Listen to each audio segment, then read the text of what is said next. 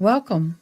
I'm AdaKay, your deaf courtroom commentator, breaking down the gripping courtroom drama, providing ASL interpretation when possible, while making justice accessible to everyone.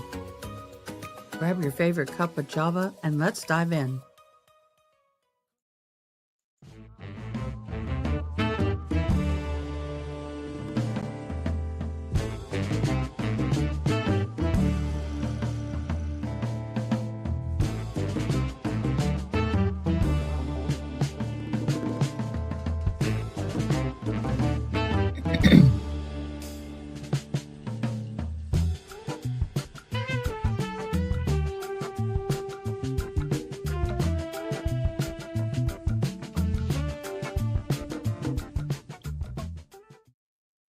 Good morning, everybody, and we are here ready and raring to go.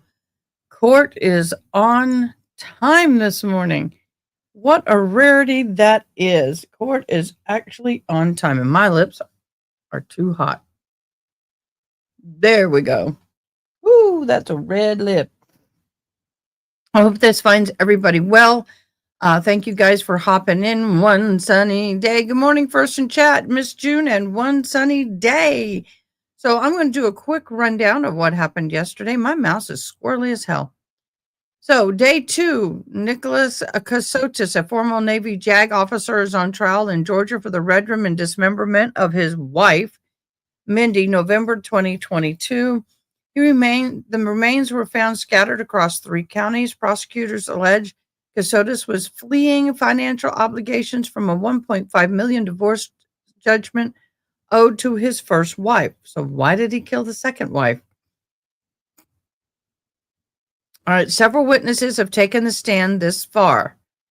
Brett Dickerson is a GBI agent, Lindsay Smith, a GBI special agent, Kelly Lawson, forensic assistant, Peter Hershey, car dealership representative, Dean Glover, public work director, Brittany Gresham, GBI forensic toxicologist, and Dr. Keith Lamar Lehman, medical examiner. And that's where we were stuck yesterday. The forensic reconstruction of Mindi's remains, toxicology findings, vehicle-related evidence possibly linking Kassotis to the crime, and the timeline of geographically of the body part discoveries.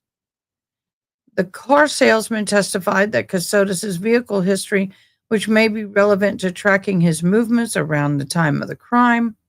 Prosecution strategy is based on physical evidence of multiple counties. Financial motive tied to Kassotis' prior divorce, behavioral pattern suggesting premeditation. And that is where we are. We're going to be picking this up again with the medical examiner, I believe. So let's get into court. Well, that's a long standing for the...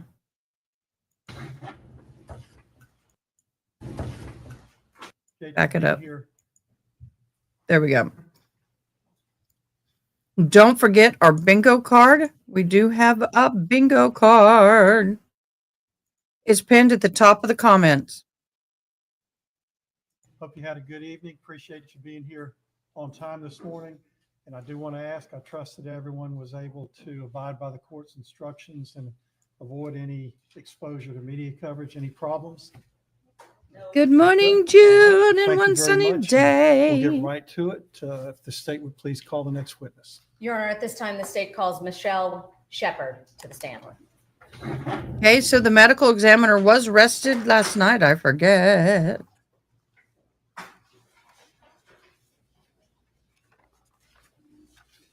Tinkatoo, Tinkatoo. Hey, Tinkatoo.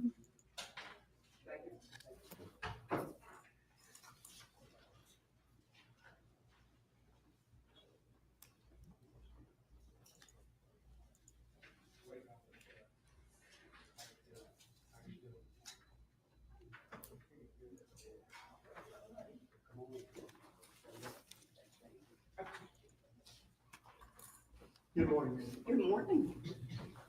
If you would, please raise your right hand. Do you swear and affirm the testimony that you're about to give will be the truth, the whole truth, and nothing but the truth, so help you God? I do. Please be seated.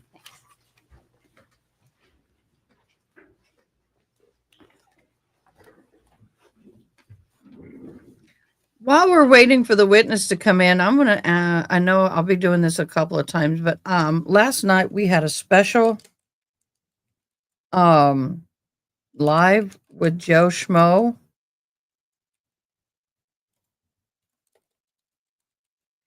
And I really, really, really would like for you guys to go watch it. It was very informative concerning the Kerrville floods.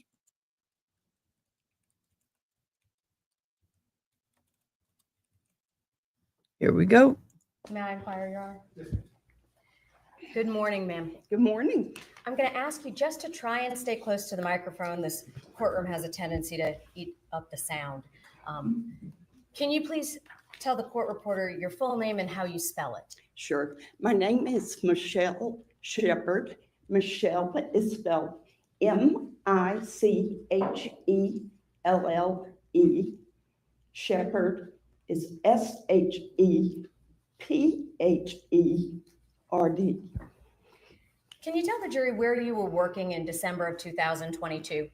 Yes, at the Georgia Bureau of Investigation, the Division of Forensic Sciences, otherwise known as the State Crime Lab, in the Coastal Lab in Pooler.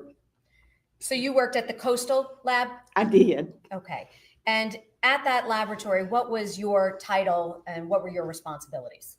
I am and was a forensic DNA analyst and biologist. And as a forensic DNA analyst and biologist, how long were you employed in that capacity as of December 22? 22 years. Had you always had that same title? Various titles with the state, but in the forensic biology section. Okay. At some point, did you leave that position? I did. Why did you leave? I left after 13 years at the headquarters lab up in Atlanta. I left to go to the private sector, still working in human identity to manage a forensic tech support and training team with a private vendor. And so in total, how many years did you serve as a forensic biologist? 38. And are you currently working in that capacity? I retired a year ago. Okay. Can you tell us what educational background you were required to achieve to be able to perform that position? Sure. I received my Bachelor of Science in Laboratory Technology from Auburn University. And while I was in school, I actually worked with the Alabama Crime Lab system. I received training upon my graduation once I started at the headquarters lab with GBI and received advanced DNA analysis methods training at the FBI Academy in Quantico. I do have graduate coursework through the University of Virginia and the University of Alabama at Birmingham. Were you required when you became a member of the GBI to do any initial training prior to taking on your own individual casework? Yes, ma'am. And how long was that process? Over a year and a half, probably.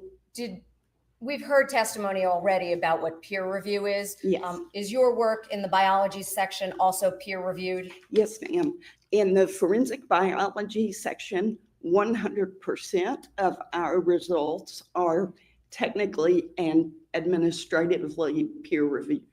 And does that mean somebody analyzes the work you did to ensure that it's accurate? Yes, if I can elaborate. It means that another qualified DNA analyst reviews all of my notes, all of my controls and standards and results, and ensures that they would come to the exact same conclusions that I did. Can you describe for the jury what the responsibilities are of a forensic biologist or DNA analyst? Certainly. We receive evidence from peace officers submitted from across the state of Georgia to generate or develop DNA profiles from that evidence from body fluids and stains of body fluids. What types of body fluids do you examine in your position? Primarily blood, semen, and saliva. And are you able to also analyze substances other than just fluids? Yes. What else do you analyze? Tissues, bones, organs. Is that anything that potentially might have DNA? Correct. Okay. And sometimes, just to be clear, is DNA always in, meaning human form, meaning, I guess I'm trying to be clear on how I phrase this. You've mentioned a lot of things that are human body, organs, or tissue. Can you retrieve DNA from other substances that are not necessarily human? Yes. All living things have DNA. So DNA stands for deoxyribonucleic acid. It's a chemical that's found in virtually every cell in the human body and in all living things. And the crime laboratory, do they only handle human organisms? Sometimes they're mixed with bacteria, which are living things, and other organisms. But the testing that we do is directed and specific for human and higher primates. And are you trained in the handling and preservation of those biological samples? Yes, ma'am. Can you tell the jury what that process involves? So DNA is a protein, so it is susceptible to the environment, UV light, sunlight, heat, humidity. Those things are detrimental to DNA and can start to break it down. So we always want to preserve the evidence that may contain DNA in a manner that will preserve whatever is already deposited. And are you able to ensure that protocol is in place at the crime laboratory as well? Yes. And can you tell the jury how you do that within the crime laboratory? So within the lab, once an item of evidence is submitted by a peace officer, our evidence tech staff will take that item out of a lockbox. It's like a locker that the officer deposits the evidence in sealed packaging, and then our evidence retrieval on the opposite side. They will open the package, describe it, and apply a unique crime lab case number, item number, and description into the computer, so that as that item of evidence moves throughout the lab, what we call a chain of custody is maintained, so that it's tracked and documented who had access to that item of evidence as it moves through the lab. And in order to do that, do you oftentimes affix any information on a sample? Yes, or the bag, the packaging containing that sample, there'll be a barcode. And as we transfer that evidence, we ourselves have identification tags that we scan that barcode and enter a PIN number, just like you would at an ATM, to track what individual had access to that item, or if we're placing it in a vault or an evidence locker, those have barcodes as well. Now, can you explain to the jury a little bit what DNA actually is? Sure. So as I said, it stands for deoxyribonucleic acid.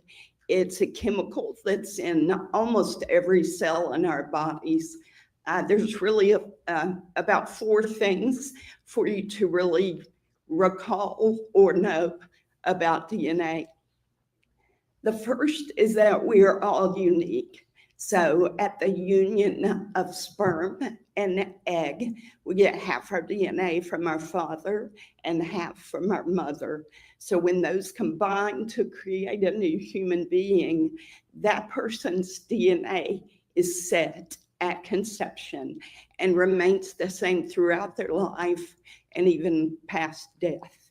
So that's very important to know, that unless you have an identical sibling, there's no one that's going to have the same DNA as you. Secondly, the DNA molecule, although microscopic, is long, and the majority of that DNA is the same from human being to human being. And that makes sense if you think about all of the multitude of enzymes and proteins that the DNA codes for in our bodies. But there's also a portion of the DNA that is very different from person to person. And that's the areas of the DNA that forensic scientists study or interrogate. Thirdly, if you take a cell from my foot or my liver or a buccal swab, the lining of my cheek, all of that DNA from one person's body is the same. So that allows us to compare, say, sperm cells to blood cells to saliva. And those are important things to remember in a forensic context about DNA. And so you indicated those specific unique areas are what you focus on. Is that right? Yes. Okay. How do you determine whether a biological sample is suitable for DNA analysis? So a portion of our protocols or procedures are to, once we break open the cells and get to the DNA, if you will, we perform a step called quantitation, and that is where we're quantifying or finding out about how much DNA is present in a sample and the quality or how suitable that DNA is to move forward in the procedures. Is every biological sample then eligible for DNA analysis?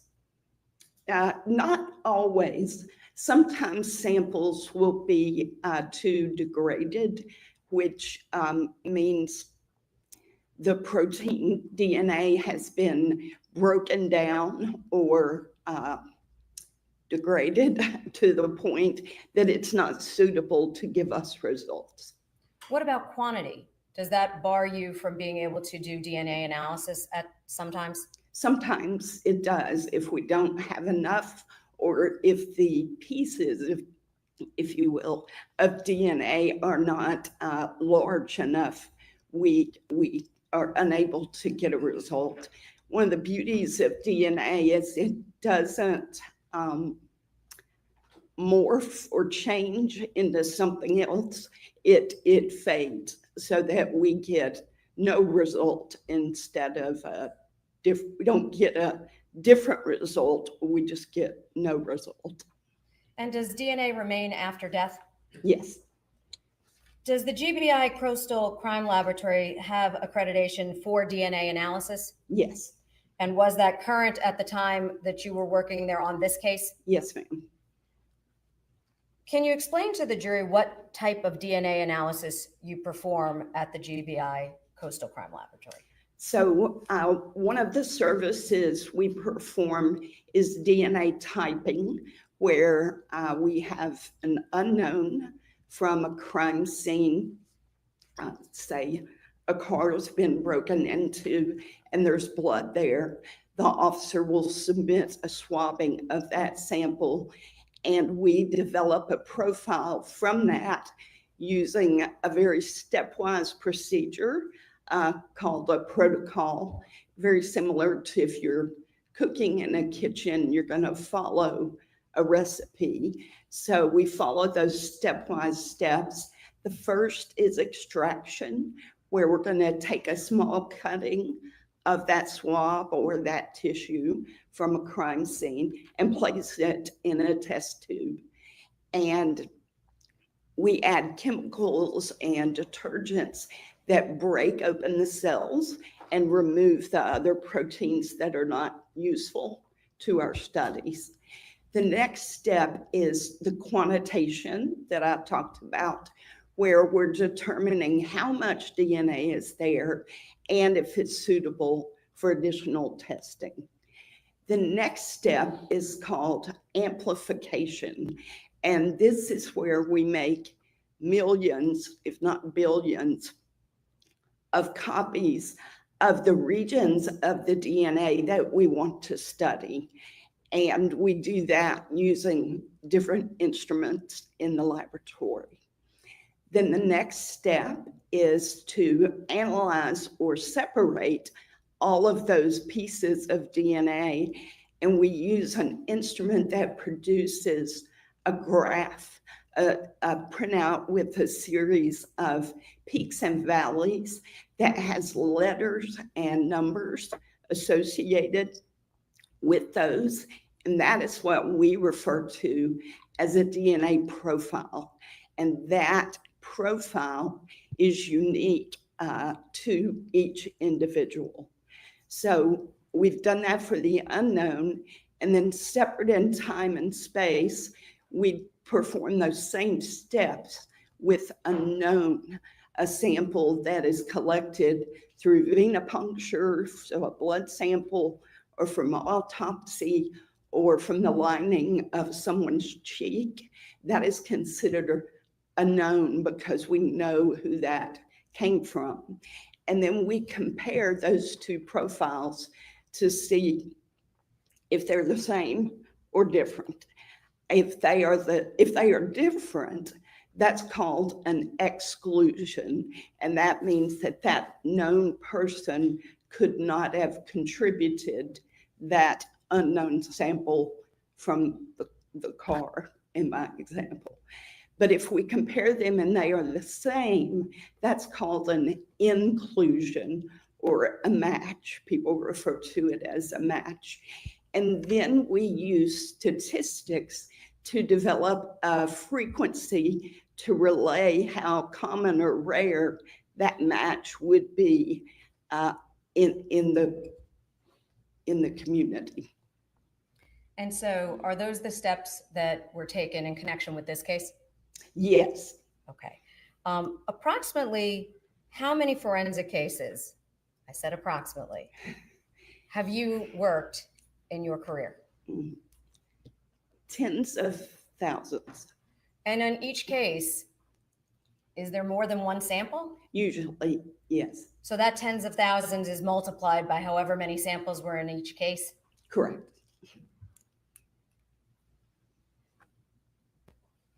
Now, do you only do DNA analysis for criminal investigations?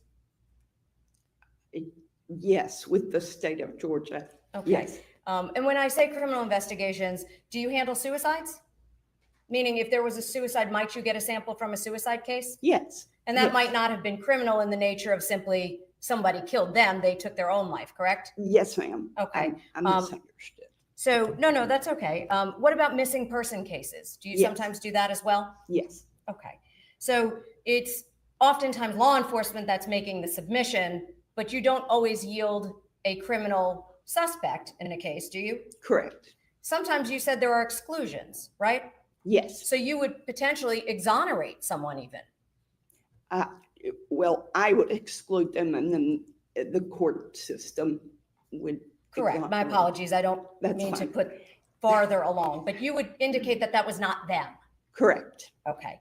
Now, have you ever worked on cases where DNA was not suitable? Yes.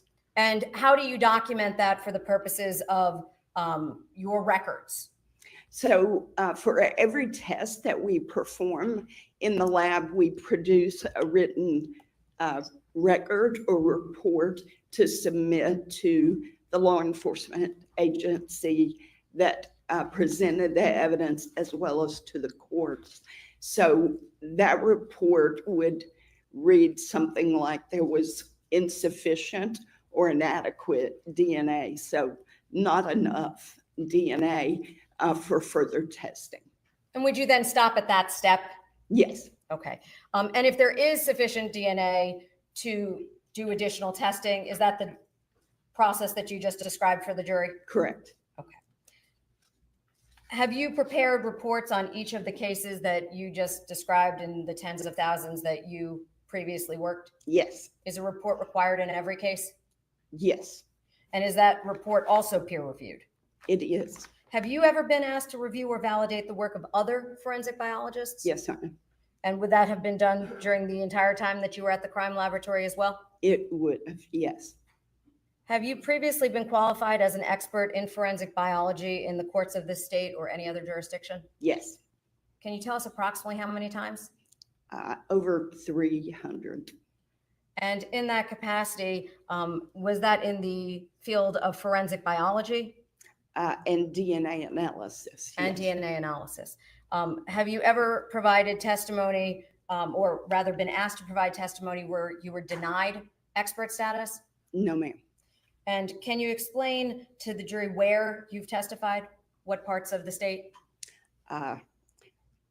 All over the state of Georgia, in federal courts in Wisconsin, civil courts in Wisconsin and California. Yes, So all over the country, not just Georgia? yes.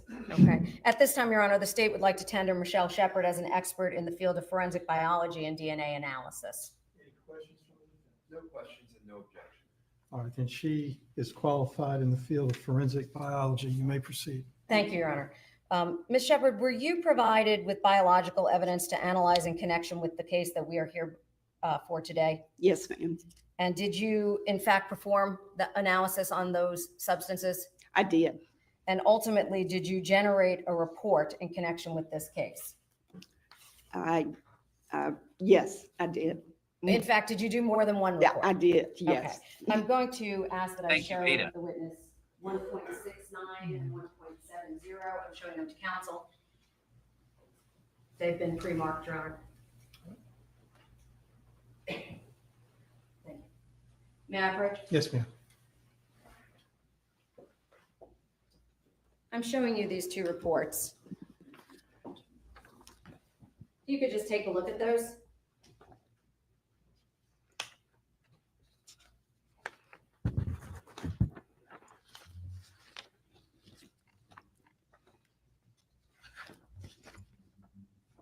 Yes, ma'am. Do you recognize those reports? I did. And how do you recognize them? I recognize states 1.69 and 1.70 as the reports of my testing at the crime laboratory for the case with the victim as UID Liberty, which is unidentified from Liberty County, case number 2022-600-7185. And is your signature affixed to those reports? It is Is that your actual signature? an electronic signature.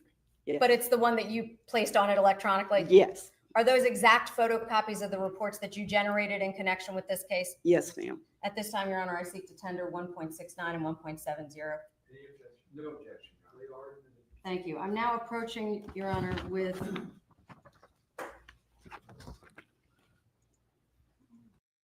Okay, for those who are just joining us, thank you so much for hopping in. It is a quiet, slow morning this morning. Thank you, Jesus. Today we are playing our bingo. Let's go over it real quick. We have condition of body, evidence, dismemberment, case agent, lead and tips, crime scene, cause of manner of death, photographs. May I approach? Repeat the question. Trash, Your Honor. collected what, if any? We already talked about the word collecting. DNA has already been said. Referred to notes, crime lab. That is what we're talking about now. At the time, videos, anti-peri postmortem. Yummy maggot. With respect, nothing further, Your Honor. You testified, and we've talked about blood. Have we? I can't remember. My brain is still not functioning. Okay, there we go. We're back into court. Thank you guys so much for joining. I really appreciate it. Everybody, do me a favor. Please give me a thumbs up and comment I like, shared. Mr. 80s Music Man, I don't see you in the numbers, but also I have a link here. It was a special live with Joe Schmo and Kerrville Road. Flood Road thus far with Megan, I keep saying Megan Cooper and AdaKay, me. There's the link. Y'all go watch it. It was a very touching, well done, well thought out, one of the best I have seen on YouTube. And I'm not being prejudiced. It really was. So y'all go and help share the love, share that video so it gets out there. We really need that video to spread through YouTube. Okay, so back to court.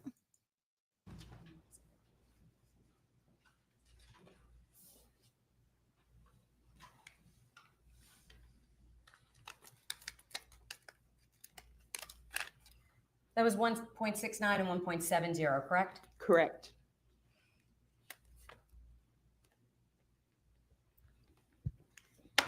May I approach, Your Honor, with these additional exhibits?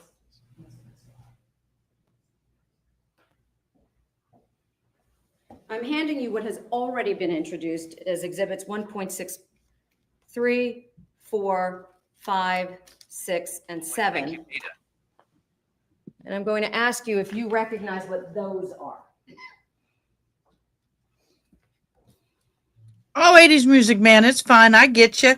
We are all good. I'm just giving you a hard time. I really appreciate you including me in your little Yes, ma'am. daily What are track. those? Thank you so very I much. recognize States Exhibit 1.63 through 1.67 as sealed envelopes that we received from autopsy with various bloodstained cards from partial human remains. And when you say you received them from autopsy, would that have been from a medical examiner? Yes. Okay. And do you have any initials or signatures on any of those exhibits? I believe it's 6.3 through 6.7. I do.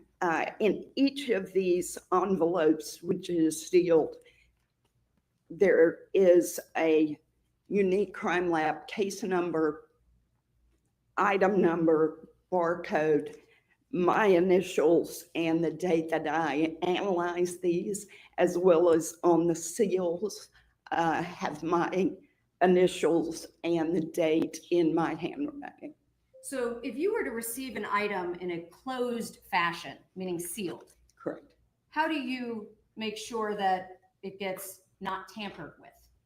So the rule is you always, you don't want to, if it's possible, open on someone else's seal. So you create a new opening with scissors or a razor. Again, this is in the laboratory with all personal protective equipment on in a sterile environment. And then once I analyze it, I affix the evidence tape and seal it with my initials and the date as it's to be passed to an evidence locker or another individual for further testing. And is that done on every sample? Yes. If I may approach, Your Honor. I'm going to trade you. Okay. I'll have those back. I'm going to publish, Your Honor, if that's okay. You may. 1.63. My apologies.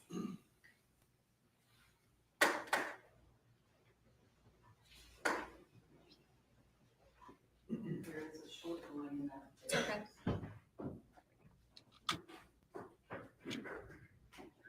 I'm pointing to the lower right-hand portion where there is a barcode. Is that correct? Yes. What are those numbers right there?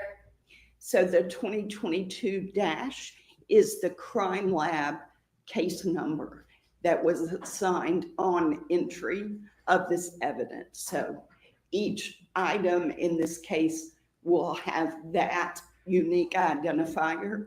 And then below it is, it says SUBM, that is submission number 5 in this case.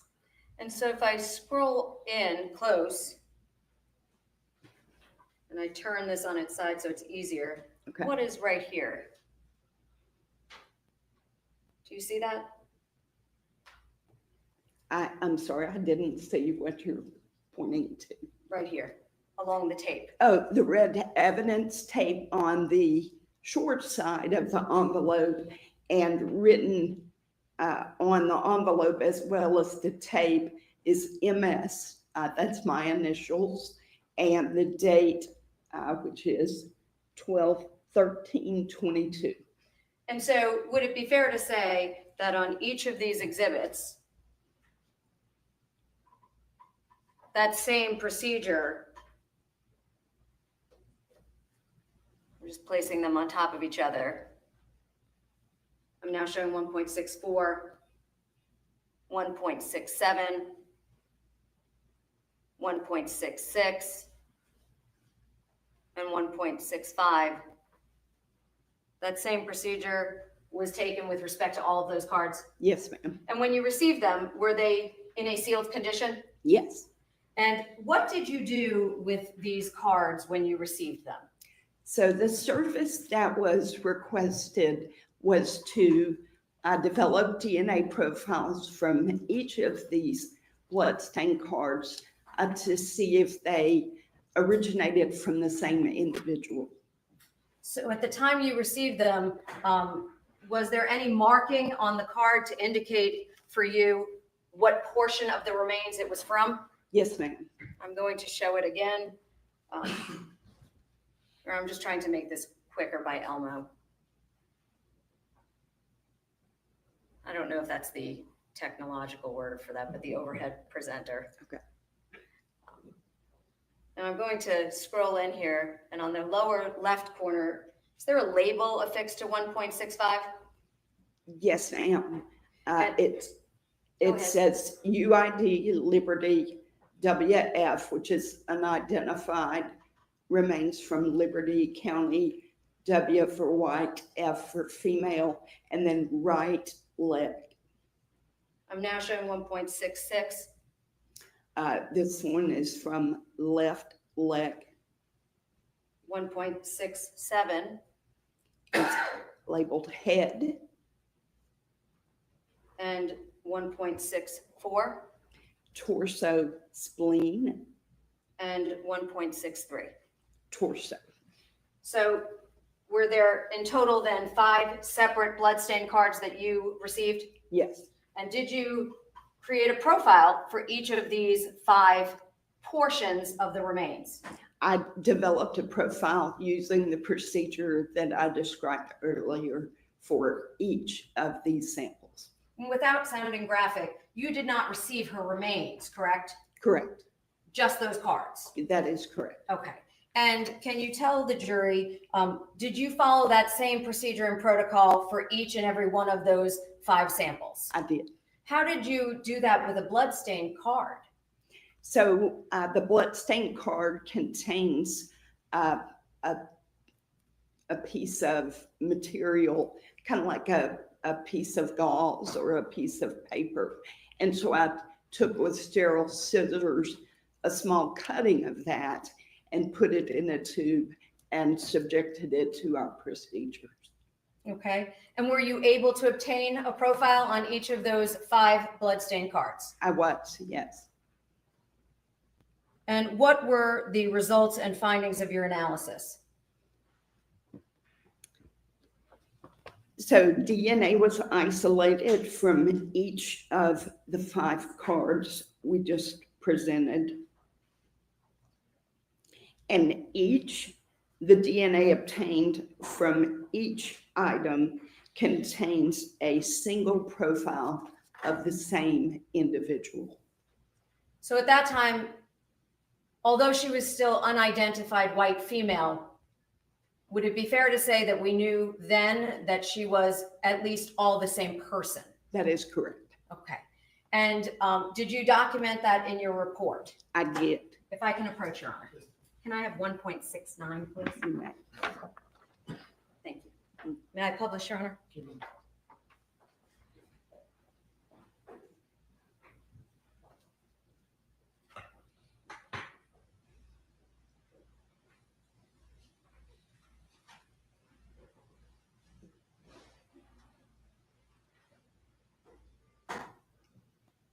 So in that very first paragraph there's a whole lot of letters and numbers. Yes.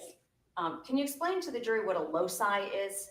Yes, so a loci is a locus, is single, loci is plural. It's a location. Think of it as a street address for DNA. So it tells a DNA analyst where on the molecule exactly, very specifically, we are getting results.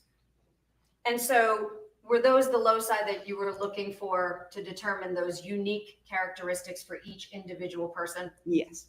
And now you mentioned some statistical data.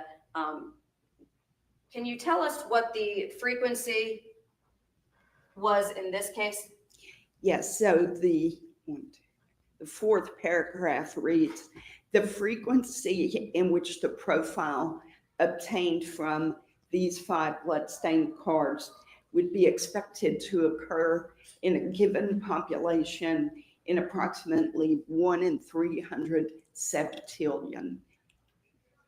Do you know how many zeros is a septillion? There are 24 zeros in septillion. So 300 would be the number 3 with 26 zeros after it? Correct. That's the likelihood of it being the same person, correct?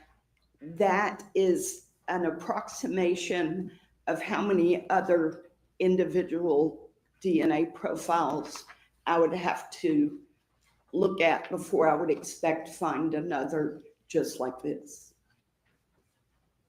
That's 26, right? Zeros? Correct. And after you made that first analysis, did you then subsequently make the report we just looked at? Yes. And can you tell the jury, did you know who that person was by the profile? No. Why not? In forensics, we have to have a known to compare it to see if they're the same or different. And at that point in time, there was no known reference sample to compare it to. Would it be fair to say, again, I'll just show it to you, that this report, I'm showing it to the witness, Your Honor, was generated back on December, up here, Yes, 16th. December 16th. So in December 16th of 2022, you didn't have a known sample to compare it to yet, did you? Correct. Okay. Can you tell the jury what CODIS is? CODIS. Yes, so CODIS is an acronym that stands for the Combined DNA Indexing System. It is a series of computers and software curated and managed by the FBI that allows forensics and law enforcement to compare samples to individuals and individuals to, it allows us to compare evidence profiles to evidence profiles, as well as evidence profiles to individuals. Is there a very specific protocol for what is allowed to be in the CODIS system? Yes, ma'am. Okay. So only if those are in compliance would it be within CODIS? Correct. Now, does that allow you an opportunity to attempt to try to identify an unknown sample, even if you don't have a known sample?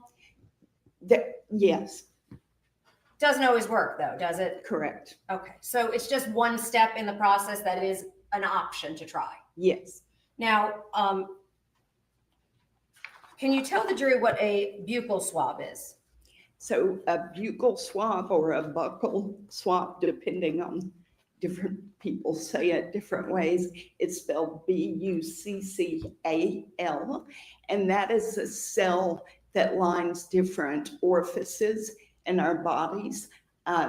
People usually refer to a buccal swab as taken from the inside lining of your cheek. And can you tell the jury what is the difference between genetic genealogy and DNA?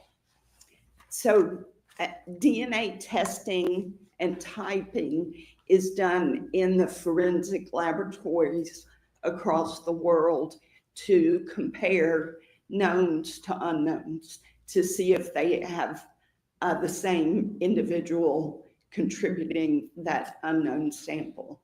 Genetic genealogy is another branch of forensics that seeks to use still DNA technology, but to build family trees to see, since I testified to the fact that we get half our DNA from our father and half from our mother, we share DNA with our parents and also with closely related individuals. And genetic genealogy studies and expounds that to try to develop leads and generate closely related individuals. So when you actually have a DNA sample, in this case, you were able to actually analyze the material beyond just potentially genetic genealogy. Is that correct? I mean, maybe that's the wrong way to phrase it. Can you just describe then the difference between the two of them, what they can do? Does that make sense, what I'm asking? If I need to rephrase it, I can. I'll withdraw the question. What I'm asking you essentially is DNA analysis of an actual sample able to give you a definitive result? Meaning, in this case, you produced an actual profile, correct? Yes. And you were able to determine whether or not in that frequency, those each, and I will use the word match, but to that frequency were the same sample profiles. Correct. And you indicated that they were. Yes. Okay. Now, with respect to the buccal swab, I believe you called it a buccal swab that was used. Did you have a buccal swab in this case at some point? Yes, I did. And do you have that up in front of you now? I do. Can you tell us what exhibit number that is? So I identify states 1.71 as my crime lab case number associated with this case. It is item number 61, and it is labeled buccal swabs collected from Betsy Mebane. Okay. And can you tell us, how does one collect a buccal swab? So a medical practitioner or law enforcement agent will take a cotton-tipped applicator, it's like a big Q-tip, and just simply swab the inside of your, your cheek, and that removes the cells of your cheek, and then places that in a container to air dry, and then places it in an envelope. And do you recognize that to be the buccal swab that you received in this case? Yes, ma'am. Your Honor, at this time, I would seek to tender that exhibit before the court. No objection. Thank you. May I have that for just a moment? Yes. May I publish, Your Honor? I'm going to just show it to the jury. And does this swab ultimately have the exact same procedure and protocol with the barcode and your initials that you just previously described? Yes, it does.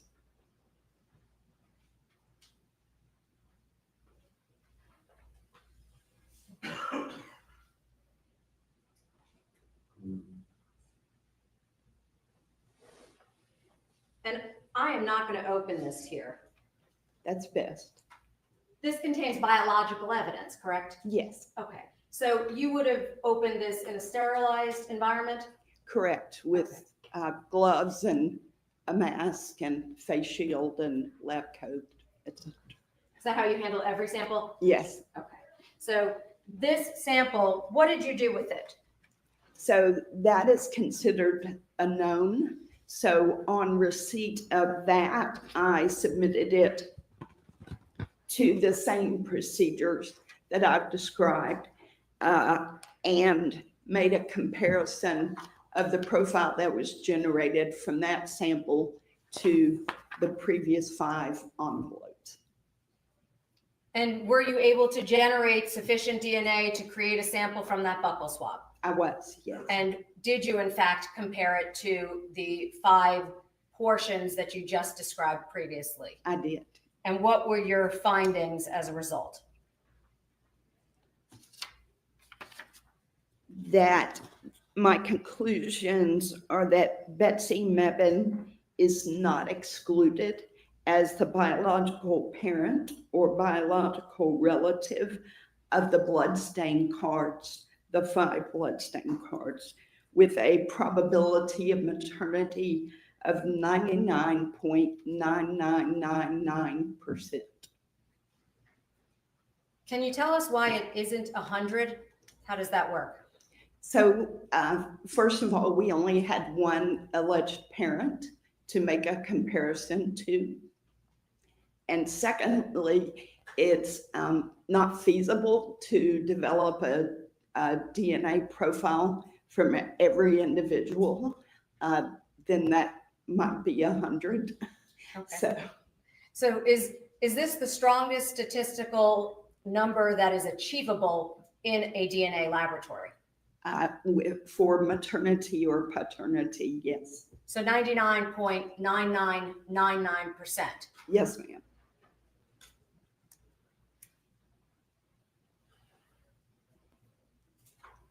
If I may have that second laboratory report, I'm going to need the Elmo, please.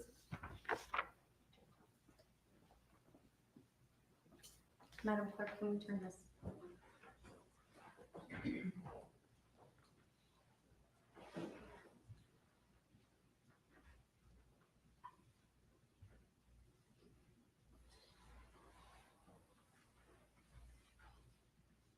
And up here, this report reflects your documentation of this case number. Correct.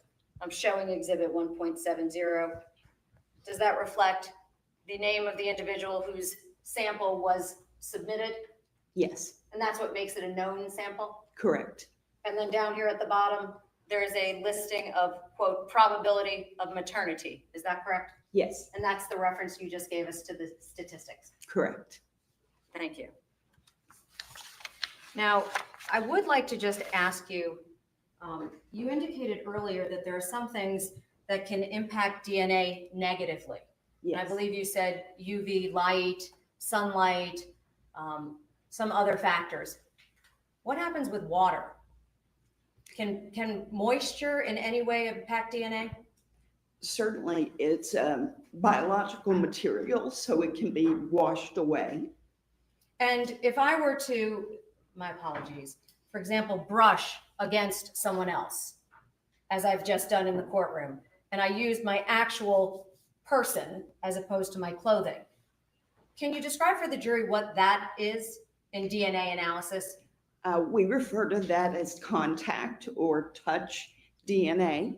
And there is a principle in forensics that there's a transfer of cells, however microscopic or small that amount may be, with each and every contact. Is it possible that the contact leaves enough DNA to analyze? Sometimes, yes. Is it possible that it doesn't leave enough DNA? Sometimes, yes. And so initially in the processes you described, you said quantification? That's fine. Okay. My apologies to the jury. And amplification, correct? Yes. So if that touch did not leave enough DNA, would you know that? Through our testing, yes, Okay. And even if it left some, there still may not be enough to do anything with. that's correct. Okay. How do chemicals affect DNA, like cleaning fluids? So different detergents and cleaning fluids are all going to have a detrimental effect on our ability to develop a profile from DNA testing. What about friction, meaning rubbing or wiping? What impact might that have on DNA? Again, it depends on the vigorousness of the friction or the washing, or if it's just a light brush or a very brief exposure. All those things are going to impact our ability to develop a profile.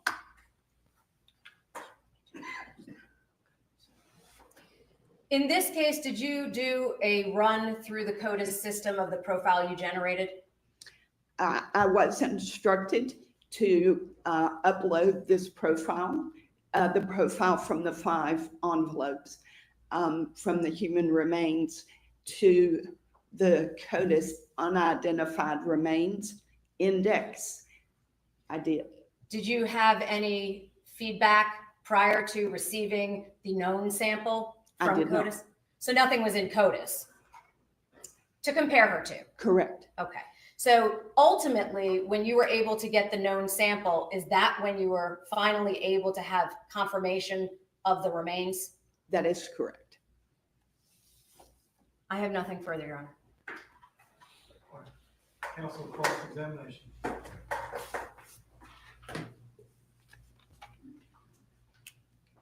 Good morning. Good morning. I'm Doug Weinstein. I represent Mr. Kassotis in this case. You were talking about contact DNA or touch DNA. If I pick up a bottle of Coca-Cola and I drink it, will I leave DNA around that bottle? Theoretically, yes. Where would that DNA be found on the bottle? It could be found around the rim where your mouth has contact and where you grasp the bottle to drink it. Would any possibly be found inside the bottle as well? It's possible. Okay. What about with a Coke can? Would you find DNA around that Coke can as well? Again, similarly, it would depend, but around the mouth area where you take a drink and then where it's handled to pick up the can. And you said that I guess the elements like water or rain could in some way impact the finding of DNA, correct? Yes, But it's still possible to find DNA on a bottle or a can that has been exposed to the weather, correct? sometimes, yes. And even if it's exposed to rain, correct? Sometimes, yes. Sunlight, correct? Yes, sometimes. Okay, thank you. I have no further questions. Just, is it also sometimes no? Correct. So you don't know unless you actually have it, is what it comes down to, right? And we perform the test. Yes. Thank you. Thank you, ma'am. You're excused. Thank I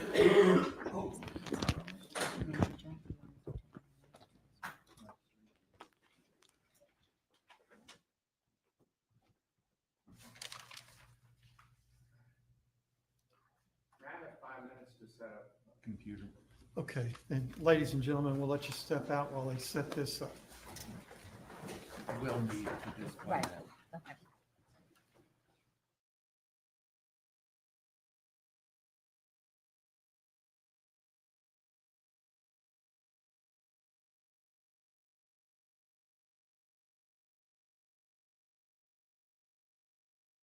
Okay, we have a quick little break this morning. Good morning, Mr. Joe is in the house. We really appreciate you being here, Mr. Joe. We had a long night. You did too last night. Everybody, if you've not seen our the live that Mr. Joe Schmo did last night, he had Megan. Why do I keep calling her Megan Joe? Why? I can't get that out of my head. Megan and myself on, but they did a fabulous job of breaking down what's going on. He is a true investigative reporter. I just don't have that mindset, but he did an amazing job last night with putting together that show. And I really would love for y'all to please, it's posted above in the comments. Love for you guys to go and watch that, but also share it. Do you know why? Because he did a wonderful tribute and memorial to all the victims of the flood. And not only that, he has a very special interview at the, my hair will not stay up. It's not grabbing, it's falling. That drives me crazy. He has a special interview with some very special, unique young ladies on that. And I'm just so proud of you, Joe. And I'm so touched by you and your willingness to go where you are led to and to put the energy and effort out there for our community. So thank you so very much. And y'all, please hop on and go watch it. Please, it's right here. It is in the comments. Just go and go give it some love. Right now, we also have our card, our bingo card. And I got to be honest, I'm catching up with some behind the scenes stuff that I had to do this morning. I had my computer wanted to do an update. I'm like, no. Yeah, it always wants to do it when you're live and it tries to just surprisingly shut you down. So please, please, please go visit Joe. But on the bingo card, we did see evidence come in the picture. Repeat may approach photographs. Your Honor was said. Crime lab, she's crime lab.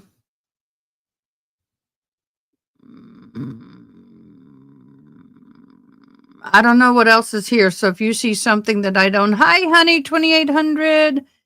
Hello, all my lovelies. How are you? Y'all are so fabulous. You're fabulous.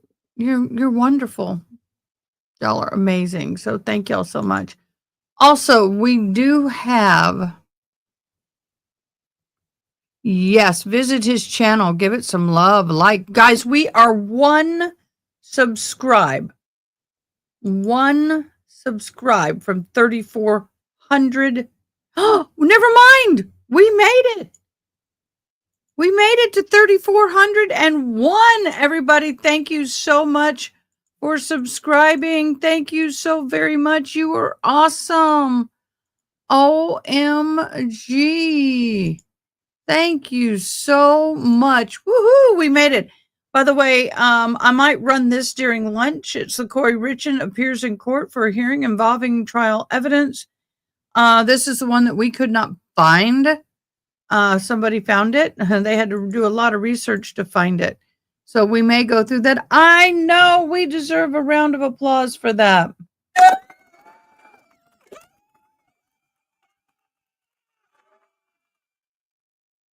Yes, we do. We deserve a round of applause for that. I know, finally. Now we just need to keep going. I want to break 4,000 this month, in the month of August. Are we in August?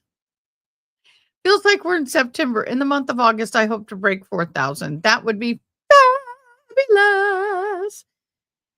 That would be fabulous. So anyway, and Joe, I don't know if you've noticed, but let me get to my numbers. Let me get to my channel. Last night video went from 13, 15 something odd views last night. We have 174 views on our videos. So last night, it's guys, it's not so much about us when it comes to the Joe Schmo and what he's done, especially with the Kerrville stuff. His heart is so pure and he wants the world to see what's happening here. Good that's come from the bad and the wonderful people of Kerrville. And I appreciate that love so, so much. And the way we know that it's getting out there is by the number of views. And the more people that view it, the better it will be, so people can understand what's happened here, what's still happening here. It's very educational and very heartwarming. It's not an easy subject, but anyway, I wanted to share with y'all that when Joe and I went to the memorial where all the flowers and the wall is, they had these beautiful people have been making these beautiful little prayer clause that have been prayed over. And it says made with love. I took one for me and one for my daughter. And very special place. And so anyway, I think I am I went by there briefly on the way home last night and just kind of walked and prayed over the photos.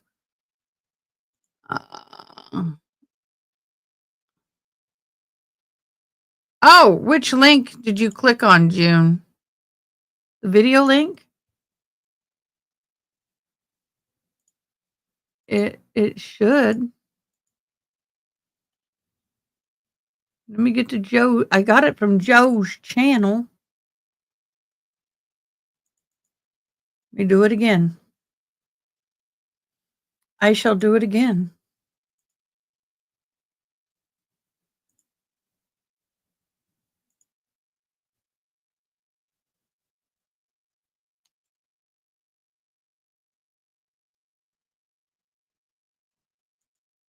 Let me get it. I really like your song, Joe.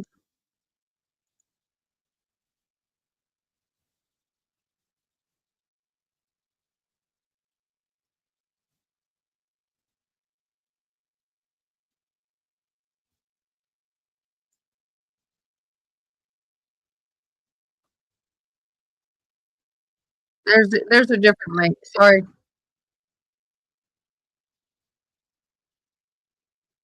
I'm sitting here jamming with Joe's music. I need you to teach me how to do that, Joe.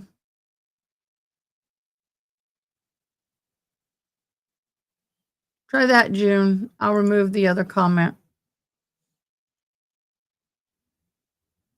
Try that, Joe. He's got the best little music and intro, and I'm all like, he's got to show me how to do that. Yes, you do. No, you don't. You don't have to give me your secrets.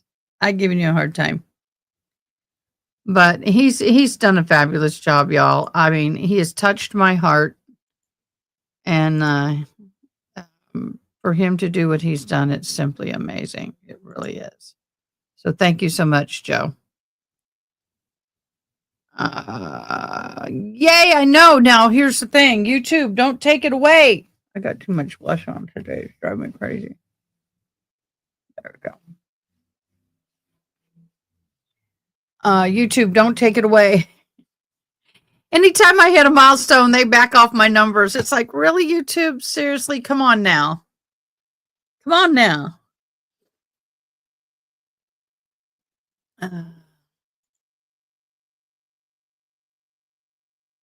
Thank you very much. Got it. We're good.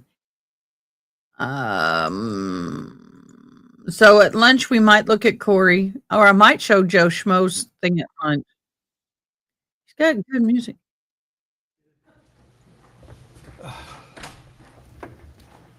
right.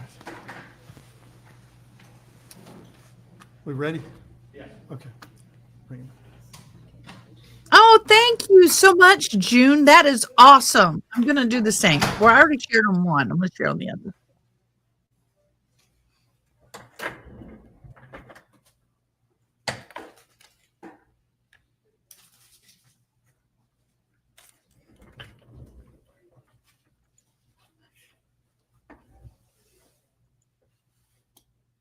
Okay, so we're coming back into court. And my hearing aid is tickling my ear.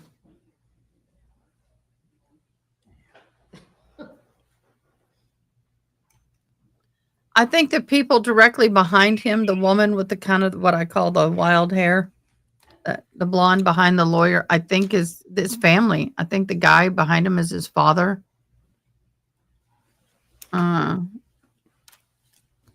I'd like to know. Yes, and I'm going to my ex right now.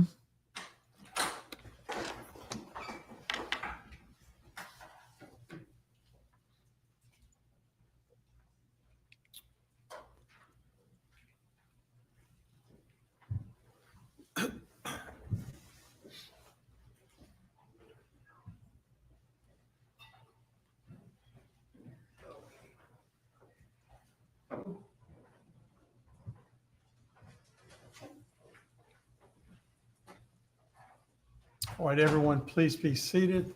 Counsel, you may proceed. Take off Jack Frost.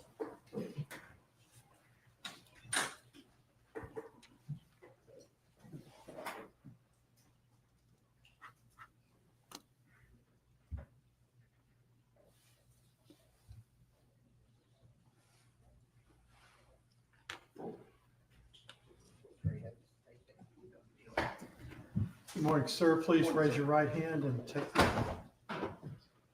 Do you swear and affirm the testimony that you're about to give will be the truth, the whole truth, and nothing but the truth, so help you God? Please be seated.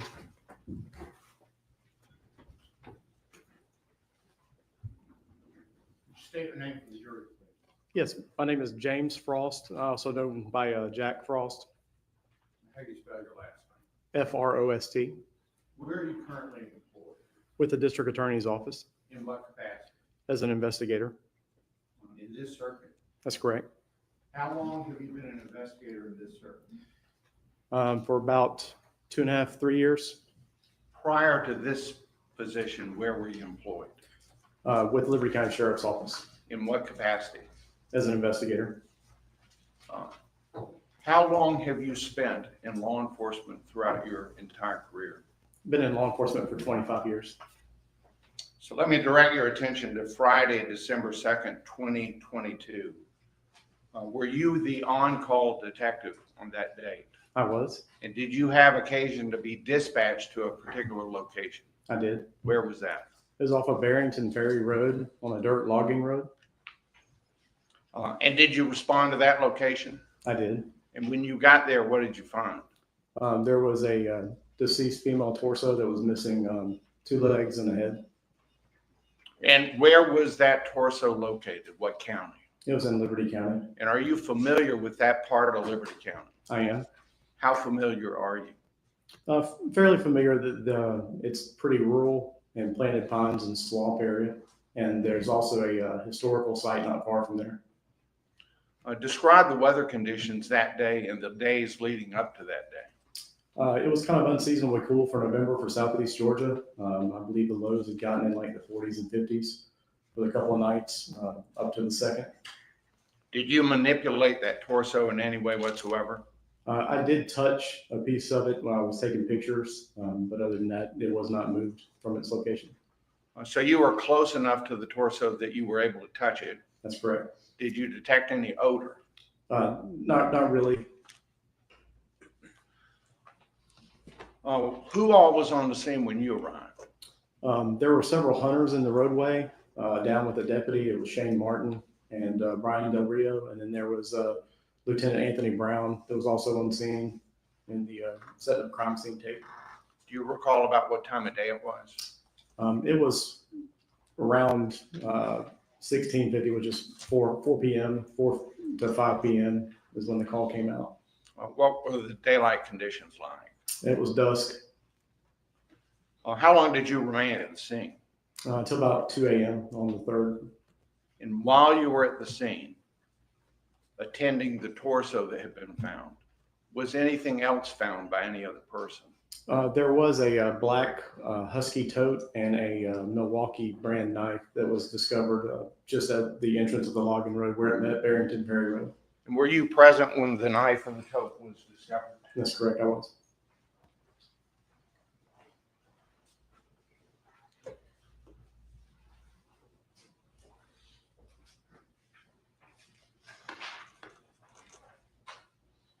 I'm I'm showing you what's been admitted as State's Exhibit number 2.7. You recognize this picture? Yes, sir, I do. What is that picture? That's the Milwaukee brand knife.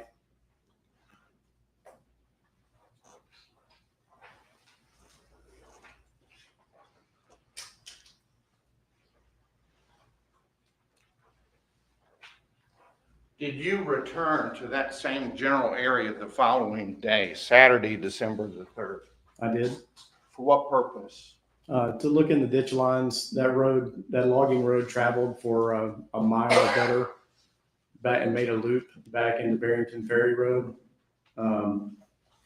Just to see if there was any other items that we could find and have the advantage of daylight. Did you find it, you yourself find anything of interest? I did not. Was Philip McCallor present during the time you were there? Not when I was there originally. Earlier in the day, he was not. Later? Yes, Earlier? sir. Later in the day. And did he make a discovery? He did. And did you go to the location of where he made that discovery? I did. And when you got to that location, what did you observe? That he had discovered a right leg in a wooded area as he went to a food plot to put out corn for hunting. And what did you do after he discovered the right leg?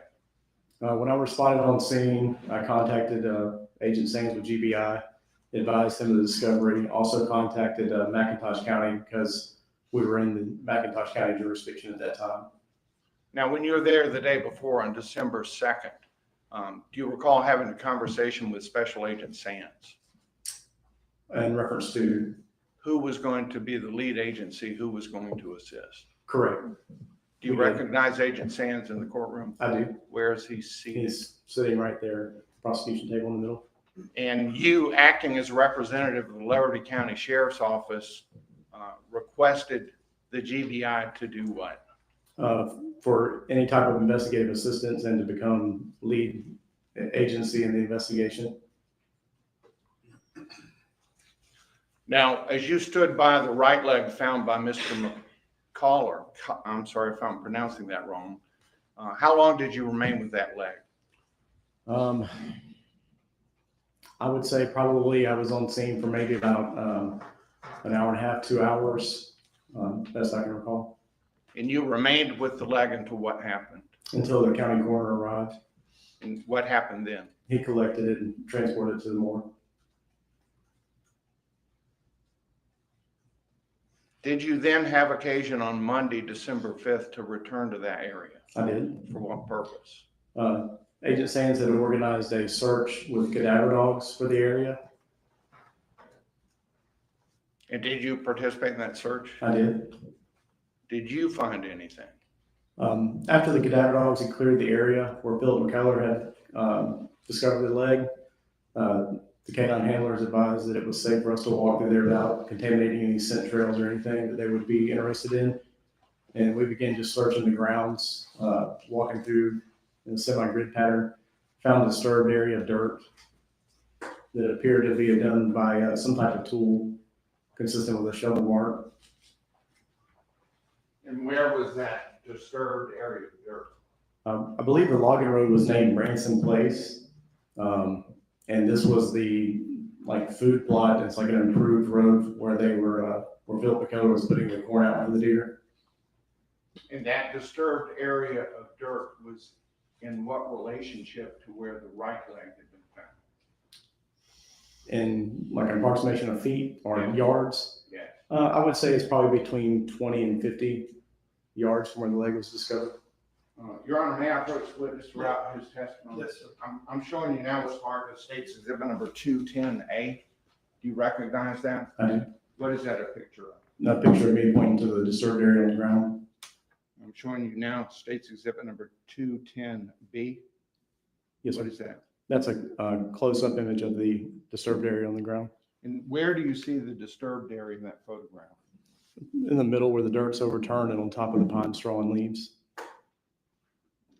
Any items in there that appear to be cut or damaged? There was some roots here in the middle that were cut. Do they fairly and accurately depict the disturbed area of dirt as you testified? They do. I'll tender at this time States Exhibit 210A and 210B. Any objection? No objection. They're both admitted.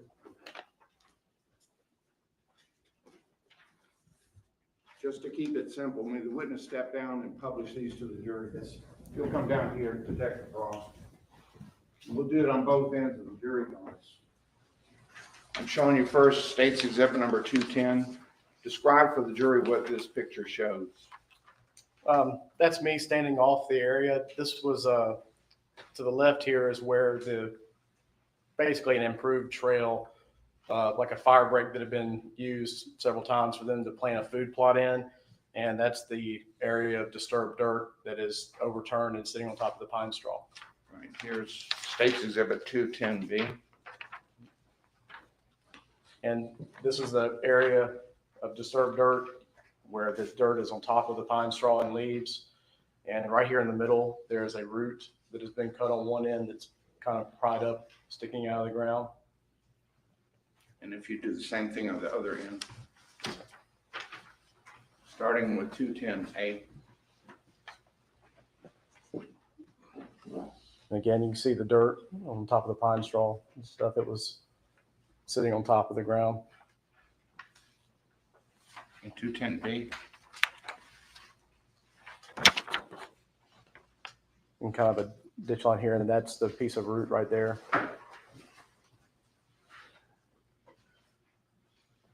Thank you. You have a seat.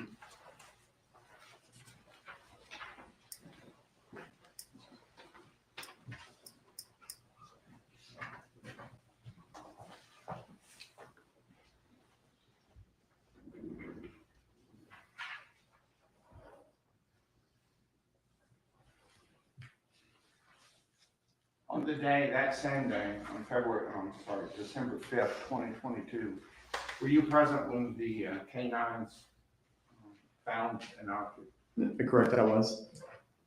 And what object was that was found? I believe it was the left leg. Was there any damage to the foot on that leg? There was a presence of insect and animal activity.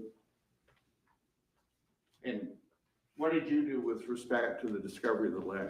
I just responded to the location, waited on Special Agent Brett Dickerson to come. He was there with us as well. And when Investigator Dickerson arrived, was the leg in the same condition as it was when you first observed it? Yes, sir.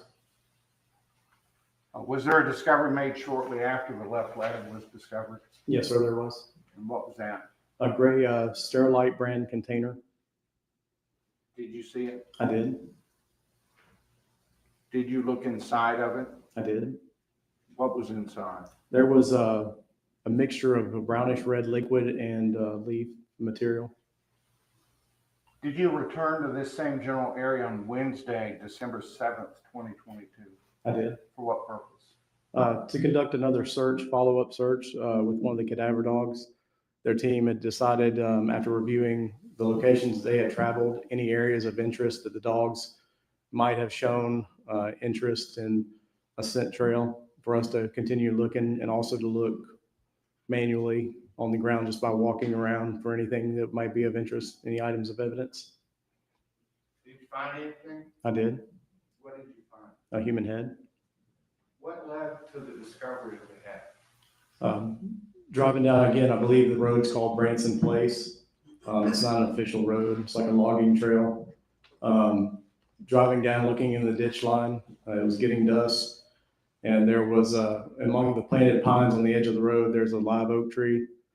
And I was using that to kind of block the sun out of my eyes. And when I could look between that tree and another tree next to it, there appeared to be an area of disturbed dirt behind it that stood out from the rest, as it didn't have the same amount of leaf covering and stuff on it. So I'm showing you now what's marked as State's Exhibit number 2.16. Do you recognize that? I do. What is that a picture of? That's a picture of my vehicle near the oak tree, along with a yellow evidence marker by an area of disturbed dirt. Who put that evidence marker there? I did. And what is the evidence marker depicting? That's the location where the head was located. And does this photograph fairly and accurately depict the scene as you found it that day? It does.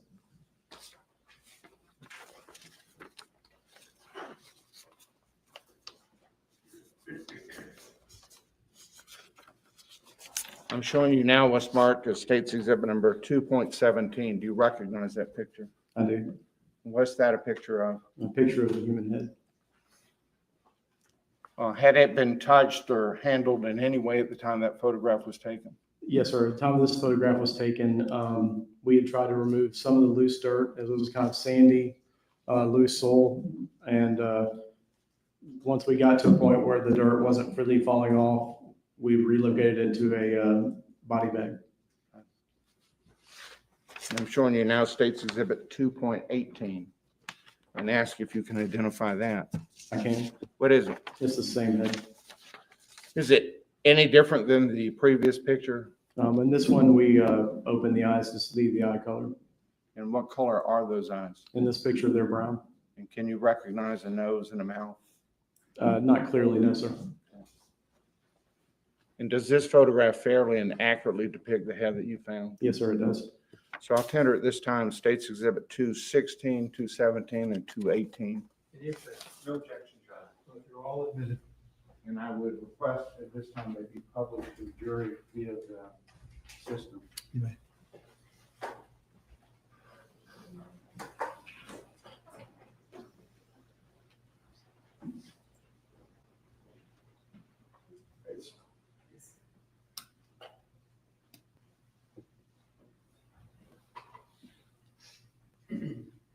All right, do you see anything on your monitor? No, sir, we don't.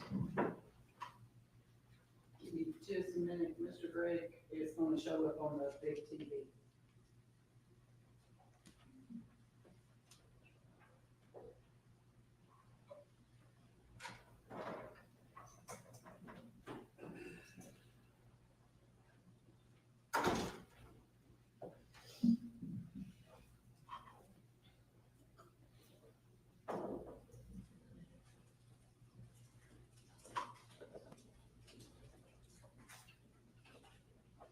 Y'all, I don't care how good of a stomach you have. It is miserable looking at those photos. Absolutely miserable. And I wouldn't want to do that.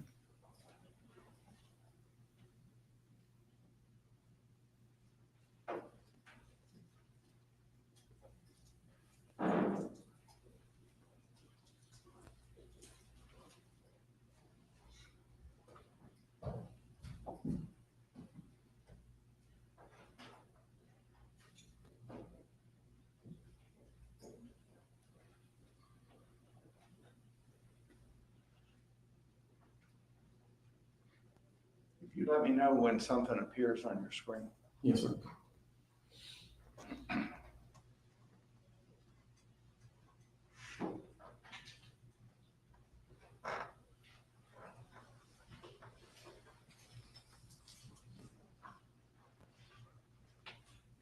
Hello, K Swan. How are you doing this morning?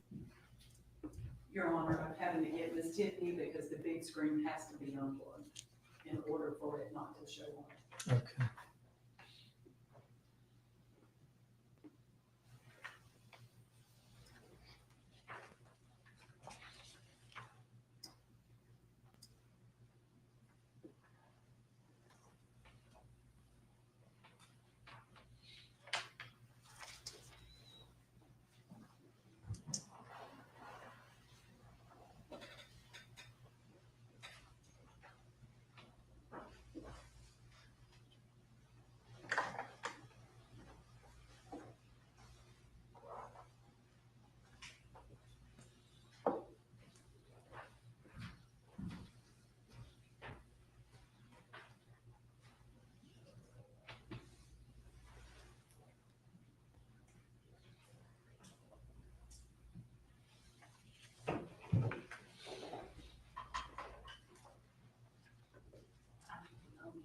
So it doesn't show on.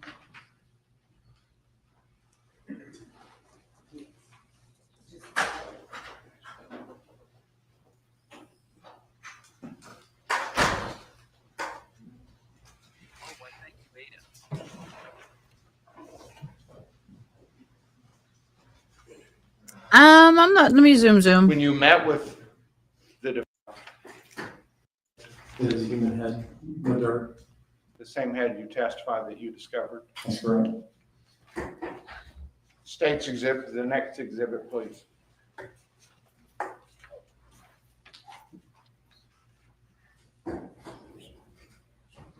Do you see it on your screen? Yes, sir, I did. What's the exhibit number?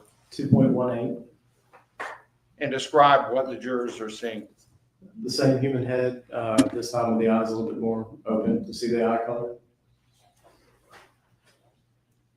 All right, thank you. You may turn it off.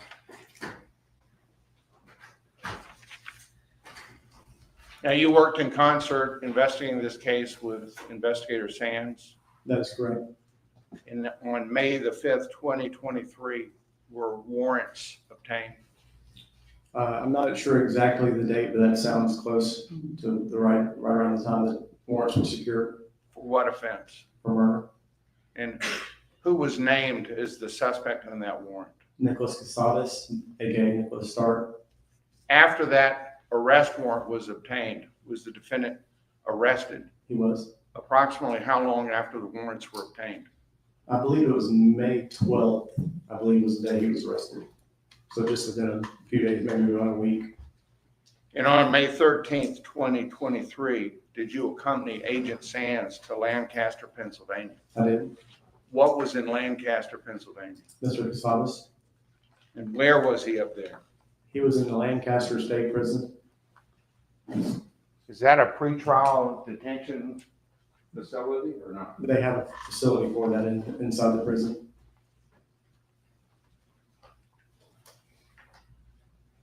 And why did you and Agent Sands go to that location? To attempt to conduct an interview with Mr. Kassotis. When you met with the defendant, did you inform him of any rights? They were advised to him by Agent Sands. And in your presence? That's correct. I'm showing you now what's marked in State's Exhibit 2.19. Can you identify that? Yes, sir. What is that? It's a waiver of rights form. Pertaining to who? Nicholas Killian James Stark. And can you inform the jury what rights he was advised of before your interview took place? Yes, sir. I have the right to remain silent. Anything I say can be used against me in a court of law. I have the right to talk to a lawyer and have him present with me while I'm being questioned. If I cannot afford to hire a lawyer, one will be appointed to represent me before any questioning if I wish. I can decide at any time to exercise these rights and not answer any questions or make any statements. Did he appear to understand those rights? Yes, sir, I did. Did he indicate whether or not he wished to waive those rights by signing that document? He did. Did he do that in your presence? Yes, sir, he did. And does this fairly and accurately, is this a copy of the Miranda form that you used to advise the defendant in this case of his Miranda warning rights? Yes, sir. And I'll tender at this time State's Exhibit 2.19. Any objection? No objection, Your Honor. It is admitted. If you will, describe the area where this interview took place. It was in a room inside the prison. There was a table, a couple of chairs, small window, and a couple of doors. Was he allowed to be seated? Yes, sir, he was. Were you and Agent Sands sitting also? Yes, sir, we were. Was the defendant wearing handcuffs? Not during that time, no, sir. Did you or Agent Sands have weapons that were visible? No, sir. Did you ascertain his level of education? Agent Sands did, yes, sir. And what did he report was his highest level of education? I believe he graduated as a Juris Doctorate. An attorney? Yes, sir. Did he appear to be injured in any way whatsoever? He did not. Did he appear to be under the influence of alcohol or drugs to any degree whatsoever? No, sir, he did not. Was there anything unusual about his appearance? No, sir.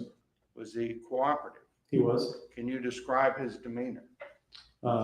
He was very calm, even keeled. He didn't show a lot of emotion, just answered questions and was openly speaking with us. Did he seem to be aware of the circumstances surrounding this interview? Yes, sir. When you spoke to him, were his answers to you and Agent Sands responsive to the questions that were being asked? Yes, sir, they were. At any time, did he invoke his right to remain silent? No, sir, he did not. At any time, did he invoke his right to speak only with an attorney present? No, sir, he did not. Was there any offer of hope, of reward, or benefit in exchange for him giving a statement? No, sir, it was not. Was he promised any leniency in treatment if he gave a statement? No, sir, he was not. Was he threatened or coerced in any way whatsoever to give a statement? No, sir, he was not. And was this interview recorded? It was. How? Audio recording. There's no video of this interview. No, sir.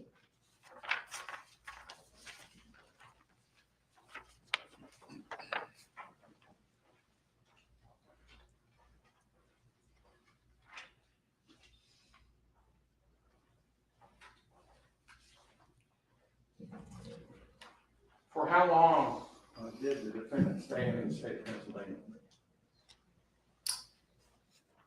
I believe he was there for a period of at least 2 weeks. I believe when he came back to Georgia was May 26th. All right, before I move on to that, I'm showing you now State's Exhibit number 2.20. Do you recognize that? Yes, sir, I do. What is that? It's a Georgia Bureau of Investigation waiver of constitutional rights to search warrant of a person. And what does that seek to obtain? On here, it's requesting a saliva sample, And what was the date? 5/13/23. And was the defendant requested to provide a sample of his saliva? Yes, sir, it was. And did he agree to do that? He did. Were there any threats or promises? No, sir, there was not. Did he appear to freely and voluntarily consent to the seizure of the sample of his saliva? Yes, sir, he did. And was that sample obtained in your presence? It was obtained in my presence, yes, sir. In the State's Exhibit number 2.20, a fair and accurate copy of the original consent form? Yes, sir, it is. I'll tender at this time State's Exhibit number 2.20. All right, it's admitted. And the date on this form is what? 5/13/23. So that's when you were still up in Pennsylvania. Correct.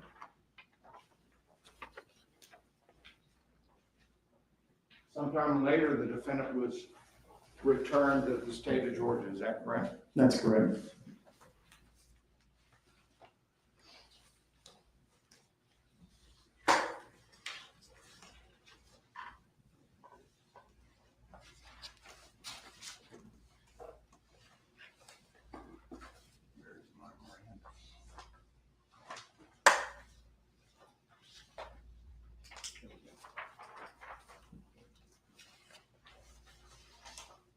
On about May 26, 2023, did you come in contact with the defendant here in Liberty County? Yes, sir, I did. For what purpose? To conduct a follow-up interview. I'm showing you now what's marked the State's Exhibit number 2.21 and ask if you can identify that. Yes, sir. What's that a picture of? Mr. Kassotis. Is that how he appeared on May 26, 2023? Yes, sir. Is it a fair and accurate copy of the way you appeared that day? Yes, sir, it is. I'll tender at this time State's Exhibit number 2.21. No objection, Your Honor. Why did you come in contact with him again on May 26th? To conduct a follow-up interview. Were you alone or with anyone? I was with Special Agent Sands again. And before that interview took place, did you advise the defendant of any rights Special Agent Sands did again, yes, sir. in your presence? Yes, sir. I'm showing you now what's marked as State's Exhibit 2.22. Do you recognize that? Yes, sir, I do. What is that? It's a waiver of rights form. And can you inform the jury what rights he was advised of prior to that interview taking place? Yes, sir. I have the right to remain silent. Anything I say can be used against me in a court of law. I have the right to talk to a lawyer and have him present with me while being questioned. If I cannot afford to hire a lawyer, one will be appointed to represent me before any questioning if I wish. I can decide at any time to exercise these rights and not answer any questions or make any statement. Did he appear to understand those rights as he was being informed? Yes, sir, he did. Did he indicate on that form whether he agreed to waive those rights? He did. How did he indicate that? He signed. In your presence? Yes, sir.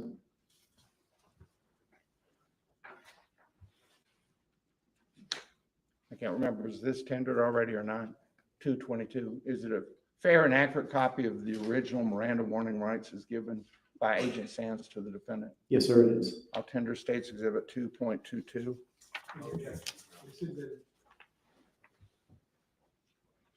Where did that interview take place? At the Liberty County Jail in the CID building in an interview room. Can you describe the area where the interview took place? Yes, sir. It's a room with a table and a couple of chairs in it. Was the defendant allowed to be seated? Yes, sir, he was. Were you and Agent Sands seated? Yes, sir, we were. Did he appear to be under the influence of alcohol or drugs? He did not. Did he appear to be injured in any way whatsoever? He did not. Did you or Agent Sands have weapons that were visible? On that day, I cannot recall if we had our weapons out of the holsters and put up, or our holsters were just present or not. They were never removed from holsters? No, sir, not in the room.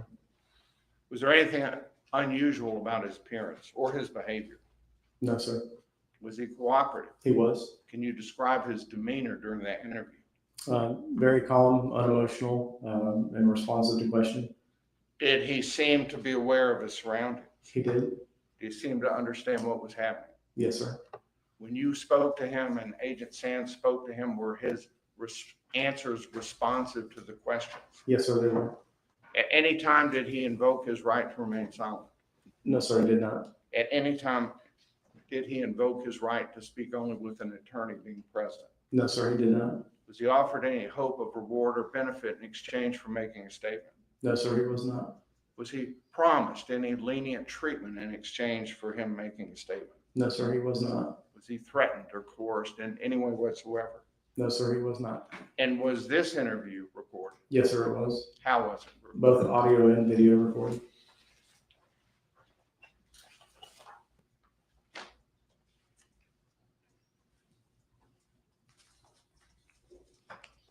Are we going to get to see this? I would like to see this. This is something I really want to see. Can we see, please? Are you going to share?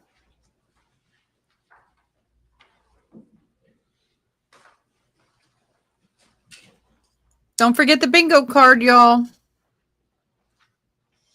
At this time, the state is Top of the comments. a number of certified with the business records. And they come with a certificate of authenticity. They've been shown to Mr. Weinstein. And I'm moving to admit at this time State's Exhibit number 2.26A and 2.26B, 2.26C, 2.23, 2.24, 2.25, 2.25A, and 2.25B. Any objection? Can I just say this Yes, before sir. we move in? Sure. Thank you.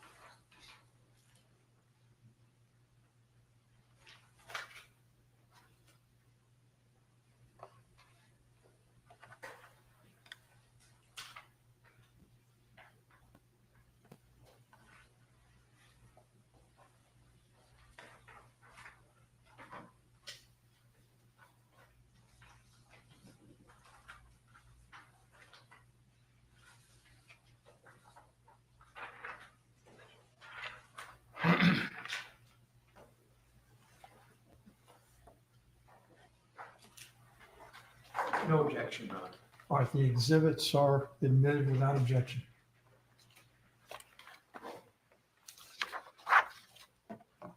Before we get into the exhibits, can you describe for the jury what investigative steps were taken to try to develop a lead as to who the offender was? We looked at the evidence that we had.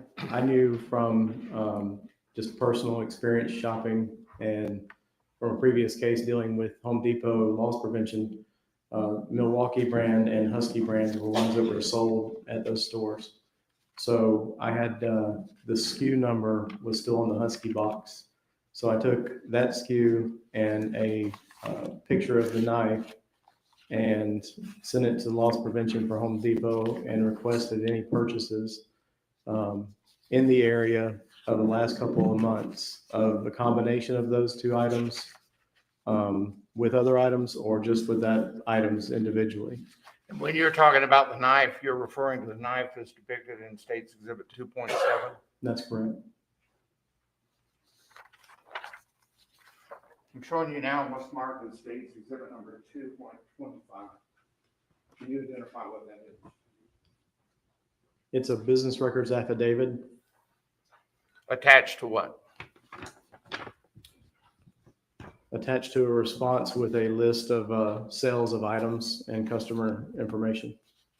Was that based on an inquiry you made with Home Depot? That is correct. And what does that item, that business record, show? It shows purchases of the Milwaukee knife. Does it identify the purchaser? Yes, sir, it does. By what name? Just by name.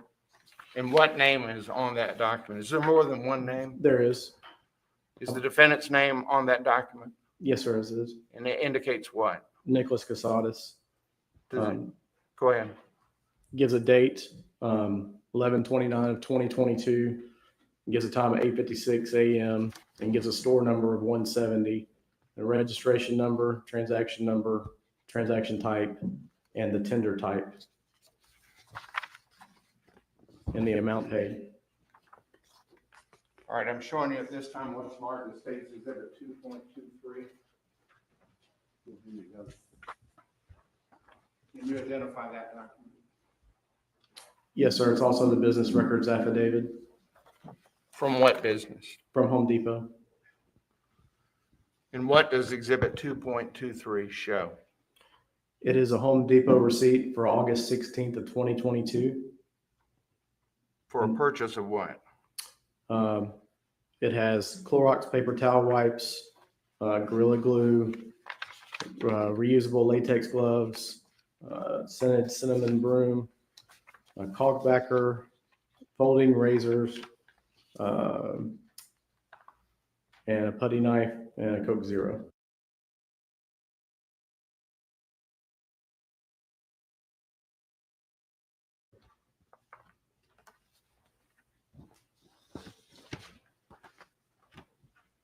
Let's go back to that last Home Depot business record, State's Exhibit number 225. I'm showing you now Cinnamon what's marked broom? in State's number 222.26. Gorilla glue? Can you identify that? What is he going to do? Try to glue her back together? And put a cinnamon scent broom on her so she doesn't smell? What the hell? Yes, sir. The top one is the business Well, it's hard work. He got thirsty. records affidavit from Home Depot. And what is attached? Spreadsheet with the purchases of the knife from customers from period of October to December from stores on the I-95 corridor from Brunswick to Charleston. And on that document is the defendant's name. Does it appear?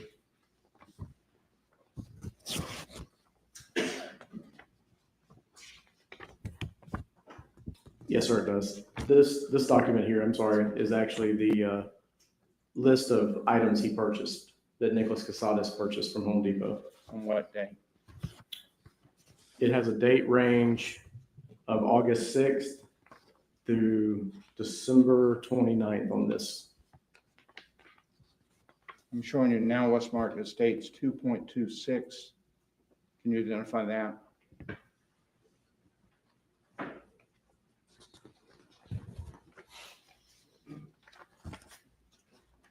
That appears to be the same form.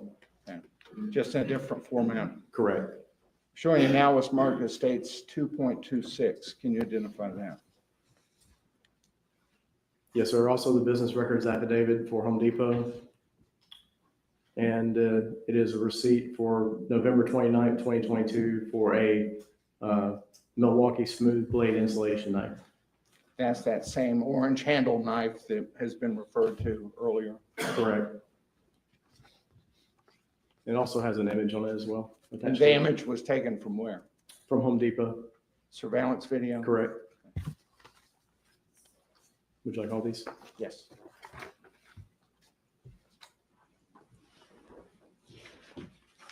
Do you recognize the person who's depicted in this surveillance video attached to that exhibit? Yes, sir. It's Mr. Kassotis.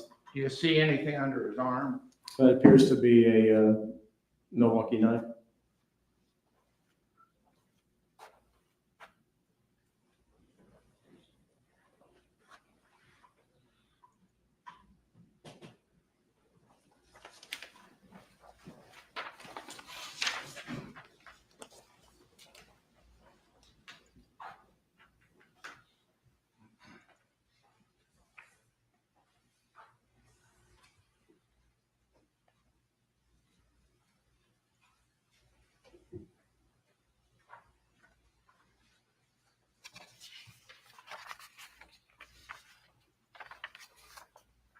I'm showing you now what's marked as states 2.23.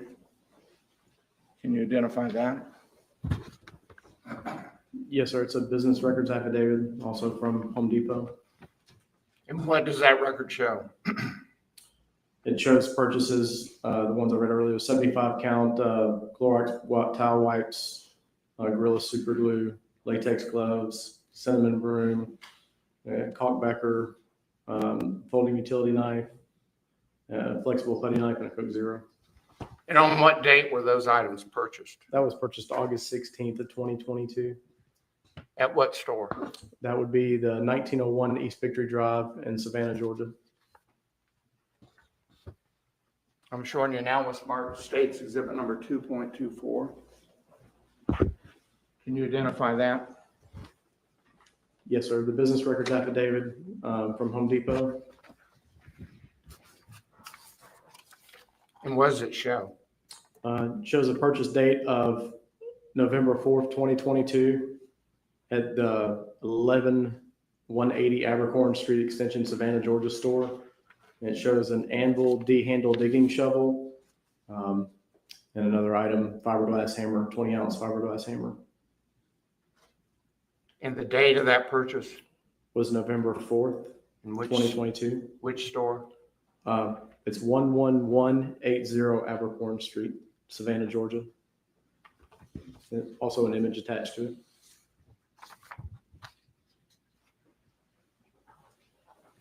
What is the image?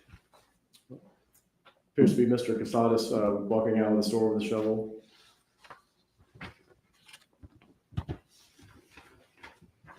That's taken from the surveillance system of that store. That's correct.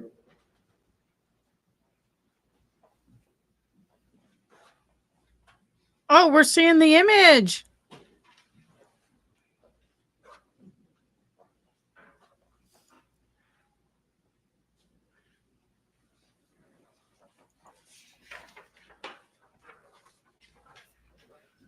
And of course, for the jury's benefit, they will have all of these items submitted as evidence out with them in the jury deliberation room.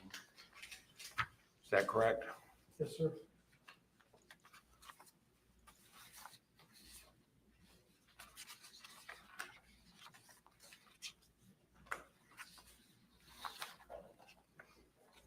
I'm showing you now what's marked as states exhibit number 2.25A. Do you recognize that? It's a state of Missouri, the County of Greene business records affidavit. What does it depict? Custodian records for Bass Pro. And there's a receipt attached to it, but the print's too small to make out. And has that print been enlarged in states exhibit number 2.25B? That is consistent with the format, yes, sir. And what does that show? It shows a purchase from the Savannah store on November 28th, 2022. And it's a Pursuit 7-piece knife set. And based on learning that that 7-piece knife set had been purchased from Bass Pro, what, if anything, did you do?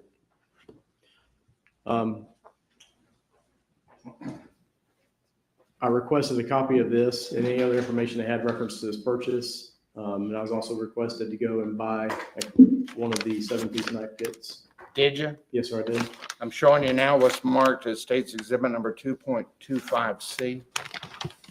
Do you recognize that? I do. How do you recognize it? That's my handwriting on the evidence bag, And what's inside that evidence bag? the 7-piece knife kit. And when you placed it in that bag, was the bag sealed by you? Yes, sir, it was. Was the knife set in a new condition when you placed it in the bag? Yes, sir, it was. Had it ever been used by you? No, sir, it had not. At this time, would you unseal that bag in the presence of the jury?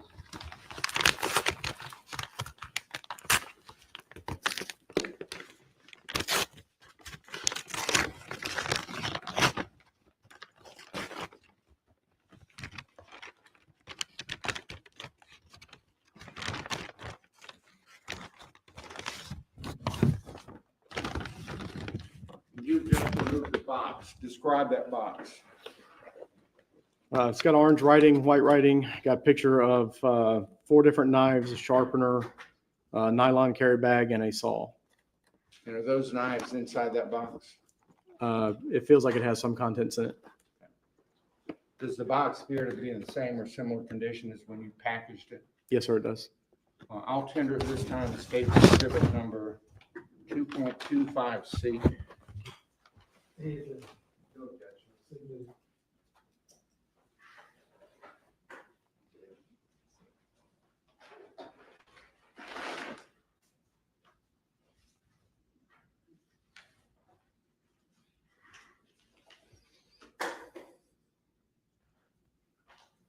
During the course of your investigation, did you research the recall history of the defendant's 2022 Ford Explorer? I did. Did you have access to that vehicle purchase information? I did. Did you have access to the VIN on that vehicle? I did. And were you able to search for recalls using that unique VIN? Yes, sir, I did. And what was the result of your research? The only recall I could locate was one for a rear bolt failure that would cause a vehicle to roll out apart. And how recently did you perform that search? Just last night. Did you find any evidence of recalls for engine fires for that vehicle? No, sir, I did not. I think there's a matter we need to take up outside of the presence of the jury briefly. Okay. Are you asking if they be excused, or can we handle this? They need to be excused. Quiet, ladies and gentlemen, please step out just a minute.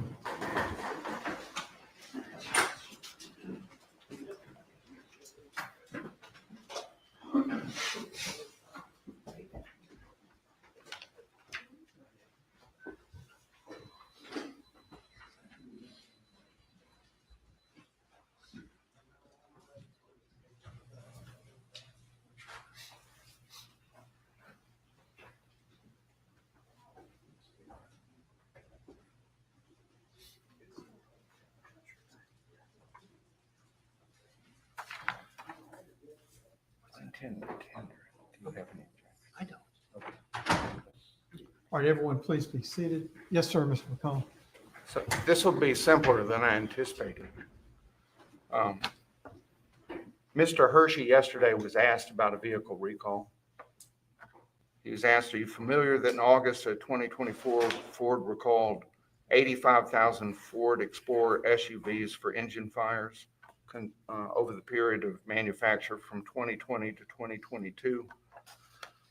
My intent was to tender this State's Exhibit number 2.52 that we obtained from the internet. I believe that's where the information came from. And it's my understanding that Mr. Weinstein will not object to me tendering this as an exhibit.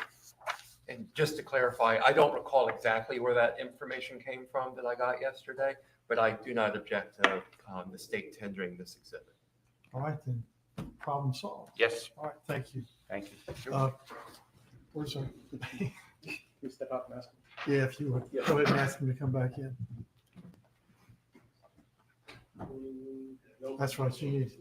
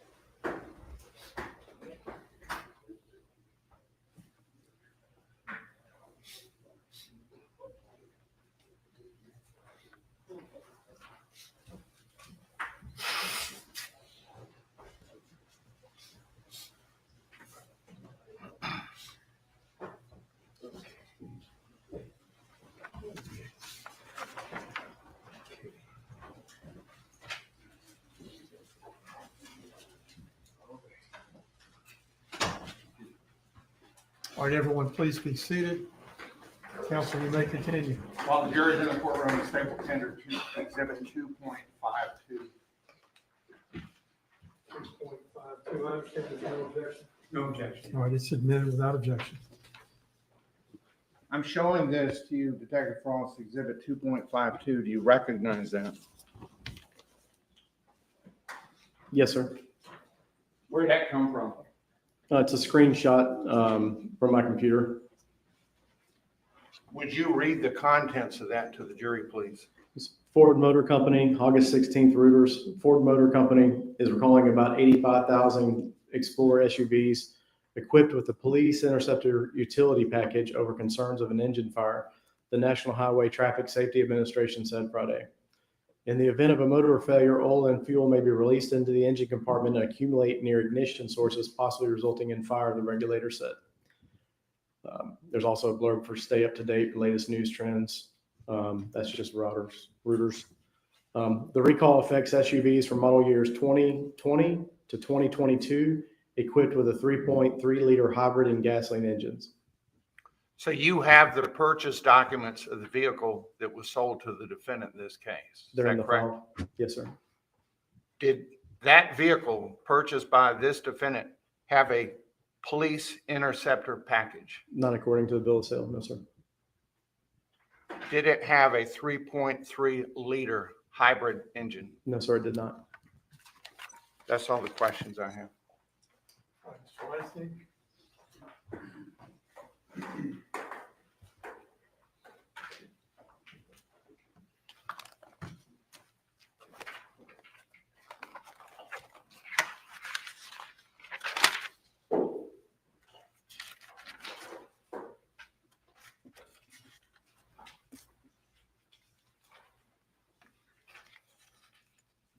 Good morning, Investigator Frost. Good morning, sir.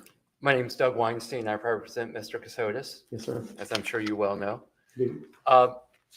So I understand that you are employed by the folks at this table, right? You're Right. employed by the DA's office right now? That is correct, sir. Okay. But you formerly were with the Liberty County Sheriff's Office. That is correct, sir. At the time you were doing this investigation, were you with the Liberty County Sheriff's Office then? I was. And yes, then sir. you, I'm sorry, I'll let you finish the question, Yes, sir, I was. finish the answer. And then you subsequently became employed with the DA's office, which is where you're working right now, correct? That is correct, sir. All right.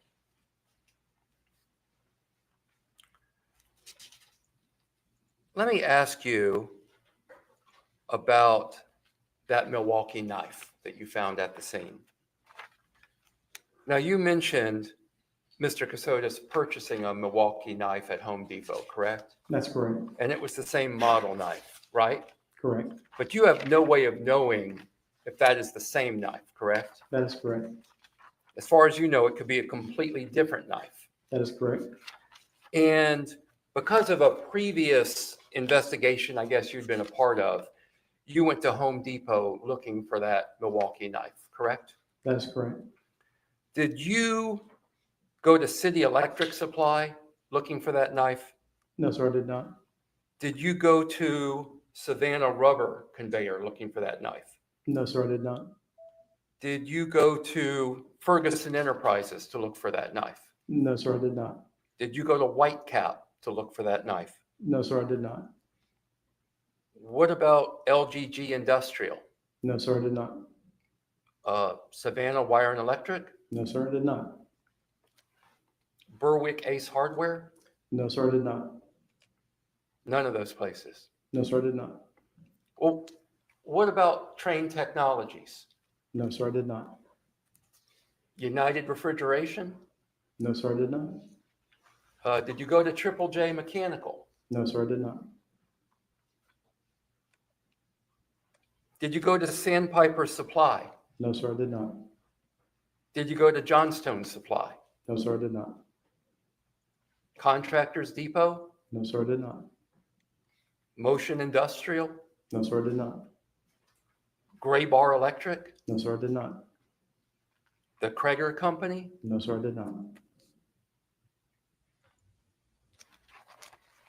Savannah Tool House? No, sir, I did not. Can't read my own writing, I'm sorry. Did you go to Granger? No, sir, I did not. Southern Pipe and Supply? No, sir, I did not. Baker Distributing? No, sir, I did not.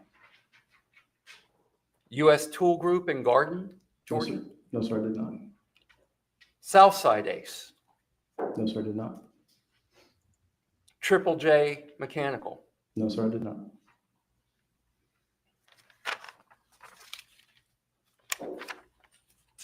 Did you do a search online, or did you do any kind of search to see who else other than Home Depot was a distributor for Milwaukee tools? I did. And what did you find when you The looked knife online? was commonly sold at other places as well. But you searched in none of those other places, is that Mm. correct? That's correct. Okay.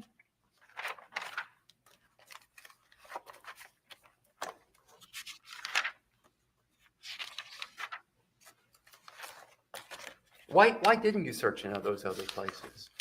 The only reason why I searched at Home Depot first and only was because of the combination of that being found next to the Husky tote. And I knew Husky was also a brand that Home Depot carried. Okay, but you had no interest in checking out any of those other places where that Milwaukee tool could have been sold? I did.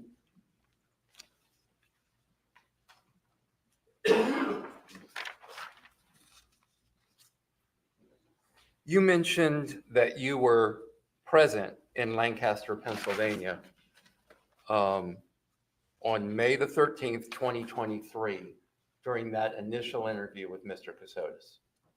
Yes, sir, that's correct. And you said that Mr. Kassotis was calm, correct? That's correct. He was even keeled, correct? Correct. And I believe you said he openly discussed the case with you, That's correct. and he was responsive to all your questions. Yes, sir, he was. He didn't invoke his rights under the Constitution, correct? Correct. But he's a lawyer. He was aware of those rights. He was aware he did not have to speak to you, correct? That's correct. And yet he still talked to you about this case. Yes, sir, he did. On May the 26th here in Georgia, when he got down here, again, you were present when he was being interviewed or interrogated then, correct? That's correct. And then again, he was calm, right? That's correct. And he was cooperative, correct? That's correct. And he was responsive. Correct. He still had his law degree then, right? So he was still a lawyer. To my knowledge, that's correct. You made him aware of his constitutional rights as you testified, right? That was Agent Sands, but yes, sir, I was present for it. And I certainly hope as a lawyer that he was aware of those rights. And again, you knew he was a lawyer, correct? To my knowledge, yes, sir, he was. Okay. Yet he still discussed the case with you. That's correct. Okay.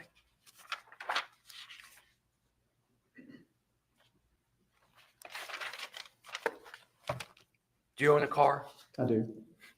Have you ever had have any of your cars or trucks ever been subject to recall? Yes, I have.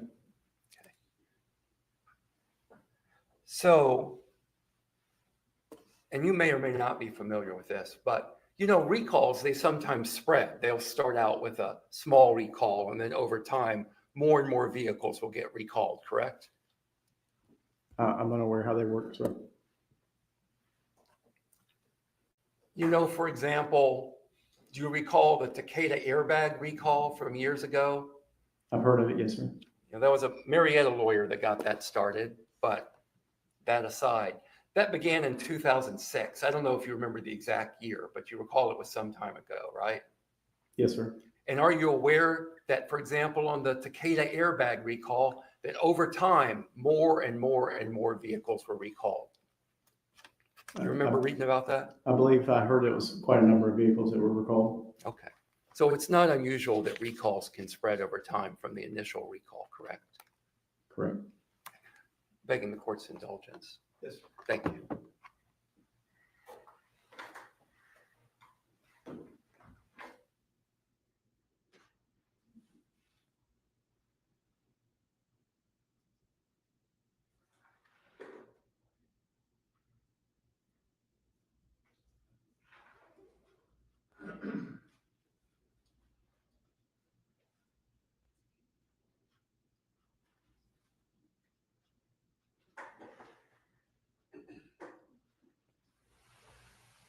Oh, excuse me, one last question, then I'll let you go, or at least I will. The purchase of the shovel, when was that again? Without looking at the receipt, best of my recollection, it was November 4th, 2022. So November 4th, 2022. And how far in advance of that, how far in advance of finding Mindi Kassotis was November 4th, 2022? We discovered her on December 2nd, 2022. Okay. So Almost. roughly, can I say approximately a month? Yes, sir. Do you have a shovel? Yes, sir, I did. Did you purchase it? I did. Okay. I've got no more questions. Yes, sir. Thank you. No question. All right, thank you, sir. You can step down.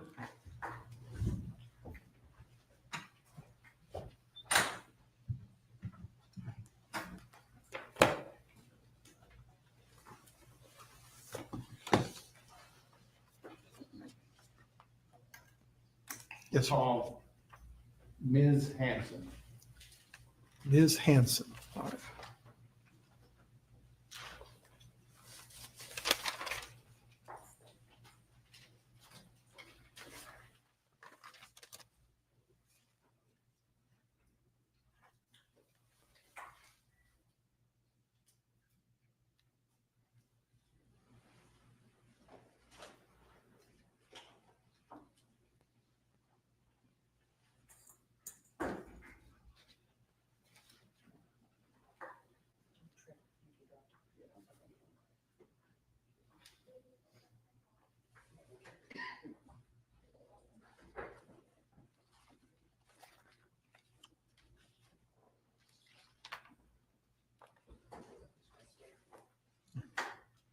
Good morning, ma'am. How are you?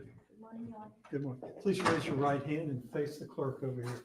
Do you swear and affirm the testimony that you're about to give will be the truth, the whole truth, and nothing but the truth, so help you God? Yes, ma'am. Please have a seat. You're going to need to speak up so the jury can hear you. That's a microphone that's just in front of you. If you can place your mouth close to the microphone. Would you state your name and spell it? Really? That's what that is? I thought it was licorice. VAISHNAVI, KHARE. How do you spell that? Khare. Did you have a different last name a Yes. while ago? I just got divorced a few months ago, so Well- it was Hansen. Spell Hanson. Hansen. And do you live in this area? Yes, sir. Where do you live? I'm currently staying in Tybee Island, Georgia. Do you operate an Airbnb business, or did you? Yes. When did you operate that business? I started in July 2021. Do you own property in Chatham County Yes. related to that business? Yes. Where do you own that property? I have one in Savannah and one in Tybee Island. What about the one in Savannah? Where is it located? The address is 311 East 65th Street. I'm showing you a photograph. Mark State. Your call has been forwarded to voice. Do you recognize that picture? Yes, that's my address. Does it fairly and accurately depict the house at that location? Yes. I'll tender it this time. State's exhibit number 2.27. It's admitted. Insofar as your business is concerned, do you rent this house to people? Yes. When you rent it, is the house furnished? Yes. Oh, why, thank you, Ada. Do you recall that property being rented on or about June 30th, 2022? Yes. And who was the renter? Nicholas Kassotis. Okay.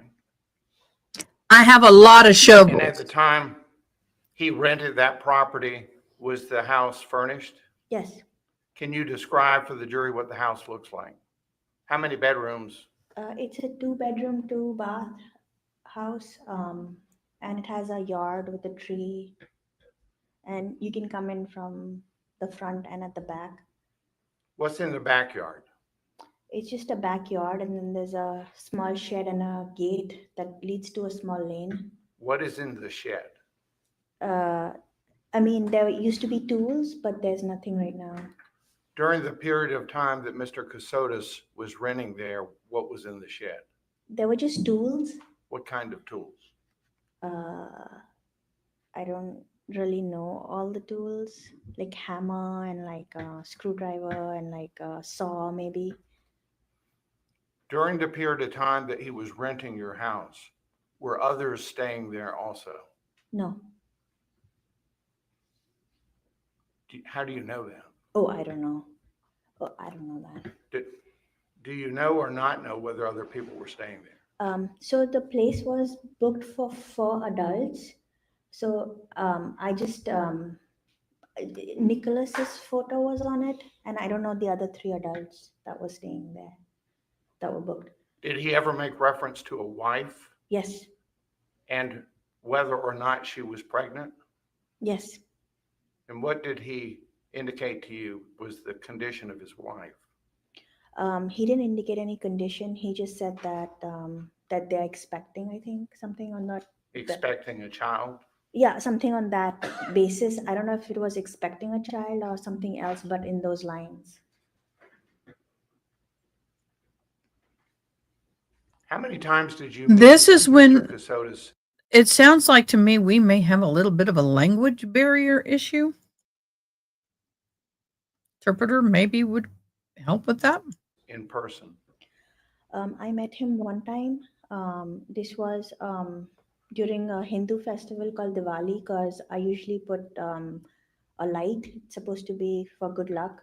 So I had contacted him to basically put a light in the house if he would oblige, or like, and he agreed upon it. So me and my ex-husband at that time went to the house and handed him a candle, and outside the house. We didn't go inside because he met us outside, and I gave it to him. Would you recognize Mr. Kassotis if you saw him again? Yes. Do you see him in the courtroom? Yes. Would you point to him? He's sitting over there. The autopsy showed she was not pregnant. If If you'd let the record reflect, she's indicated the defendant seated at the defense table. It does.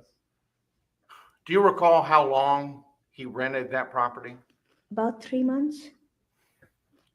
Do you recall from memory his move-out date? I think sometime in November or December. Did he move sooner than his anticipated move-out date? Yes. Did he notify you of that? Yes. And when tenants move out, in particular, when Mr. Kassotis moved out, did you go to the house and inspect it? Yes. What condition did you find the house in? It was left very clean. Pardon me? It was very clean. Cleaner more than normal when tenants move out of a property?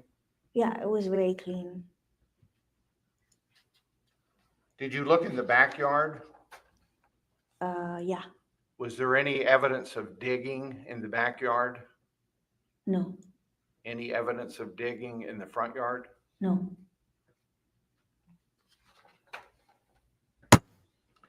Did you discover anything missing when you inspected the house? Yes. What was that? It was a rug. I had a rug and it was replaced by another rug.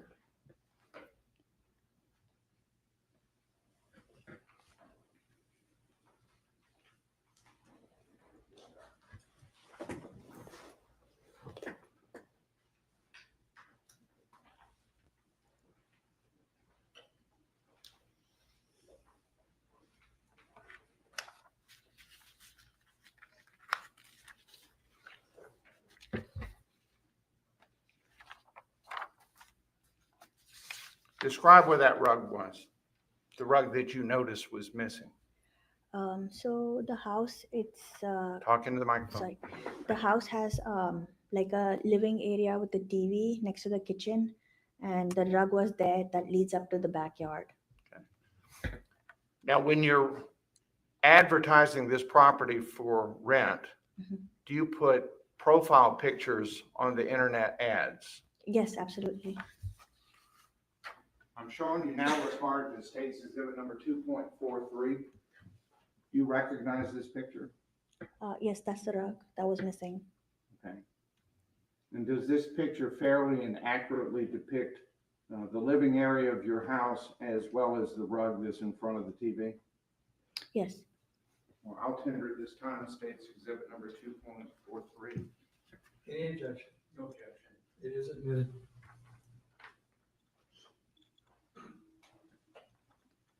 Describe this rug for the jury. It's a soft, colorful, regular rug. I think 5x7 size. And the rug is right in front of the TV. Is that enough? I'm asking you, was it in front of the TV? Oh yeah. Now, initially, when you went to the property after Mr. Kassotis moved out, did you immediately recognize this rug was missing? Yes.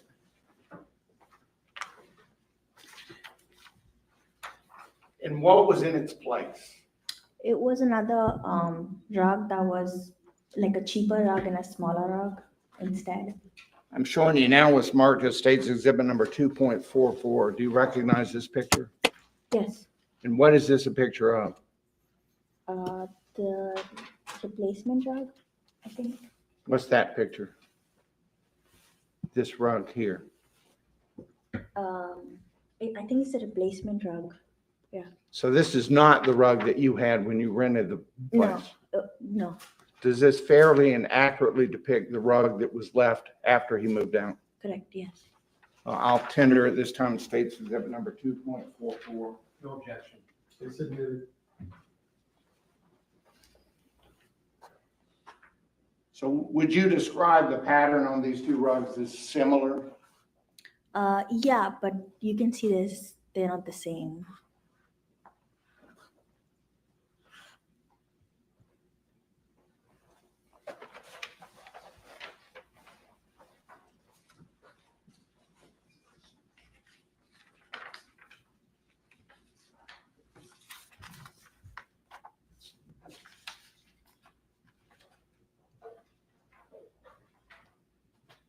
That's all the questions I have. Mr. Weinstein?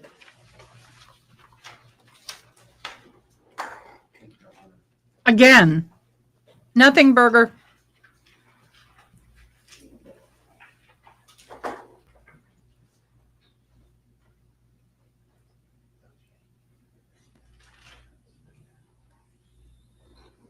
Mm-hmm.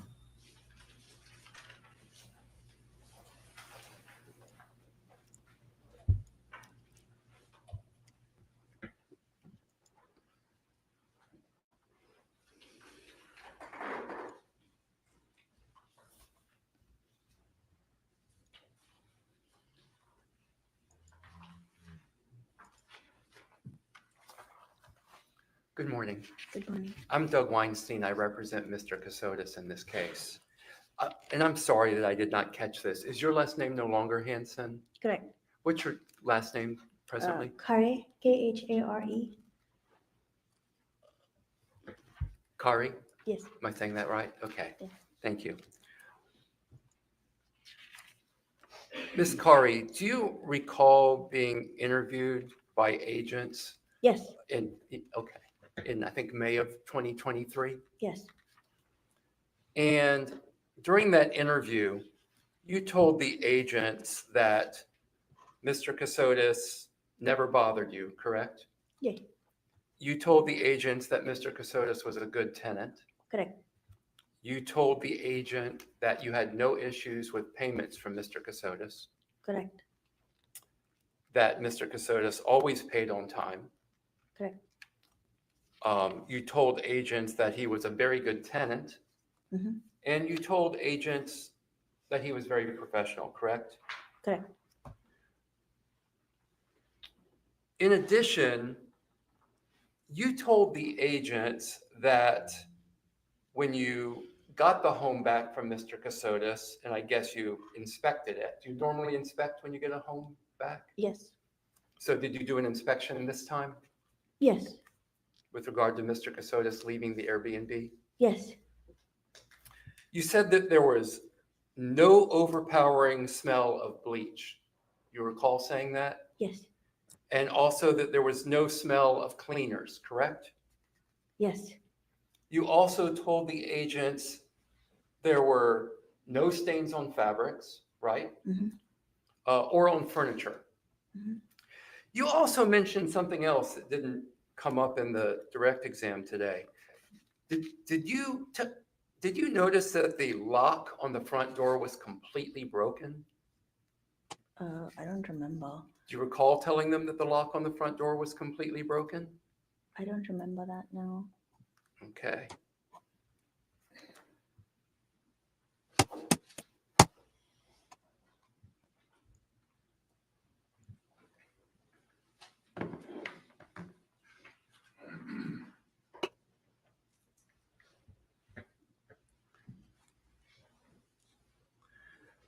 Regarding the rug being replaced, can I ask you about that? When you have tenants, and how long have you had Airbnbs? So I had this one, and then before that, I took a break because I had a baby. So I had before that in Hawaii. So I don't know, like 10 years, relatively. Sometimes do items in the Airbnbs go missing? Correct. Sometimes are they damaged? Yes. Occasionally will a tenant damage something and replace it with something else? Never. Not usually. But occasionally there are things that are damaged within the Airbnbs, correct? Yes. Okay. Thank you. Anything else, Mr. No. All right. Thank you, ma'am. You are free to go.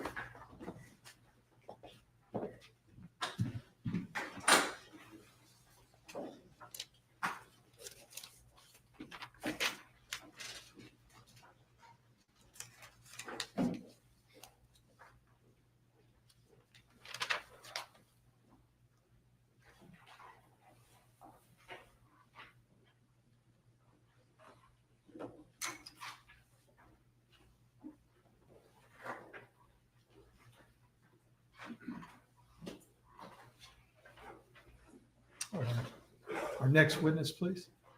Sorry, Judge. No problem. The state calls Tara Ransom.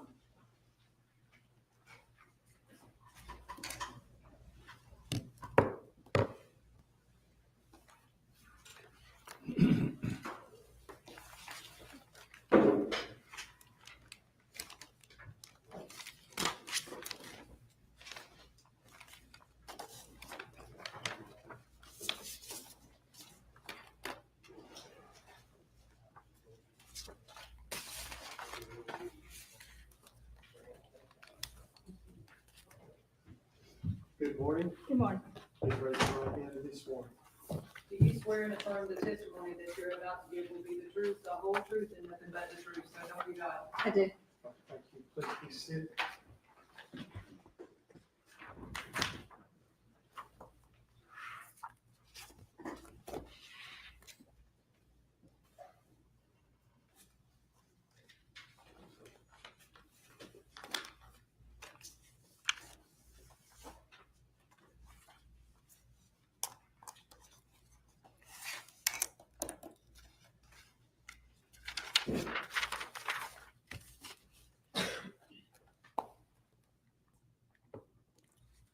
Good morning, ma'am. Good morning. I just wanted to check.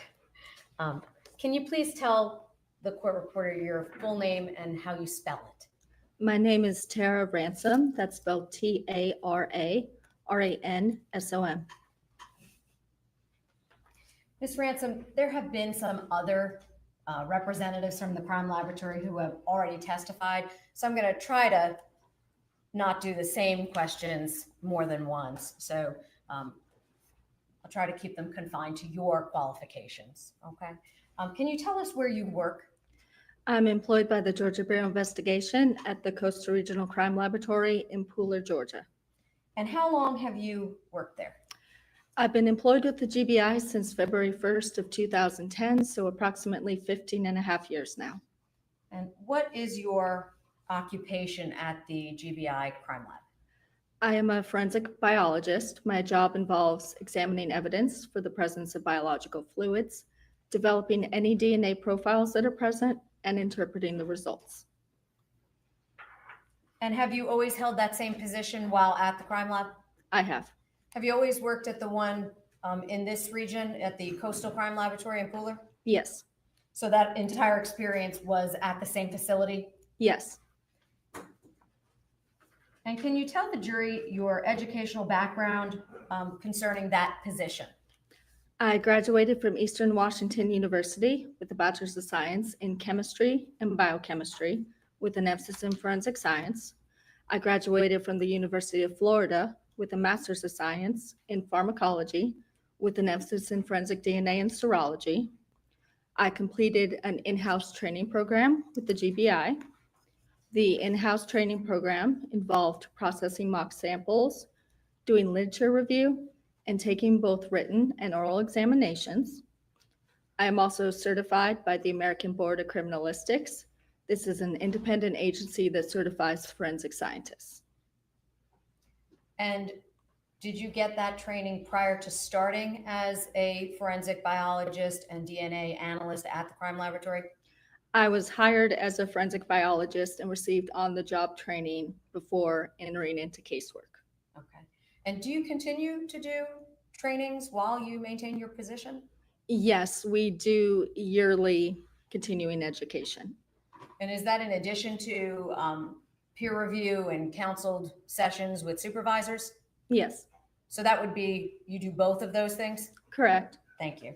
And have you received any withdrawn?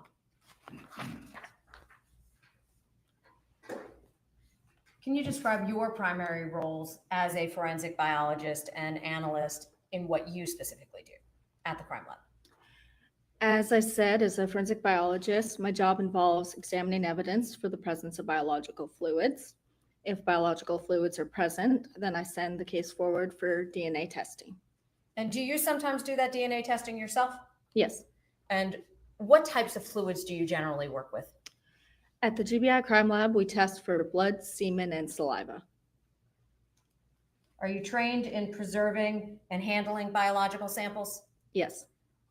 How did you receive that training? The training was part of that in-house training that we did and that we had to pass before entering into independent casework. And are there protocols or guidelines in place that are regularly updated to ensure that you stay current with being able to properly handle those specimens? Yes, we take a competency test before entering into casework to ensure that we are doing all procedures correctly.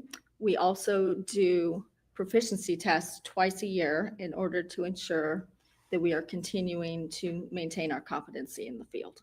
What about the instruments at the lab that you use? Are there any specialized tests to ensure that they're properly calibrated and working accurately? Yes, all instruments undergo regular maintenance and testing to ensure that they are working correctly before they're put into use. And the crime laboratory in Pooler, the Coastal Crime Lab, was that accredited when you were working there on this case? Yes, Is it still accredited today? yes, Do you engage in quality assurance and quality control procedures in the laboratory concerning your cases still to this day? yes, And were those procedures in place when you were engaged in this case? yes. We've talked some about how to ensure that a biological sample was ripe or appropriate for testing. If you were to receive a sample that was not in a condition that was appropriate for testing, what would you do? Could you clarify your question, please? Sure. If you found that a sample was insufficient, meaning there wasn't enough of a sample to analyze, how would you document that? So all samples are tested in order to determine whether or not there is a sufficient amount of either bodily fluid or DNA present. So within our reporting results, you would see a result saying that either it indicated a biological fluid, it failed to reveal a biological fluid, or it was inconclusive for the presence of a biological fluid. Is that something you can tell with the naked eye? No. Is that something you actually test then to determine? Yes. Okay, so if a sample were to arrive at the laboratory in a condition that the chain of custody appeared to be intact, would you then conduct that test? Yes. If the chain of custody did not appear to be intact, what would you do? I cannot testify to an item's chain of custody prior to it coming into the lab. When an item enters the lab, we examine it in order to determine, is the packaging sealed? Does it appear that it's been tampered with in any way? As long as the item is sealed and does not appear to be tampered with, then we proceed with testing, regardless of what the chain of custody was prior to that moment in time. What I'm asking is if something came to you and it looked like it wasn't properly sealed or it didn't have the correct markings, what would you do in that case? We would attempt to rectify the situation, whether it was that it needed a seal, we'd reach out to the agency and have them come back in and relabel an item or repackage it and reseal it to meet our standards. And in this case, there weren't any problems with the receipt of the materials, correct? Correct. As a result, were you asked to perform some analysis in conjunction with samples received for this case? Yes. Before I get there, have you ever testified before as an expert? Yes. And approximately how many times have you testified? I've testified over 100 times. And in what fields? I've testified in forensic biology, so body fluid identification and DNA testing. Okay. And how many times you said? About 100? A little over 100 times. Okay. Is that here in the state of Georgia? Within the state of Georgia and one time in North Carolina. Okay. And have you ever been denied status as an expert in the field of forensic biology or DNA analysis? No. At this time, Your Honor, I would seek to tender Ms. Ransom as an expert in the field of forensic biology and DNA analysis. Any objection? No objection. I think she's so qualified. Thank you, Your Honor. Now, with connection with this case, you indicated that you had reviewed certain materials. Is that right? Correct. And can you tell the jury, did you prepare reports in conjunction with those analyses that you performed? I did.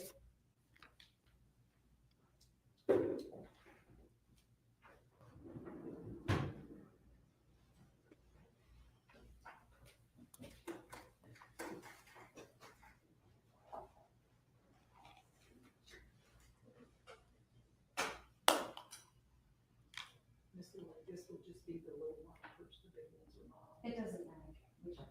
Thank you. I'm showing Your Honor, one moment. What number are we up to?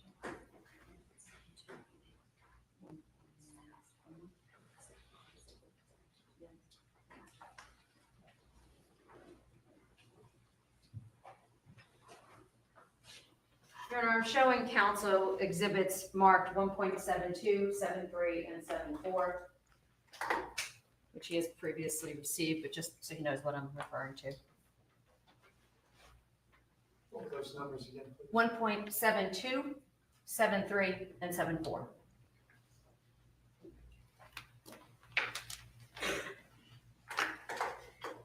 Would it be fair to say that you handled various steps in the process of your analysis? Yes. Okay. And during the course of analysis of a DNA sample, I'm going to show you the physical reports that I have and the materials. May I approach, Your Honor? Yes, ma'am.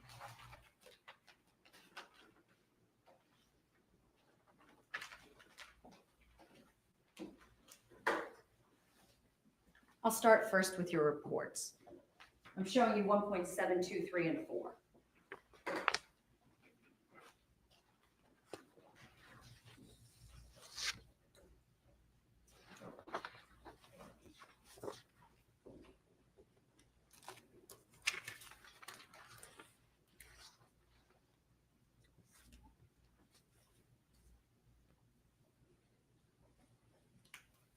Do you recognize those reports? Yes, these are the 2 blood examination reports and 1 DNA typing report that I issued for this case. What's the difference between DNA typing and the secondary report you just referred to? The blood examination reports were issued prior to the DNA typing report. During that testing, I examined evidence items for the presence of blood, and if they indicated the presence of blood, then I sent them forward for DNA testing. So then a DNA typing report was issued. If you had not found blood, what would have been your course of action? If blood was not found, then a blood examination report would have been issued stating that the evidence items failed to reveal the presence of blood and no DNA testing would have been performed. Would that have concluded your testing at that stage then? Yes. So when I was talking about steps, did the testing reveal the presence of blood and ultimately require you to pass that along for a secondary set of tests? Yes, the blood examination reports did indicate the need for a DNA testing report. Okay. And I'm going to go through these samples with you. So my apologies while I affix stickers to these. I'm going to ask you to also tell us if those reports that are in your hand, can you tell if those are the reports that you yourself generated? Yes, they are. How can you tell? The reports have the DOFS case number, Department of Forensic Science case number that was issued for this case, as well as my signature block, and the date that I had issued these reports. Are those a duplicate of the original reports that were generated by you? Yes, they are. And are there any changes to them, or are those the actual reports you created? These are the actual reports. Your Honor, I would seek to tender those exhibits being 1.72, 1.73, and 1.74. No objection. No argument. Thank you, Your Honor. And now, with respect to the samples themselves, can you explain to the jury what a cutting is? Cutting is generally cutting from a larger piece of fabric, such as clothing, a sheet, any sort of fabric that was submitted into the lab for testing. And other than for a buccal swab, can you tell the jury what a swabbing refers to when it's not referencing a cheek sample? So a swabbing is simply a cotton swab that was used to sample any sort of presumed biological fluid from a scene. Then how would you get that off of a dried substance, for example? Generally, the way the swabs are collected is that the swab is wet down with sterile water and then applied to the dried stain. And do you then literally swab to collect some of that sample? Correct. Okay. So I'm now going to show you what has been marked as states 1.75, 76, 77, 78. I'm also handing her 1.80, 81, 82, and 83, and showing them to counsel first, Ron. Yes, yes, sir. I'm going to start with the bags 1.75 through 1.79. Do you recognize those items? I do. When you create a report, do you document the report in a fashion to be able to subsequently recall which sample you received?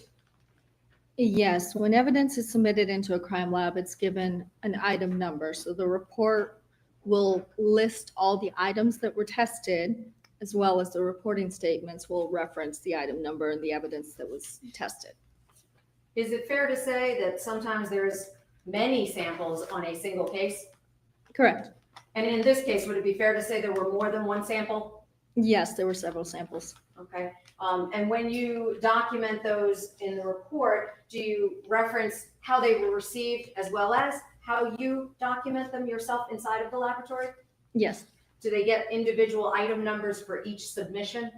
yes, And is that documented on the report that you generate? yes, Does that allow you to subsequently be able to be here in court and testify about what those particular items were? yes, And is that documented on the reports that you have in front of you? yes, Okay. I'm now going to ask you, are there initials on those exhibits you're looking at right now that you recognize? yes. And what are those? So the ways that I recognize this evidence is as referenced, there is my initials and date of the evidence when I closed it back up after I was finished testing, as well as when evidence enters the laboratory, we place a barcode on it. We maintain an electronic chain of custody. This barcode lists the Department of Forensic Science case number and the item number. And are all of those in the same or similar condition to when you finished up your analysis in conjunction with this case? Yes, Do you recognize each of those 5 bags as in that condition? yes, At this time, I seek to tender states exhibits 1.72, 3, 4, 5, and 6. I think the first 3 have already been admitted, but My apologies, Your Honor. 75 and 6. Thank No you. objection to 7.5. All right, they're admitted. And may I? Thank you. Inside of each of these, if I may publish, Yes, ma'am. would it be fair to say that there are physical swabs inside of each of these that contain biological evidence? which item numbers were those again? Here, I'll give them back to you. My Thank you. apologies. I did not mean Yes, to confuse you. each of these does contain swabs. And when I say biological evidence, would it be fair to say that blood is biological evidence? Yes, it is. As a general rule in court, would you prefer I not reopen biological samples? It would probably be preferred. Okay. And the reason I ask you that is this is not a sterile environment, right? Correct. If evidence was opened in a non-sterile environment, then it could not be tested again in the future. Okay. So those swabs, though, have they already been tested? Yes, I tested them during both the blood examination and sent them forward to DNA testing. Okay. So with respect to those 5 samples, do you know where those samples are from? The items were listed, States Exhibit 1.76, 1.75, 1.77, and 1.78 were listed as coming from a living room floor. And States Exhibit 1.79 was from a living room wall.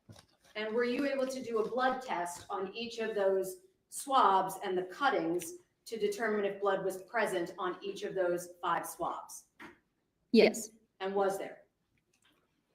Yes, chemical examination of the floor swabbings and the den wall swabbing indicated the presence of blood. So all of them had blood. Correct. Thank you.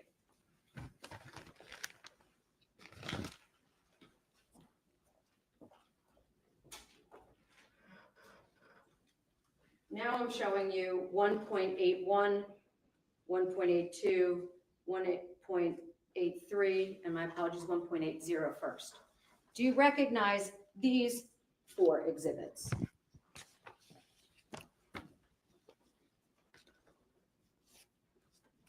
Yes. What do you recognize those to be? These exhibits are cuttings or swabbings that I took from the larger evidence items during my blood examination testing. And did those cover different samples than what you just described as the floor and the wall blood swabs? Yes. What areas or what materials were you testing in those samples? State's Exhibit 1.81 was cutting from clothing, namely panties and 2 tops. State's Exhibit 1.82 was cutting from a futon mattress padding. State's Exhibit 1.83 was cutting from a futon mattress cover. And State's Exhibit 1.80 was swabs of a blood stain from a container, contact DNA swabs from container handles, swab of a blood stain from a container, contact DNA swabs from the container handles, a general swab of a blood stain from a knife blade, contact DNA swabs from the knife handle and sheath. And so you described earlier that when you receive a sample, would it be fair to say one of your first tests is to determine if there's actually DNA available to test? Or do you start with blood? What do you start with? It depends on the case circumstances. If there's both a request for contact DNA, which could be from someone handling an object, as well as biological fluids, we perform both testing. I would look at an item, test it for the presence of blood. And regardless of whether or not I found blood, I would go ahead and test certain areas of the item for contact DNA. So it's possible to have no blood present, but DNA present. Correct. Is it also possible that the blood itself is the DNA? Yes. Okay. So in this case, did you ultimately test the substances that you just described for the jury in those additional exhibits? I did. Do you recognize those exhibits in their condition to have any of those indicative markings you've already described for us? Yes, they all have the case barcode as well as my evidence seals on them. At this time, I would seek to tender those exhibits as in evidence at this time. Which specific exhibits are those exhibits? This is exhibit 1.80, 1.81, 1.82, and 1.83. Any objection? No objection to those. I will note that 1.77, 1.78, 1.79 have not been tendered as exhibits. I have not. My apologies. Are all of them in the same or substantially the same condition with those markings that you've described? Yes. I would seek to tender them all, Your Honor. And all includes 1.77, 1.78, and 1.79, correct? Yes. No objection. All right, they're admitted. So if you could, can you tell the jury, when you receive an item of clothing that may be stained with blood, what do you do with it? So during a blood examination, I first look at the evidence item to determine if there is an observed reddish-brown stain present that would be indicative of blood. I then take a small sampling of that stain, be it a swab with sterile water, as I previously described, or a small cutting of the stain, and I apply chemicals to it. We perform 2 different tests for blood at the GBI crime lab. These tests are color change tests. The chemicals start out colorless, and in the presence of blood, they will change to an expected color. One chemical changes from colorless to pink, and one changes from colorless to green. So if both of these chemicals change their expected colors of pink and green, then that would indicate the presence of blood. If only one of the chemicals changed to its expected color, that would be an inconclusive result. And if both chemicals stayed colorless, then it would fail to reveal the presence of blood.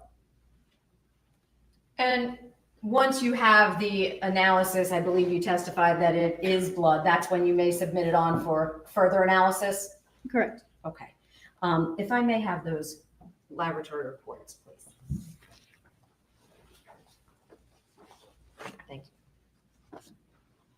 I'm going to go in the sequence of your testing.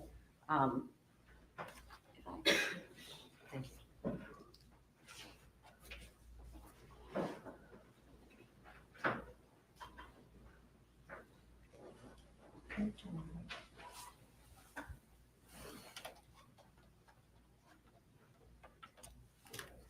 Without the guide, I need to know where it is on the screen.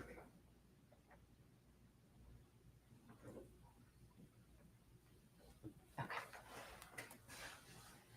Can you see that on your screen? Yes. Okay. Can you tell the members of the jury, on the far left margin here, do you see those numbers, 62, 62A, B, C, all of that? Yes. Would that be your documentation of those item numbers that you previously described to the jury? Yes. And is that your way of documenting this for your testimony as well? Yes. Okay. Can you tell the jury which items specifically you tested for blood and which ones of those had a positive result for blood? So in this case report, I tested DOFS item 34, a knife, and item 36, which was clothing from a plastic bag, which included 36A, panties, 36B, a piece of a top, 36C, a piece of a shirt, 36D, a piece of a top. I also tested DOFS item 37, a gray storage container without a lid. DOFS item 38, a black storage container without a lid. And DOFS item 39, a gray lid. Okay. And which of those items that you just described had the presence of blood on them? Chemical examination of the panties, item 36A, the top, item 36B, the t-shirt, item 36C, the top, item 36D, the gray storage container, item 37, and the black storage container, item 38, indicated the presence of blood. And chemical examination of the general swabbings conducted on the knife blade, item 34, indicated the presence of blood. Chemical examination of the stains on the gray lid, item 39, failed to reveal the presence of blood. So the only item that didn't show the presence of blood was that gray lid? Correct. Okay. And the totes themselves, you indicated you tested the gray tote and the black tote both, correct? Correct. And both of those appeared, or through your testing, demonstrated the presence of blood? Correct. Okay. Can you tell the jury on a tote, and you could pass me 2 of the gloves over there. Medium or large? It doesn't matter. They're both big on me.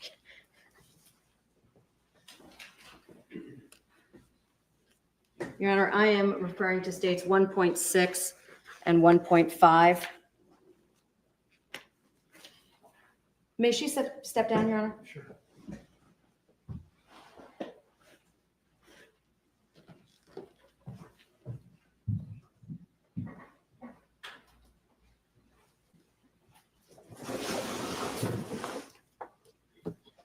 I'm going to turn it just so that the jury can see as well. Counsel, if you need to reposition, by all means. Are there notes on here as to the exhibits?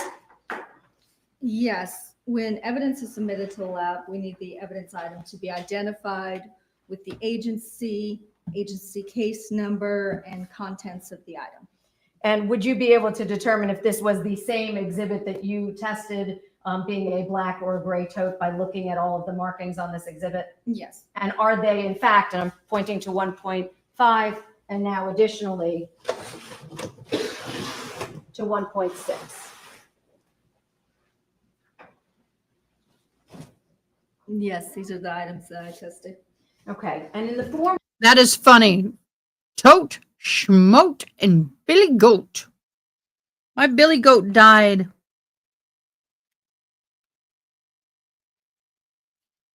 It died. No worky.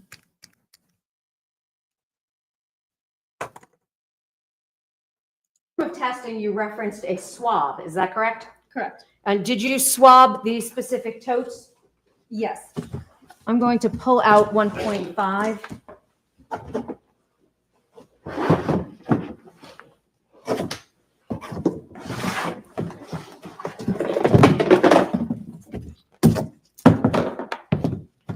Would it be fair to say that this is the black tote? Yes. And the other box then, is that the gray tote? Yes. Okay.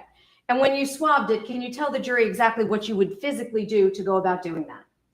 So in this case, I took out the item, I examined the item for the presence of any of that observed reddish brown staining, which I did see. I then took a swabbing of that staining, tested it for blood using those two chemicals. It indicated the presence of blood. It had also been requested that there be contact DNA testing performed, as well as latent print examinations. So I swabbed the handles of the tote, trying to get the general palm area where somebody's might be pressed up against it, while avoiding any areas that latent prints might find useful. Okay. Is there a possibility of problems if you go out of sequence in terms of who tests what first? Yes. So is there a preferred procedure, meaning DNA first or fingerprint first? Serological examination, so any of your biological fluids are tested prior to sending it to latent prints. And why would that be? Some of the chemicals and testing that latent prints uses in their examinations can interfere with our testing. And is that the procedure that was followed here? Yes. Do you see that latent print? I mean, I know you don't do latent print analysis, but do you see that latent print dust on the exterior of this exhibit? Yes, that's what that would appear to be. That was not present when you did your testing, correct? Correct. So that would have come subsequent to your analysis? Correct. Okay, I thank you. Now, you can have a seat. I'm gonna try and put this back.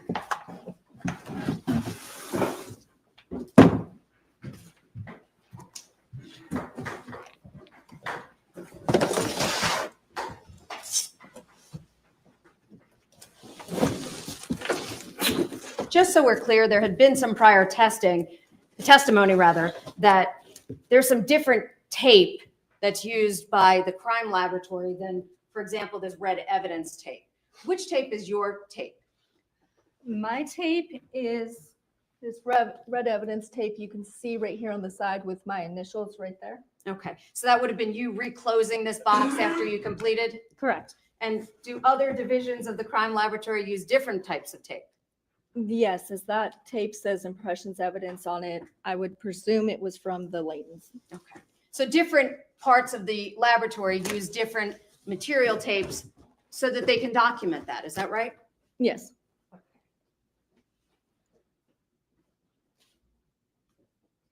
Now, without sounding perhaps like a silly question, if there was blood in your swabbing from inside of the tote, that was from the inside that you swabbed or the exterior? The inside.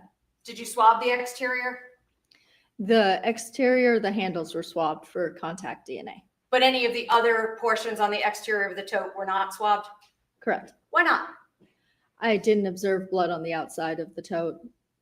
If you had seen a reddish brown stain on the exterior, would you have also swabbed that? Yes. Okay. So in this case, would it be fair to say you swabbed the areas that you made an observation of what could potentially be a biological fluid? Correct. Okay.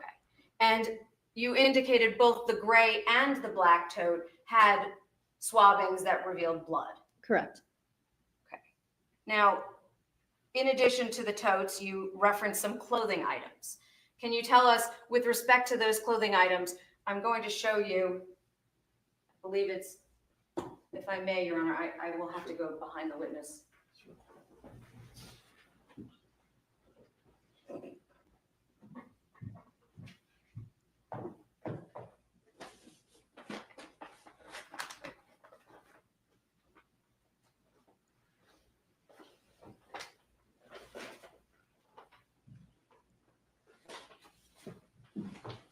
I'm handing the witness 1.15.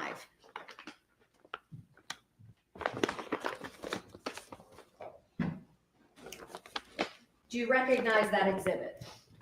Yes, State's Exhibit 1.15 is the clothing items that I tested in this case. And would it be fair to say that those are the items that are on your report as 36A, B, C, and D? Correct. Okay.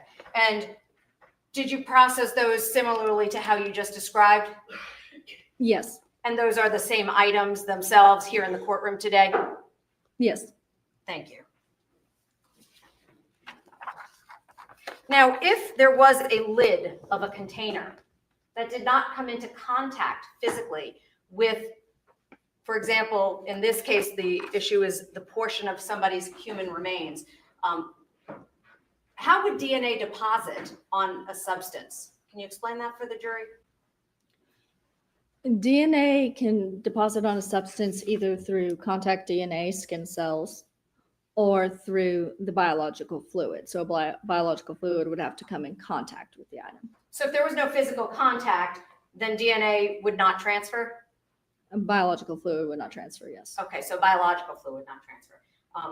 Can you explain how friction of a cleansing wipe across the surface of, for example, a tote lid or handle might impact your ability to recover DNA?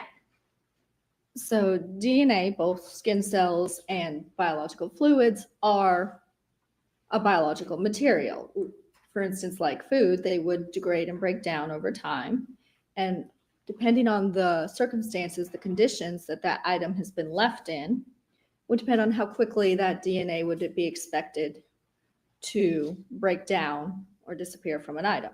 If an item has been cleaned, wiped, if it has been left outside, exposed to UV light or rain or other elements of the weather, then this would cause the DNA to, if it was present, to break down and disappear faster. Okay. And if you were to be told that some of the items in this case, for example, the tote was recovered in a condition where it was outside in a wooded area where there was precipitation and full exposure to the light, would that affect your ability or your likelihood to recover DNA? Yes, it would. And how would that have impacted it? As I said, it would cause any DNA or biological material that was present to break down faster. And would that be, for example, more likely or less likely with contact DNA versus blood? It would be more likely with contact DNA simply because there's not as much of the genetic material, the biological material there as there is with a biological fluid. Now, with respect to the clothing itself, if somebody had been dismembered and bled while wearing their clothing, would that deposit potentially blood DNA for you to retrieve? Yes, that'd be likely. And if that clothing had been removed from the body and recovered subsequently, would that DNA still be present in the blood found in the stains? Depending on how the clothing was exposed to any elements, then yes, it would be possible to get the DNA from the blood. If it was in a black plastic garbage bag, would that have helped you recover blood DNA, preventing it from being exposed to those elements I just described? Yes, as long as it's not exposed to too many of the external elements, then yes, it'd be more likely to get DNA from those items. If it was unseasonably cool for that time of the year, would that also assist?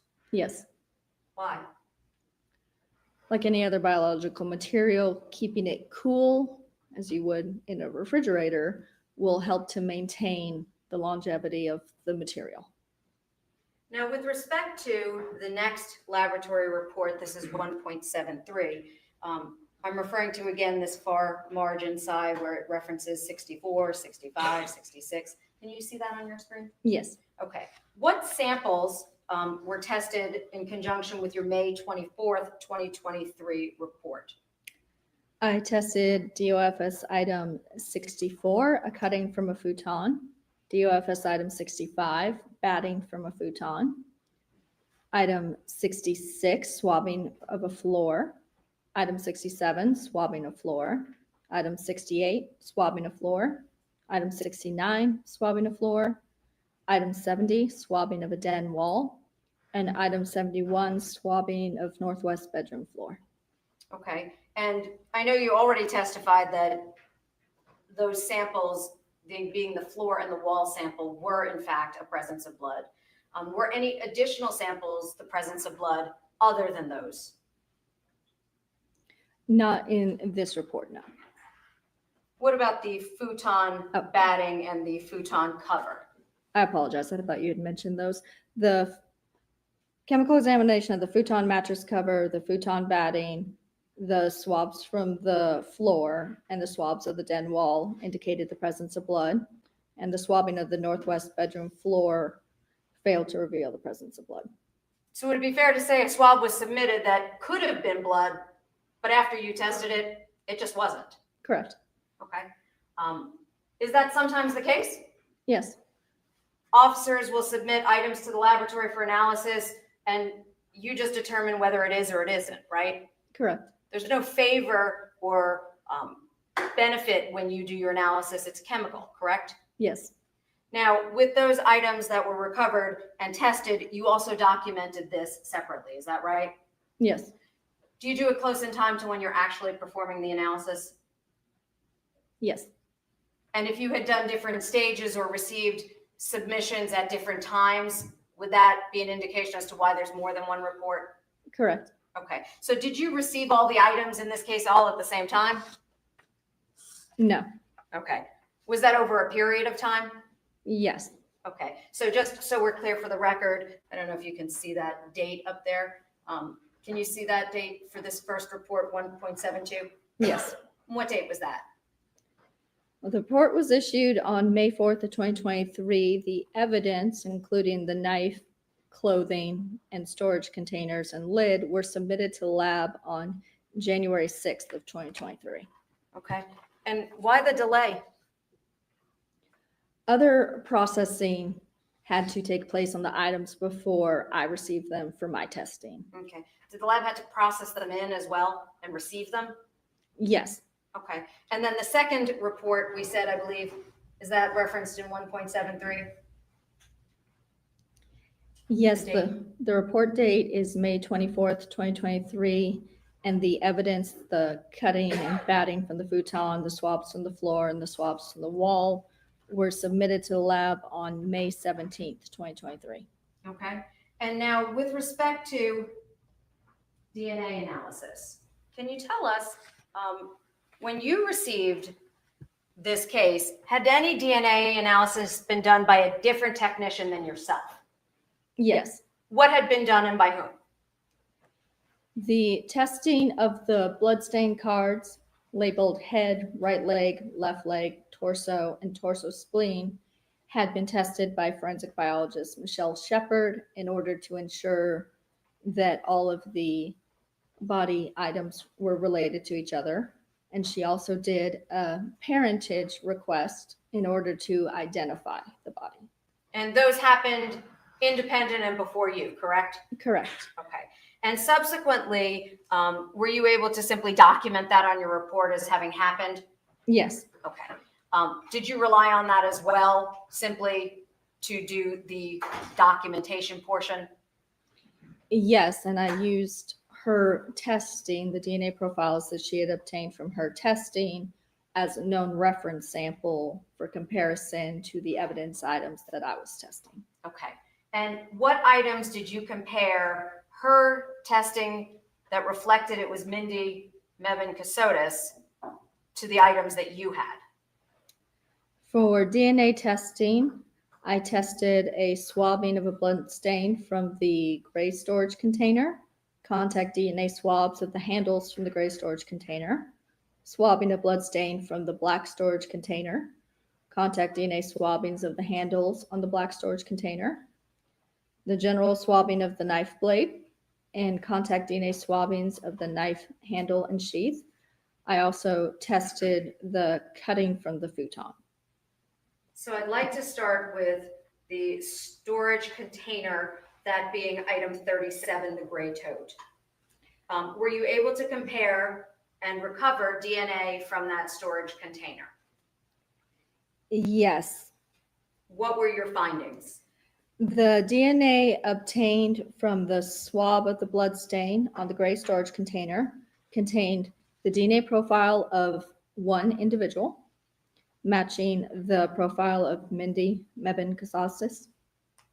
Okay. You said one profile. Is that always the case? No, there can be what are called mixture profiles where there's two or more individuals that have contributed to a DNA mixture. And when you say that it matched the profile, do you also do frequency when it comes to that? Yes. And what was the frequency with respect to the comparison of her DNA on the gray tote, the known sample versus the swabbing from the gray tote itself? So the frequency in which the DNA profile obtained from the swab of the blood stain on the storage container, the gray storage container, item DOFS item 37, is approximately 1 in 300 septillion. And for reference, it goes million, billion, trillion, quadrillion, quintillion, sextillion, septillion. Okay. There are 3 zeros for each of those, right? Yes, septillion would be a 1 followed by I think we heard testimony earlier. It's okay. 24 zeros. Okay. And at that time, did you also compare that known sample to something else that you found to be analysis that you were able to render? Yes, I performed a comparison to the swab from the futon mattress cover. And what were your findings? The DNA obtained from the swab from the futon mattress cover contained the DNA profiles of at least 2 individuals, the major DNA profile matching the profile of Mindi Mebane Kassotis, and the frequency of which that DNA profile would be expected to be seen in the general population is approximately 1 in 300 septillion. And due to limited data, a partial low-level DNA profile, no conclusive determination could be made as to the donor of the remaining DNA profile obtained from the swab from the futon mattress cover. Now, you said that there are oftentimes mixtures. Is that correct? Yes. Given that this was a futon mattress cover, one would presume that people sit on that, correct? Correct. Would the fact that another resident of the dwelling sat on the same futon potentially deposit DNA? Yes. So do you have any way of knowing who that second DNA sample could have been? No, I could draw no conclusions to that. Okay, so if this was an Airbnb that had been inhabited over a several month period, would that further complicate the ability to figure out who that second DNA low-level contributor might be? Yes, it could if multiple individuals have come in contact with the item. When you have more than one person that can potentially come into contact, what do you do to try and limit or make any findings? Within the case, we can request the known reference samples for any other involved individuals or any elimination individuals, anybody that was known to come in contact with the item. And at that point, we could attempt to make a comparison. In an Airbnb, if there had been numerous residents over a period of time, would that be difficult to accomplish? That would likely be difficult. Now, with respect to item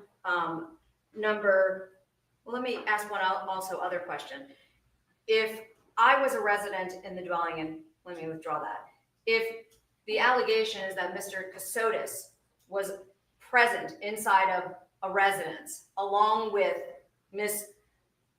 Mindi Mebane Kassotis, would it be unusual to find his own DNA on that same futon? No, a person's DNA is likely to be on something that they come in contact with on a general basis. Thank you. Would you have been able to tell potentially if that DNA was the blood versus some other type of DNA, meaning cellular? Within these profiles, since there was the presence of blood and the testing was taken directly from the blood stains themselves, it is likely, based on the fact that a full profile was obtained, that DNA profile was from the blood, but it is also possible that there are skin cells or other biological materials that are also contributing. And now, with respect to the black tote, that being item 38, and 63D, the handles, and 34, the knife, and then the sheath of the knife, can you tell us what your findings were on that? PCR amplification procedures, so complete DNA testing, was not performed on item 63C, the swab of the blood stain on the black storage container, item 38. Item 36D, the contact DNA swabs of handles on the black storage container, item 38. Item 63E, the general swab of the blood stain of the knife blade, item 34.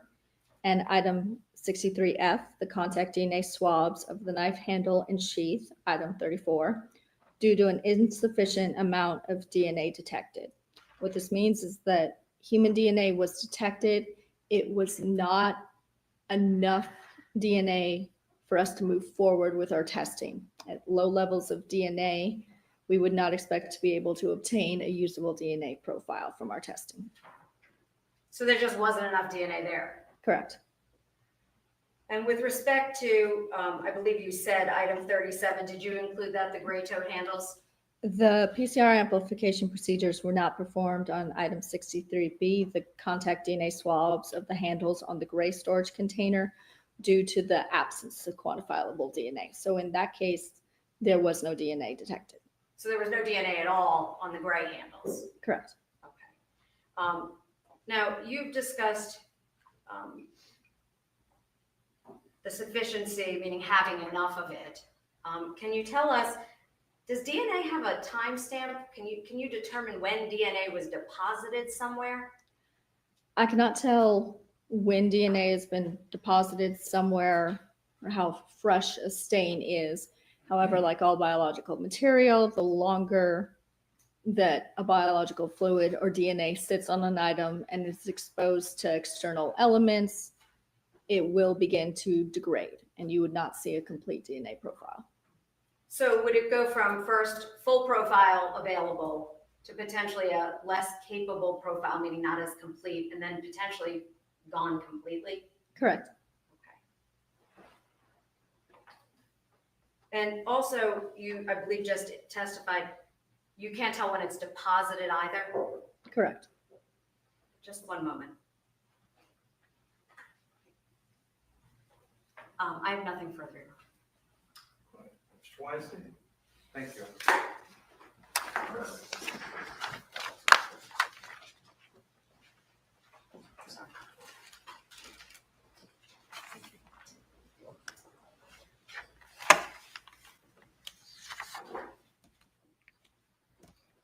Good morning, Good Ms. morning. Ransom. I'm assuming it's still morning. I didn't check before I came up here. My name is Doug Weinstein. I represent Mr. Kassotis in this case. Well, hello to you too. I just have a few questions for you.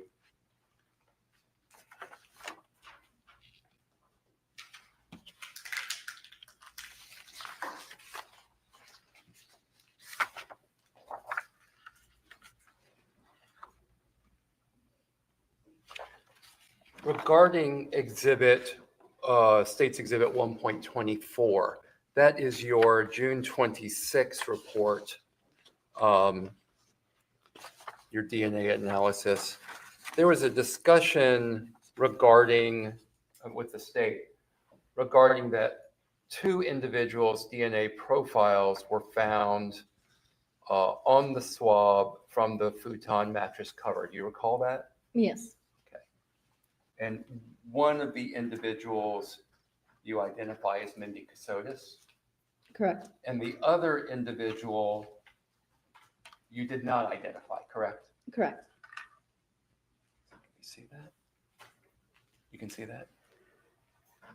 Yes. Of course, I don't know what we're seeing, but I can't. You're welcome to. Thank you.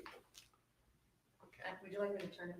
No, it's okay. Thank you. Can you see this portion here where it says it may be possible to draw conclusions? Yes, I can. Would you read that? Can you read that paragraph? Yes, it may be possible to draw conclusions on all contributors from item 72, swap from futon mattress cover, item 64, utilizing TrueLeal casework software. Please contact a forensic biology manager to discuss TrueLeal casework software analysis on item 72, swap from futon mattress cover, item 64. Adequate known reference samples from the subject and a elimination individual will need to be submitted. Did you write that paragraph? Yes.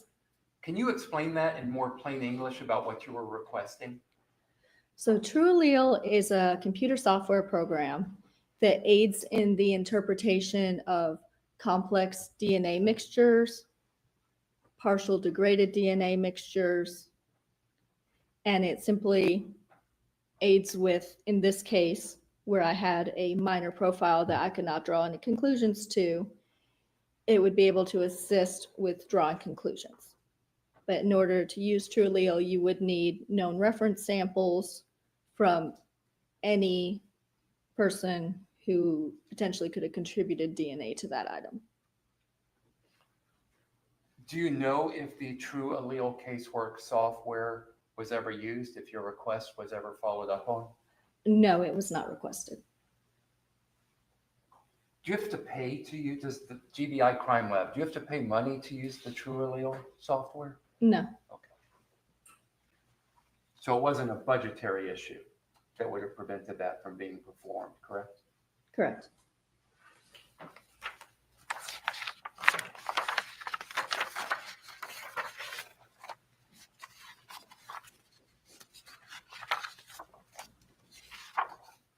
With respect to States Exhibit 1.73, which is the May 24th, 2023 report, you received packages containing, I guess, 4 different floor samples as well as a sample from the den wall, correct? Correct. 5 floor samples, sorry. Oh, I'm sorry, five floor samples? Oh, yeah, okay, I'm sorry.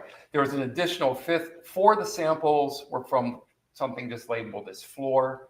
There was a 5th sample labeled bedroom floor. Correct. With respect to the 4 samples from the floor and the den wall, do you know if they were submitted for DNA testing?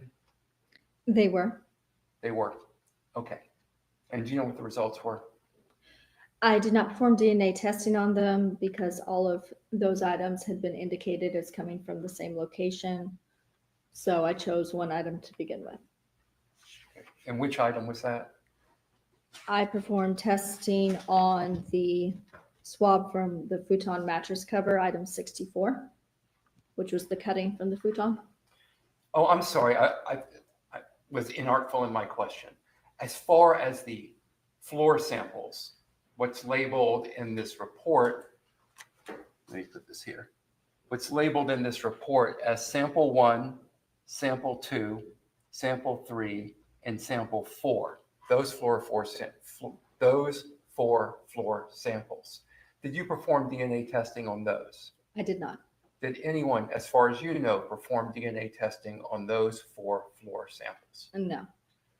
And what about sample 5, the den wall? Did you perform DNA testing on the den wall sample? No, I did not. As far as you know, did anyone perform DNA testing on the wall sample? No. Court's indulgence for just a moment. Okay, I have no further questions, Your Honor. Anything on that, right? No, Your Honor. All right. Thank you, ma'am. You're excused. Thank you. Have a good day. Your Honor, may we approach? Yes,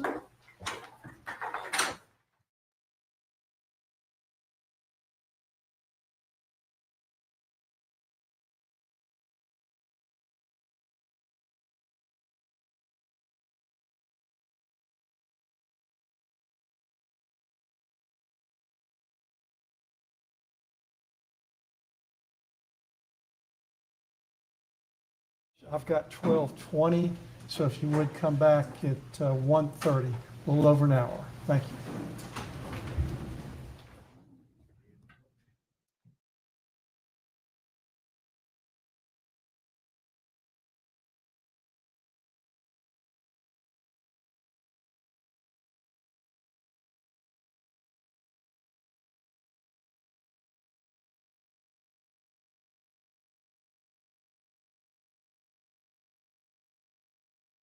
For those of you who know, my brother-in-law passed away a few weeks ago, and my sister's father came down here.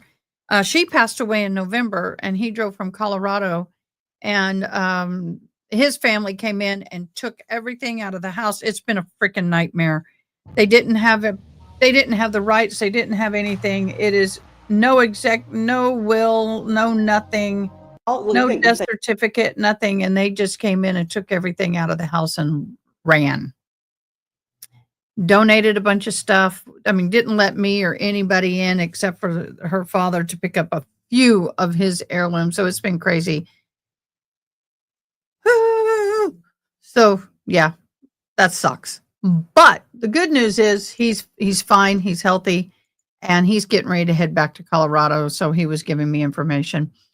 That's a long trip for an almost 80-year-old man. So he's amazing. Appreciate you. Love you, Larry. So this is our bingo card as far as I know it, unless Miss June, something changed since we last communicated. Tracy died in November. Somebody else I know died in December. My dog died in March. Doug just died. We had the flood. I mean, it's been a lot. And I won't lie. But right now, it's just really heartbreaking because the family took things that belonged to me that were on loan to Doug. One of these big, huge poles that I used to hold up my light system and cameras. They took it. They lied to me. They didn't give it to me when they promised me they would. So, hold on. I can do it right now. We're on lunch break. So long story short, it was a very difficult thing. And people have wills and have somebody else outside the household have a copy. That's all I'm going to say. But I got you guys, and you guys are awesome. The courtroom has been emptied the last couple of days. The first day it was really packed. This is very good. Your birthday is on V-Day. Your birthday's on V-Day? Oh, you're a victory baby. You are.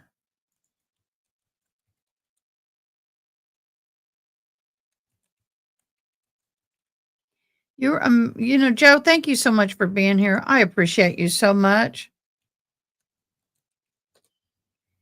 My mouse has been real squirrely today. I've charged it. I've done everything I can, and it's not moving and tracking very well.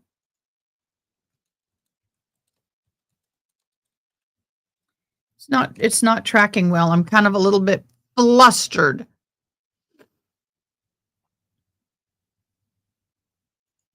A little bit flustered.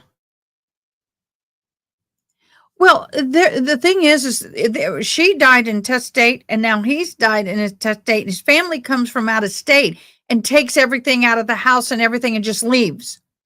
They're not, because the landlord wants everything out. It's just been a mess. They shredded all the documents to his business, and his business was accounting, and you can't do that. So somebody's going to get in trouble with tax. Amy, random off-topic question. I thought of it and then thought of you because you're the most qualified person to ask. Oh, God help you. Do you know of any programs to help disabled folks buy a house? What state? Unless you're veteran? No. Section 8 HUD housing. That's it. But no, not anything specifically. Veterans, yes. Disabled vets, but not regular people. No, I wish I did. No, I don't know anything out there in Texas. And, but under HUD, you can apply for HUD and get a home through them, but it's a lot of work, boo.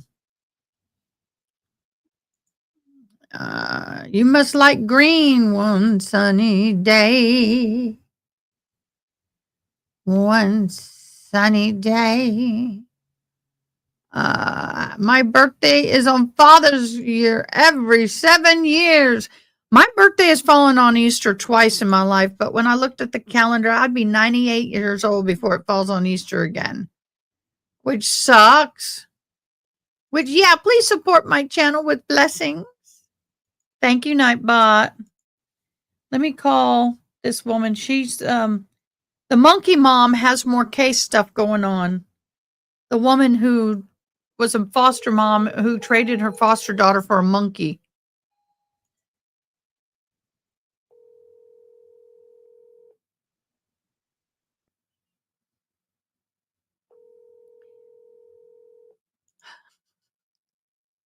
Yeah, there's a monkey mom.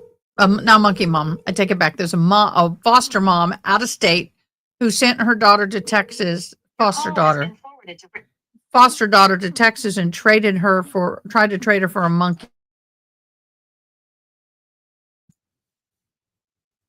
And I do have that geared up for us to watch. But I also have something else. I want to do this now. And then goes on. This is about attorney from former Kentucky sheriff accusing the killing. The judge aims to use a unsealed psychological. My mouse is tripping. Psychological evaluation. It's ahead of a scheduled hearing next week. Steins' defense previously filed a motion to dismiss the indictment. Steins is charged in the shooting death of Letcher County Judge Kevin Mullins. Steins' defense plans to plead insanity in the case. At Grainger, we have over 1 million products, including the ones that help keep your workplace safe and sound. Shop our vast inventory of safety products at Grainger.com. Grainger, for the ones who get it done. Then enchanted to meet you, and this song was actually playing when I had her. Meet Noah Hale from Norwalk. She might be one of the youngest Swifties ever. That's because her mom never really gave her a choice. And so we knew as soon. Sorry, my mouse has been super squirrely, and I don't know what's going on with that. Super squirrely, and what is it?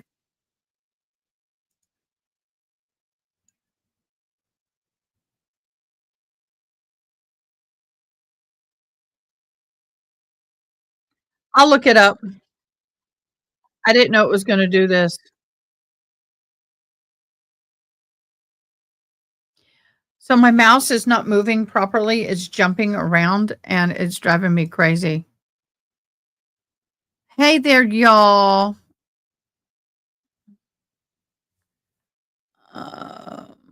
Let me go back and see if I can pull a video from YouTube and not the news, because I don't like the newscasting videos.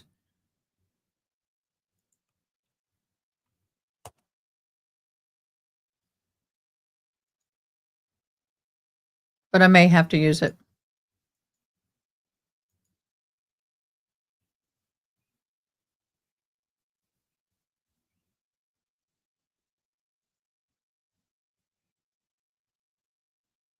My mouse is giving me hell, y'all.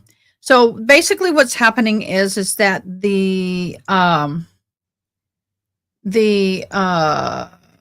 okay, that's not on there. The attorney for Steins is wanting his psychological evaluation released, so it's made public, because they're going to use that in court.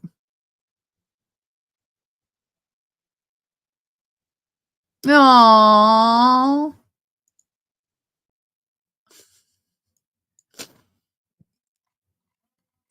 So yeah. Hey, Miss June. Thank you guys for the bingo card. We might want to. My mouse doesn't have batteries, Mandy. It's a rechargeable mouse, and I've had it on the charger all day. So we'll see. It says it's fully charged. Yeah, I don't know. June, can you answer that? Do you ever want to argue with a grumpy Marine? I'd say not. I'd say not. I say not. I say not.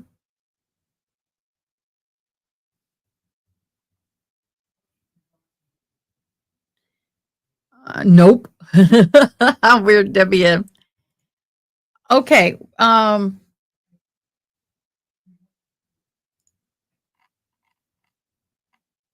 I'm looking, somebody sent me something to look at.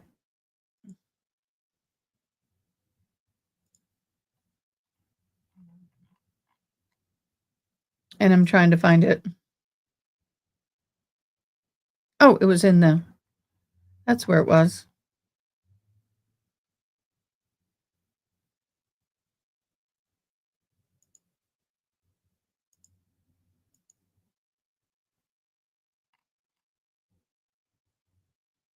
Brenda George. Where did it go?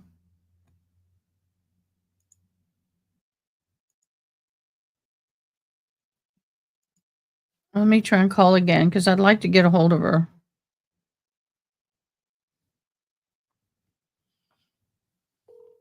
New charges have been found against Brenda Deutsch, and that's what I'm looking for.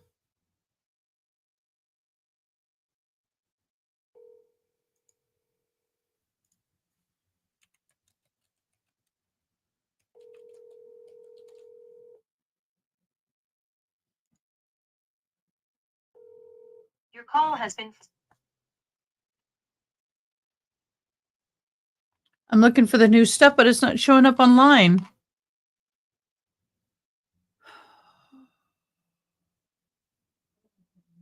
There were new charges and I had it and I lost it. Let me see. Nope, nope, nope, nope. Nope, nope, nope, nope. I'll find it in a minute. Brenda Deutsch is a woman who is being brought up on charges, and we're going to follow her because I own a monkey. And the monkey community is going crazy because now my keypads, something's going on. Everything's wigging out.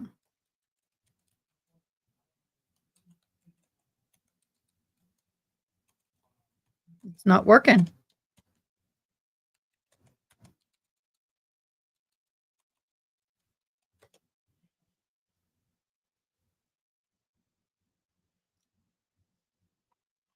There's some new stuff going on in the case, and I can't seem to. Okay, let me go ahead and give you my rundown on Brenda Deutsch.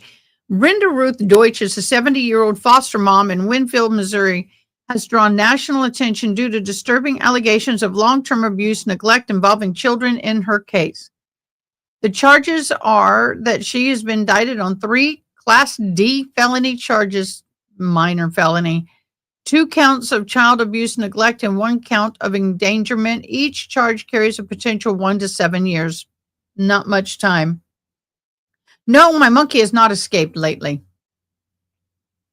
She allegedly abused dozens of foster and adopted children over the span of 20 years, having fostered more than 200 during that time. And there are shocking claims involving trading a teenage girl for a monkey with a fellow exotic animal collector in Texas. The girl was found living in squalid conditions, left alone for days while the woman cared for the exotic animals. So the girl was found in very deplorable conditions here, but they were just as bad up with the foster mom. The girl reported being physically abused, including hit with paddles, shoes, and wooden trims. She also described being held down during a beating and having her belongings taken and donated as punishment. Deutsch was arrested in April of 25 with an anonymous tip to the Missouri Department of Social Services. Her bond was set at $250,000, which her attorney unsuccessfully tried to reduce. Well, guess what? It was reduced to $50,000. Prosecutors allege that she attempted to interfere with the investigation from jail, including trying to dissuade witnesses and remove surveillance cameras from her property. The prosecutors described abuse as systematic and heinous, suggesting these cases may just be beginning of the broader investigation. Despite the severity of the charges, Deutsch had received community support, with several individuals offering letters of support and attending her hearings. Well, I actually have a connection with her daughter, and she texted me at 11:27, and now I can't get a hold of her. Yeah, I agree. I agree. So, Brenda Deutsch.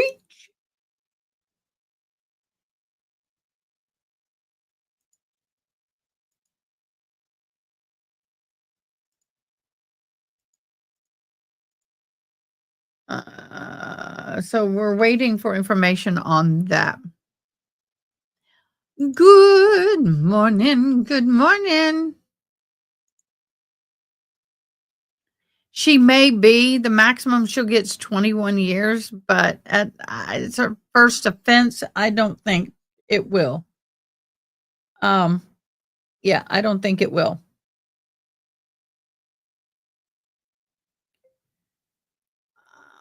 We are going to be on lunch break till 1:30 my time. Hour and 45 minutes. So when you get done, you want to hop on? Voice only, that's fine. I'm trying to find the latest documentation and I cannot. I know something's happened in the case.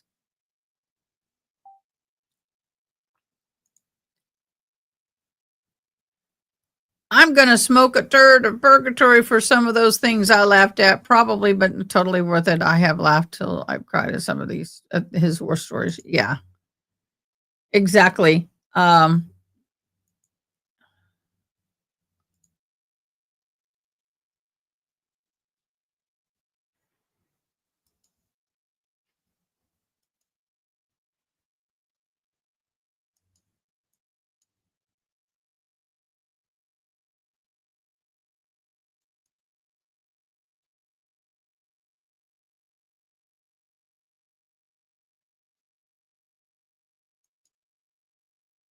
Well, they finally put my brother-in-law's funeral up online. Oh, Bria did a.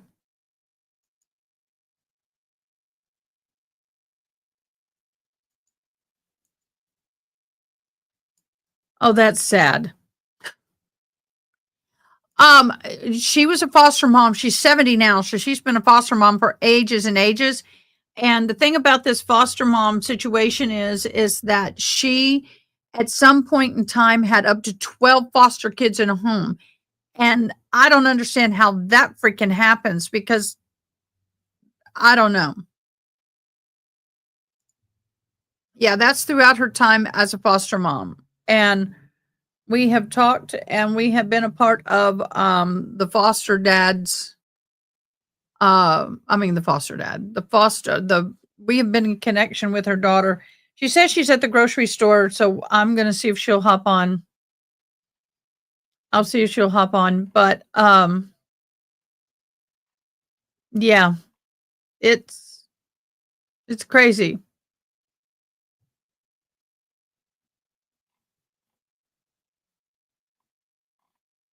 Absolutely insane.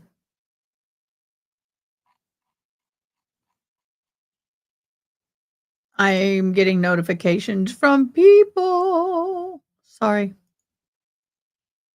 So I look forward to hearing from Brenda Deutsch's daughter. Yeah, we all have a weird sense of humor. Okay, case one. It's my understanding that they can't put 12 foster kids in one household. And she said that the daughter said that when they came to the door, a lot of times they wouldn't let them in. The foster care system had no idea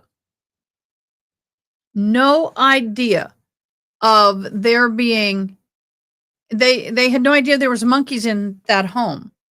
The foster mother, Brenda, had monkeys in the home.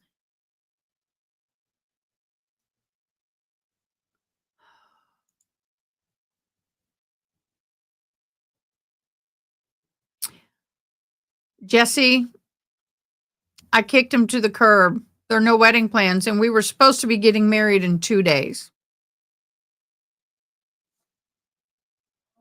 So Saturday is going to be a very hard day for me. Saturday would have been my wedding day. So there are no wedding plans. He was a liar, a fraud, and a cheat, all in one word, all in 3 words: liar, fraud, and cheat.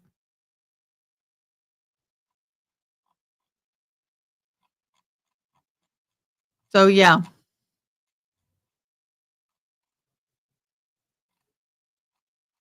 It was horrible.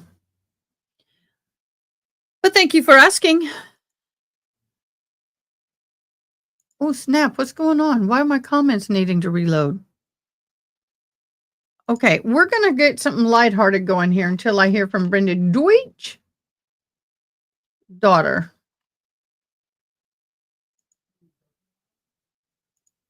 We're going to do some AI memes.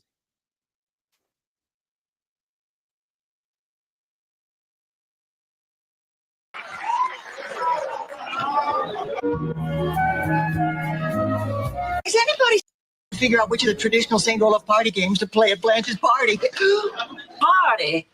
Is that why you've been sneaking around trying to find out my age? A party? I forbid it. Blanche, a party is a celebration of life. And it's not just for you, but for your friends who love you. No. Stop being so vain. You can't stay 42 forever. Yes, you can. If you eat right, exercise regularly, and live with women who look a lot older than you.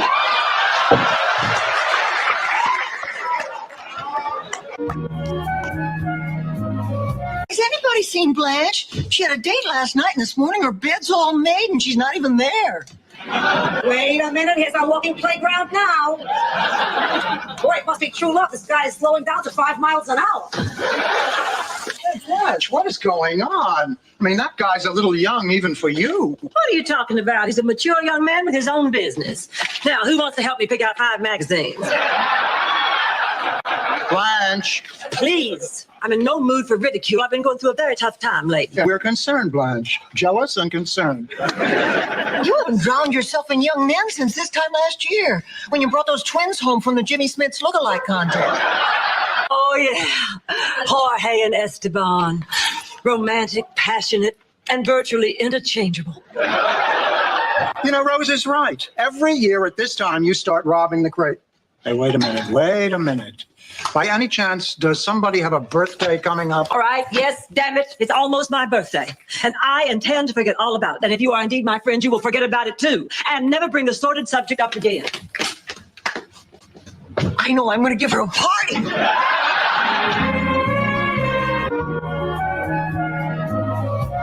Here it is.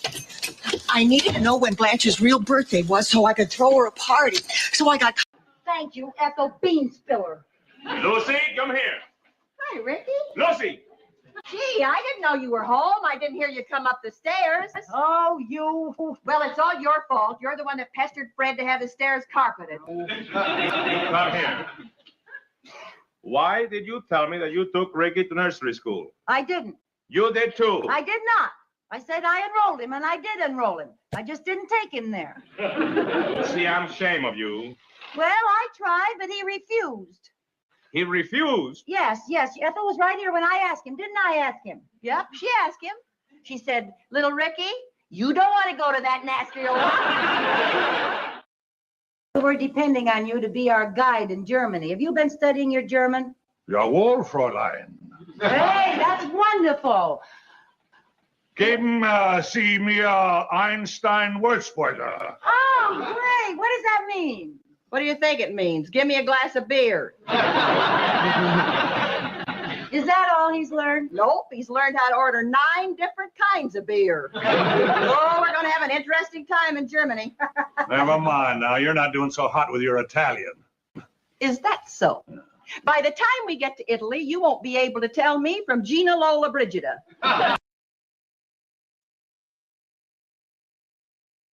I had a bottle of battery acid, I would give you a chemical peel. Just scrub all of that ugly off your face. I know you, my brother. And the only reason I'm letting you stay in my house is to get your check. But I can still get your check. If you come up missing, keep trying, but you're going to end up in the Chattahoochee River. You know what I'm going to do? I'm going to give you a prostate exam with this foot right here. Say something else. The hell you ain't either. This ass, do not enter. Sign on it. Tattoo, do not enter back. Mabel, what the hell wrong with you? You don't be coming. Wake the hell up. You about to give me a heart attack, Mabel. You too damn ugly to be waking somebody up in the middle of the night. I told you about that. You got to ease that ugly up on people. You can't just show it to them all at once. Code 5, Code 5. Hurry up. Get out of the bed. Code 5, yeah, go get him, Mabel. Hell, you look like armed services. Ain't nothing in here for me. This your Mabel Simmons, you're her new foster mother. Oh, hell no. It's a reason why God put a woman through menopause. I'm past 60, honey. You know what that means? After that time, you're supposed to be bothered with no man kids. I'm sorry, I was that little girl. I don't know her. I know she might be one of them Sandinistas.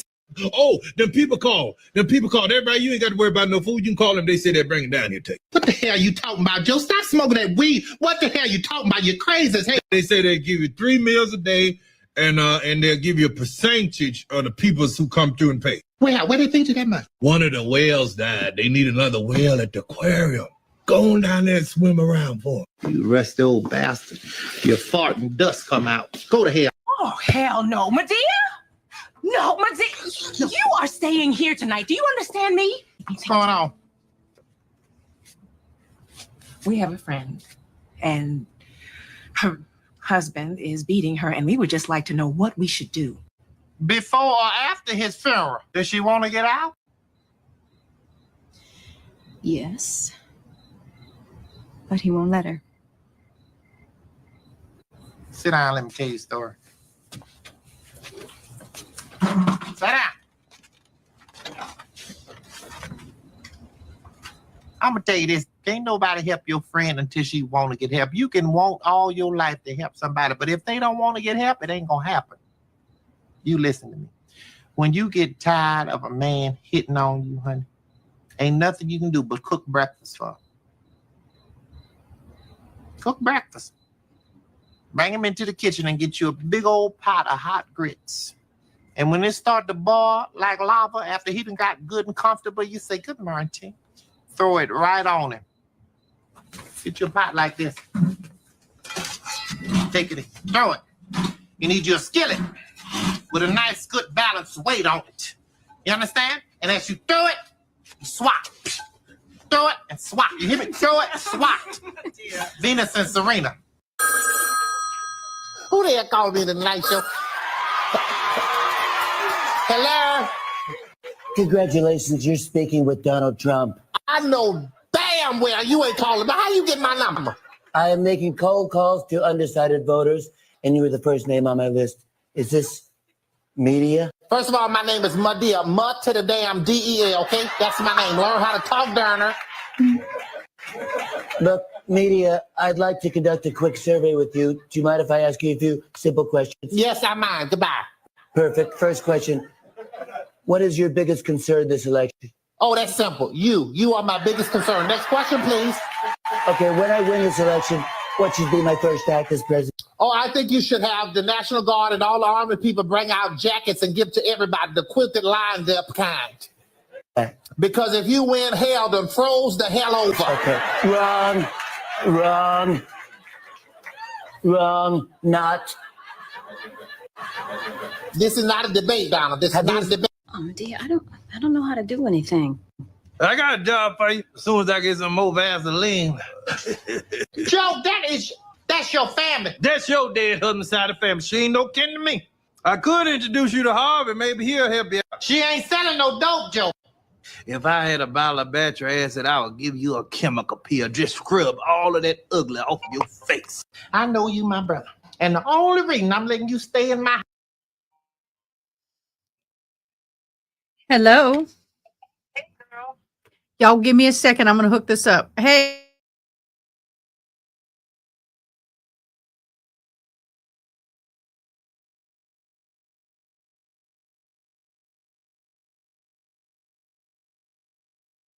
Hold on. Y'all, I'm going to try and get this hooked up. Give me a split second. Can you give me... Can you go ahead and say something, love? I don't know why I'm not getting you. Well, I'm plugged you into my machine, and it ain't coming through. Let me call you back. Let me call you back. Okay. Hey, I'm going to send you the link on the show. That's going to be the easiest way, okay? All right, bye. I don't know why that didn't want to work, y'all. I have no idea, but we're going to get her.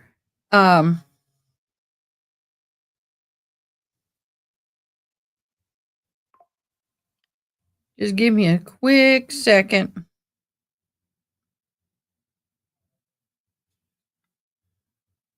Give me a quick second.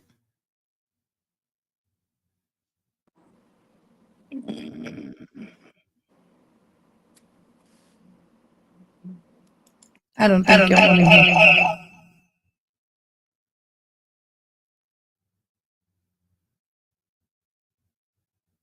Okay, that didn't work very well, but that's okay. I got what I needed. There we go. So I'm inviting her on the show. So this is the daughter to Brenda Deutsch. I don't know why I want to go Deutsch.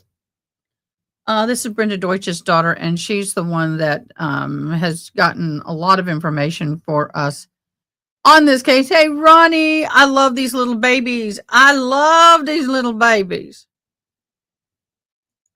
Oh, there she is. Let me bring her on stage. Work on stage. Give me a minute, love. Hey, love, how are you? Oh, it's just hanging on. Well, I know there's. I gotta get your sound up a little bit more. So I don't know what all's happening. I tried to find it. I knew something happened, but I couldn't find the link for it.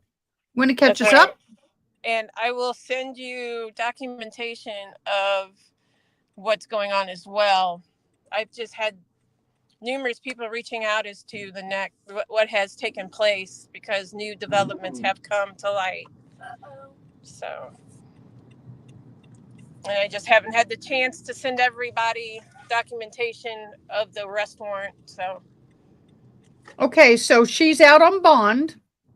yes. So the beginning of the week, 4 more Class D felonies came to the surface.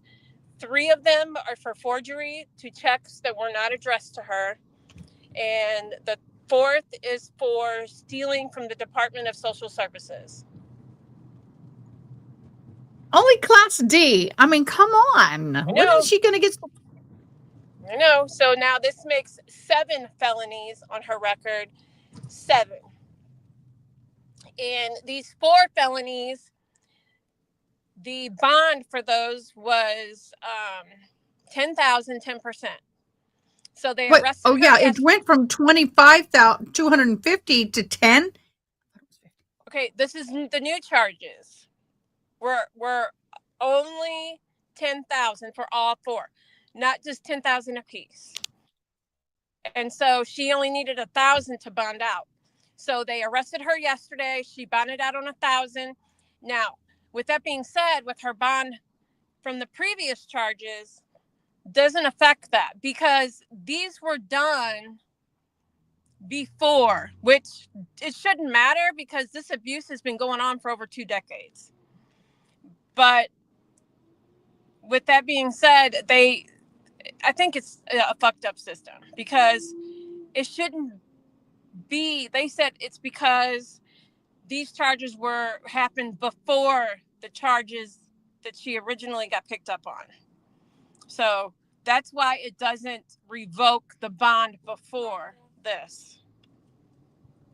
Because I asked, I'm like, okay, so why aren't we revoking her bond? Because, this should revoke the bond that she initially had. And they said no, because these charges are they are backdating them from before the charges of child abuse.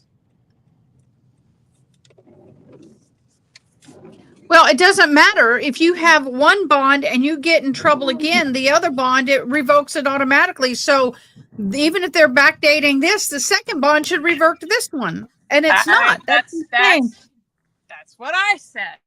So I started making some phone calls, and that was the answer is these are being dated to before those charges. So it doesn't, they said they can't revoke her bond. I'm like, the fuck you can't. So they won't do it. I am just okay. So run down what all of her charges are now, because I don't have it in front of me. There's 7. There are 7 now. So I will run down what they are. Two of them are for child abuse. One is for endangering the welfare of a child. And then, let's see, that's 3. So then there's 3 forgery charges for signing checks that don't belong to her. And another charge of stealing from the Department of Social Services.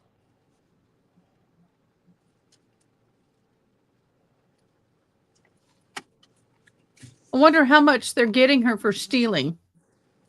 $952 and some odd cents. That's all? Yes, and I will send you those documents. So in other words, they're predating these as though she had already been arrested before she was ever arrested and out on bond. So they can't revoke her bond, flipping loopholes. Oh, Tinkitude. You're right. So, there's Why- something else that And might... that proceed. Why are they doing that unless there's a procedural matter that they have to deal with? I don't understand this. I don't either. But I was told, hold on. Which email did you send it to? The Gmail or Yahoo? I haven't sent you anything yet. I'm working on it. I've just got so many documentations of everything. So, all right. I'm floored. Shit. I was ready for a bond revocation. I'm like, come on. Nope. So Oh my gosh. Well, I know you're I know you're concerned for your safety and everything. How is all that going? Is she behaving and all that? I have not been contacted by her. So, I mean, that's a good thing. However, my friend. Don't you have a restraining order? No, I do not. You can't get one? Have you tried? Not on her, no. And they explained to me, unless I've been bodily harmed, there's really no justification to do that. So, my mouse is squirrely as hell for some reason today. It's driving me crazy. Okay, I'm going to download this, the warrant for her arrest. Download it. And then I also have some more documentation that I have not downloaded to my phone yet. There's something else that might develop. I can't talk about it right now. So we'll see what happens. Just, if there's something else develop, will it be stricter, harder, more? I don't know. Jail time? We can only hope. We'll see what happens. Hopefully by the end of next week, we'll know something. So here is the arrest warrant. Stealing of $750 or more, felony D, offense 5th of August of 22. So that's when it happened. Yes. So that's why that's the offense date, but that does not mean the charge date. There's a difference as far as the offense date versus charge dates. Right. So the forgery felony D, 23rd of September 22, 6th of May, and 8th of September of 24. $10,000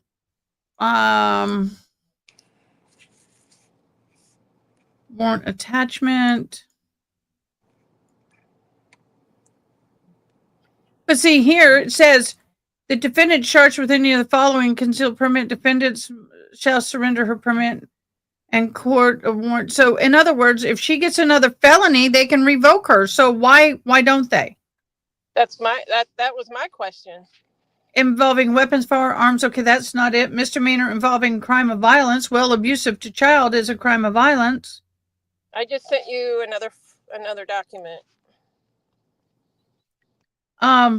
It just tells me that there's I can't open it. It's just telling me there's a Chrome external file, but the file is not there. All right, hold on. Wow, y'all. Give me just a second. I'm in the process of getting you more documents. Okay, so the thing is what, yeah, 900 ain't crap. Good for you, Ronnie. Okay, with her out on bond, how are their family members being protected from her contacting them? Does the foster children have protective orders for her? I don't That's know. the question. I can't answer because I don't know. All right, let's see. So Tinkitude says, almost sounds like somebody's trying to cover something up. Exactly. I can't see what they're saying because I'm trying to send you some documents. So That's okay. I'll read it. Or they have something big in store and nobody knows about it. that's what I'm thinking because I think they waited for this. I'm thinking, Okay, it came through. Something came through. All right, I'm getting more I got more documents that I'm trying to send you. Okay, stop doing that. Give me just a minute. So, yeah, we're going to do another deep dive into this. Why don't we wait and see what you're talking about and see if it comes to fruition, and then if it does, I'll have you on again, but don't go anywhere. I'm not cutting you off. Nope, I'm in the process of sending you some more documents. Like I said, don't feel bad. I've just been overloaded with a bunch of lawyer stuff and other legal issues that I'm not in trouble or anything, but still, you know how it is. No, but usually when you're in one little battle like this, you end up in another one. I am. Okay.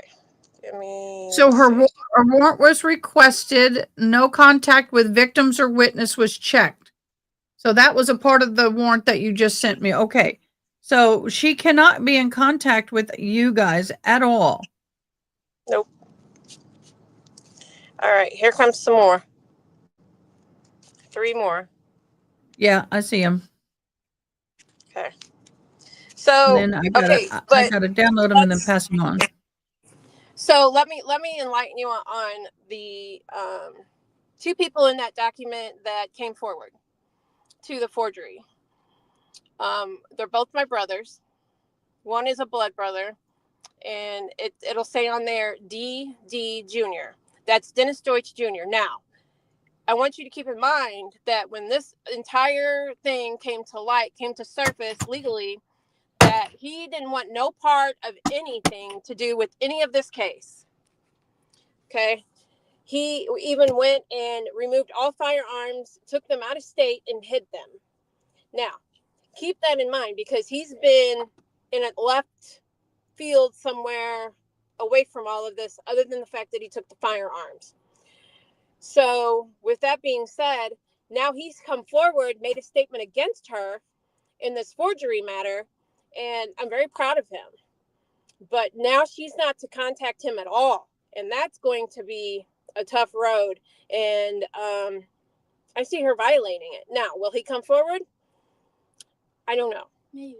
Tim, she's not allowed to contact him either now, and he was helping her mow the grass and such. So that's going to stop.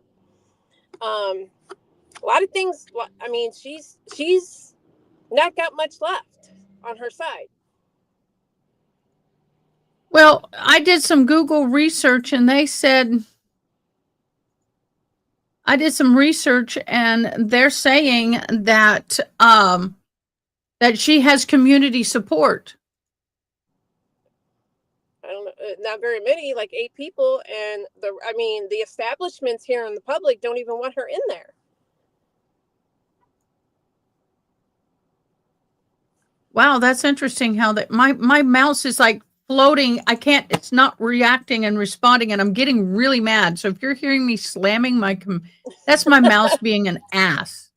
Yes. It's like, why are you acting like this? It's not a battery mouse, so it doesn't oh, I just lost everything. Dagnabbit. It's just going off all over. My windows it's just going crazy. And I'm getting very angry. Yeah. So what's the next step for her? We don't know. But the court's coming up in September. I got to get some papers together and filed, and we'll see what happens.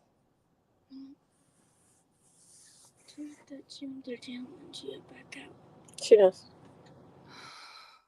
So I don't know if I don't know if they're going to use that same court date for these new charges or what's going to happen. I'm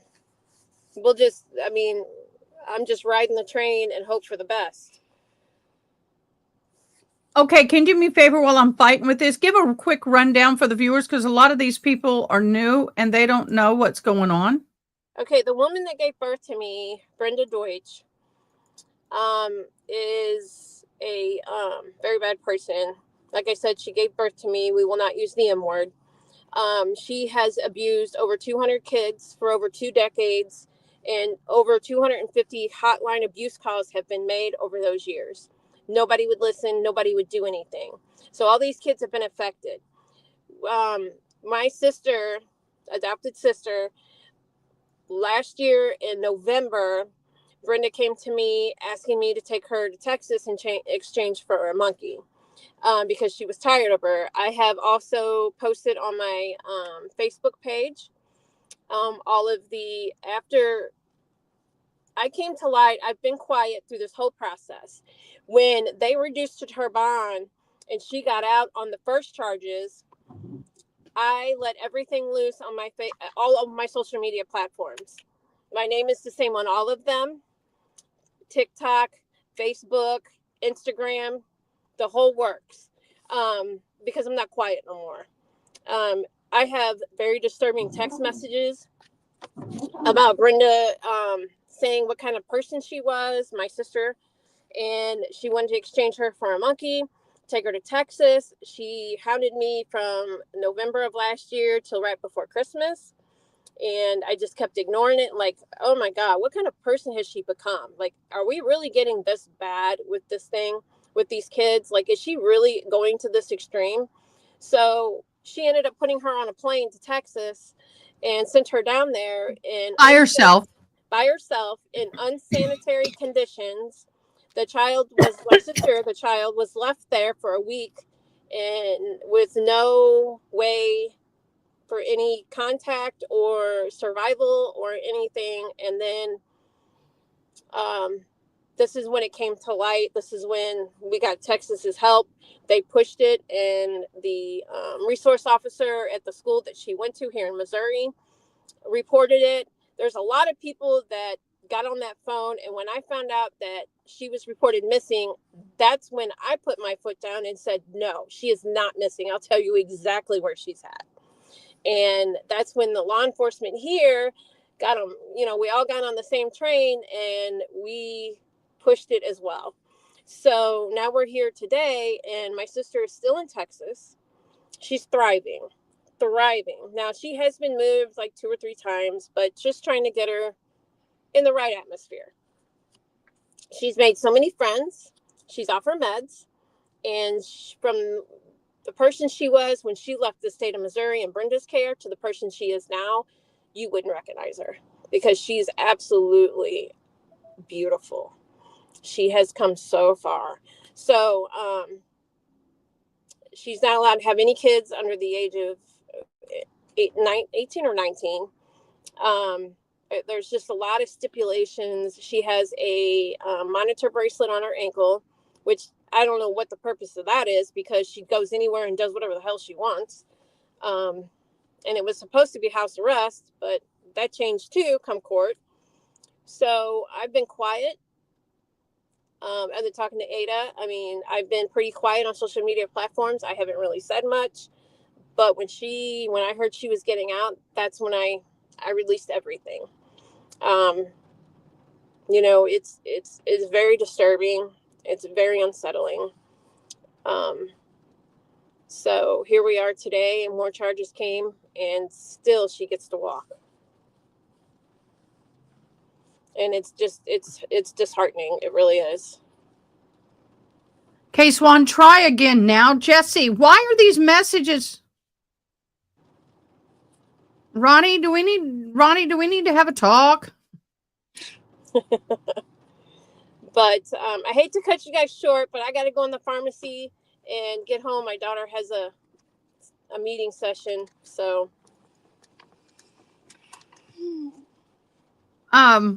Well, thank you so much for hopping in. We will do a deep dive. We'll schedule it. But please keep me updated. You said in about a week or so? Hopefully by the end of next week, we might know something. Okay. We'll talk off. That'll work. So you're going into a meeting right now? I have to go into the pharmacy and then get her home for a meeting that my daughter has, and then we got groceries to unload. So do me a favor. What time is it there? Your time? 12:19. All right, we're in the same time zone. So later this evening, I'll call you. Okay? Sounds good. I got to get caught up. All right. Thanks, love. No Bye. problem. Bye. So that is the daughter of Brenda Deutsch. I don't know why I want to go Deutsch. It's just fun. But I do have her arrest of the felony complaint. Comes now the assistant prosecuting attorney in the county of Lincoln, the state of Missouri, being duly sworn. So we can look at that, I think.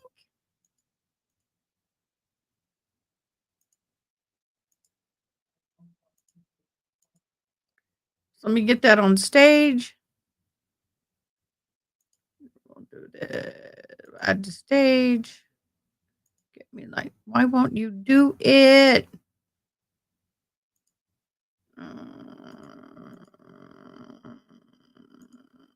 There we go. Let me see if I can embiggen.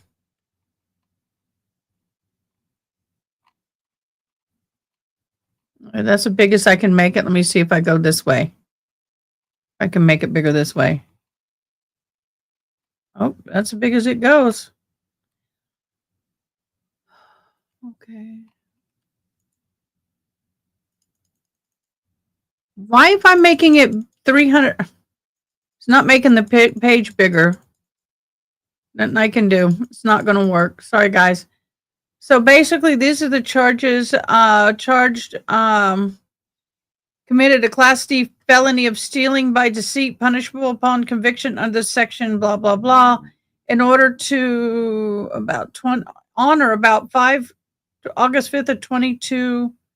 Defendant appropriated monies of $962.50, which property of the possession of the Department of Social Services. The defendant appropriated such property from the Department of Social Services with the purpose of depriving thereof the descendant.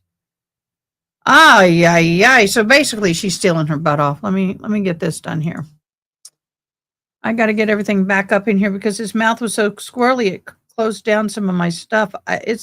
It almost feels like somebody else has control of my mouse. It really, really does. And that sucks. Royally. Okay, guys, I'm going to take a minute and go have my lunch break. We will be back before 1:30. Everybody get a stretch break in. Take care of yourself. Have a breather. Go walk around the block. We'll see you in a minute.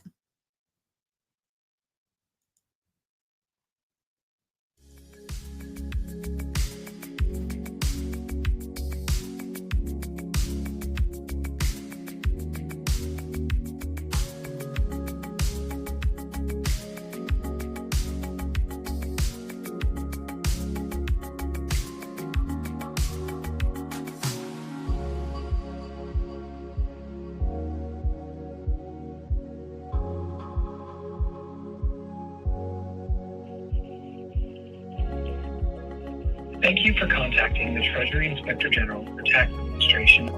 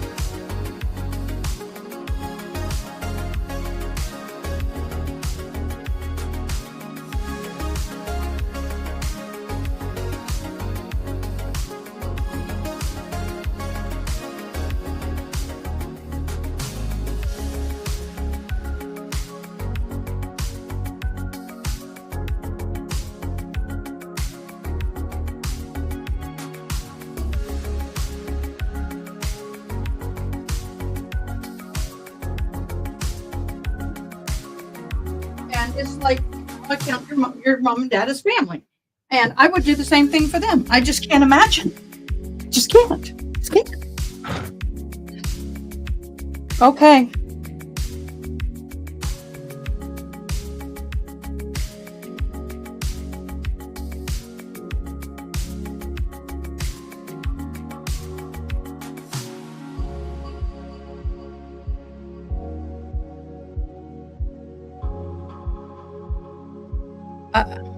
I don't know. No will, no nothing.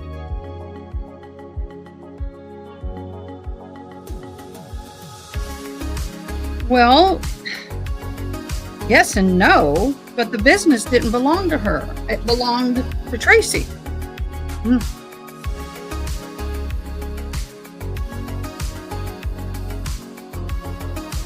Okay, even if she didn't have a will and she was in intestate? Yep.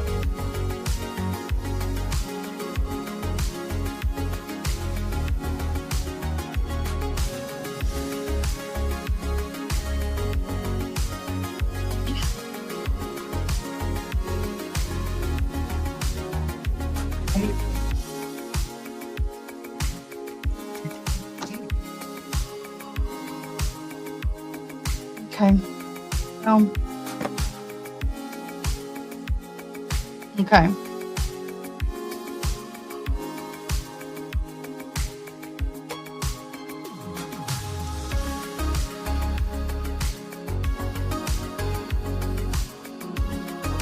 Yeah, she had one daughter, and that was her biological.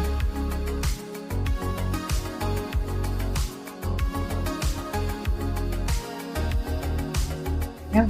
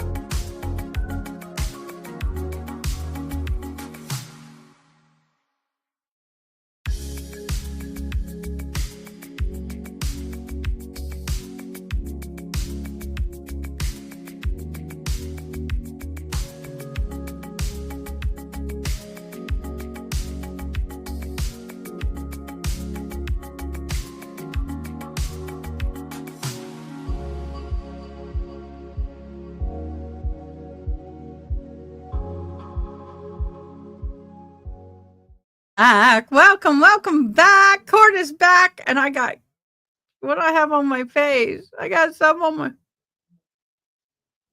my face. That's weird. Welcome back. Court is back in session. I will get that up. Give me just a second. Thank you guys. They come back early. They say 1:30 and then they're back early. I'm on like, hey, I'm up for this. They're on the ball today.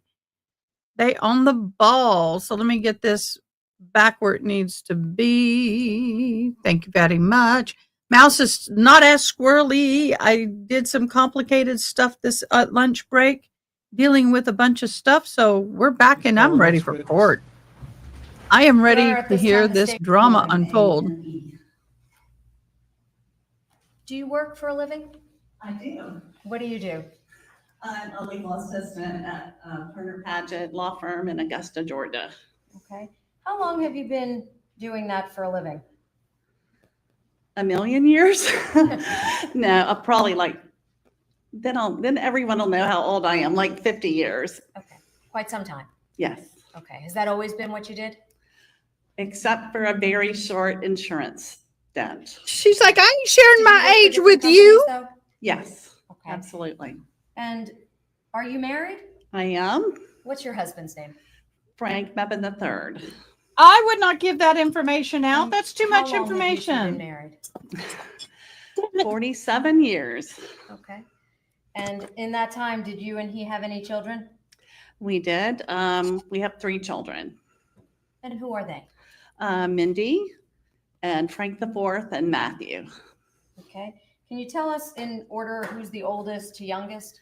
Yes, Mindy's the oldest, and Frank the Fourth is the middle child, and Matthew's our surprise. Okay. How old is Matthew? He's 21. And Frank the fourth? 40. And how old was Mindy when she passed? She was 40. Okay. So that's about 3 years ago now, is that correct? Yes, ma'am. Is Frank the fourth married? He is. What's his wife's name? Megan Beckmeyer Mebane. Okay. And what about Mindy? Was she married? She was. Who was she married to? Nicholas Kassotis. And did he have any other name that he went by when you knew him?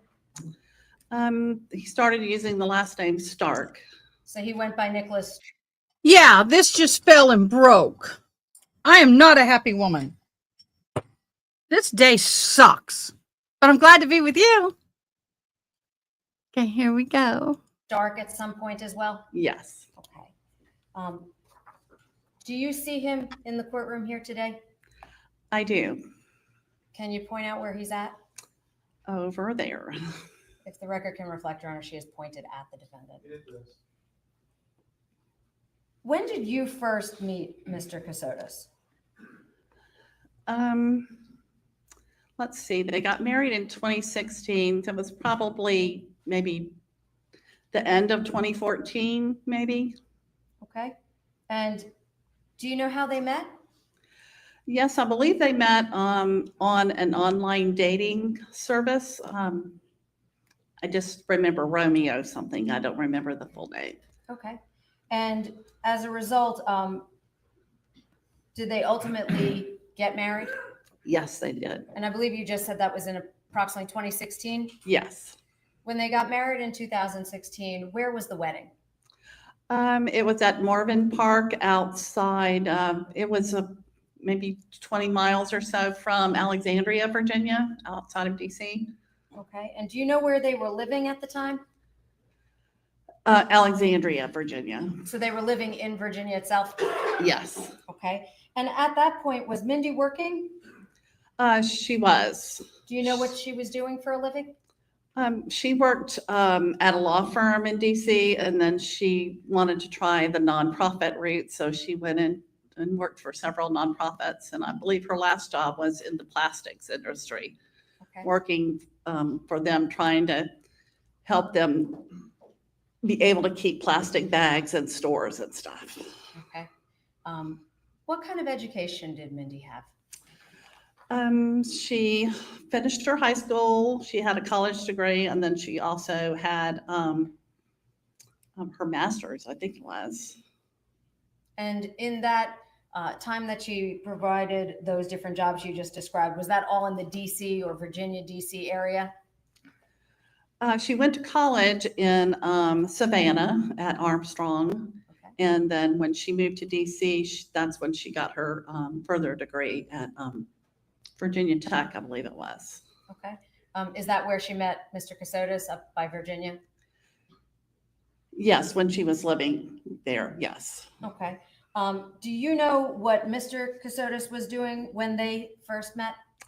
He was working as a JAG at the Pentagon.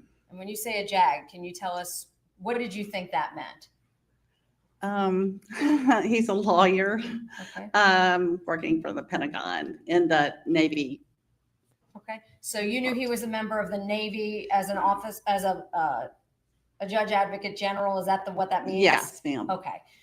Do you know exactly, or did you know exactly what his job description was? Like what type of law he did? Did you know? I know he had something to do with foreign affairs. Well, I think he had something to do with foreign affairs. Okay. If you know, did you know what his title or rank was? I do not. Okay. So when he was working at that time, you said he was working at the Pentagon. Is that right? Yes, ma'am. Okay.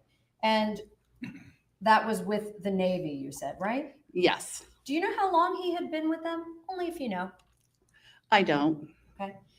But he was there when him and Mindi met? Yes. Okay. Now you said that they were married, and that was outside of, I think you said Morven, is that right? It was a place called Morven Park out. It was a few miles from Alexandria. Okay. Were you present for their wedding? Yes.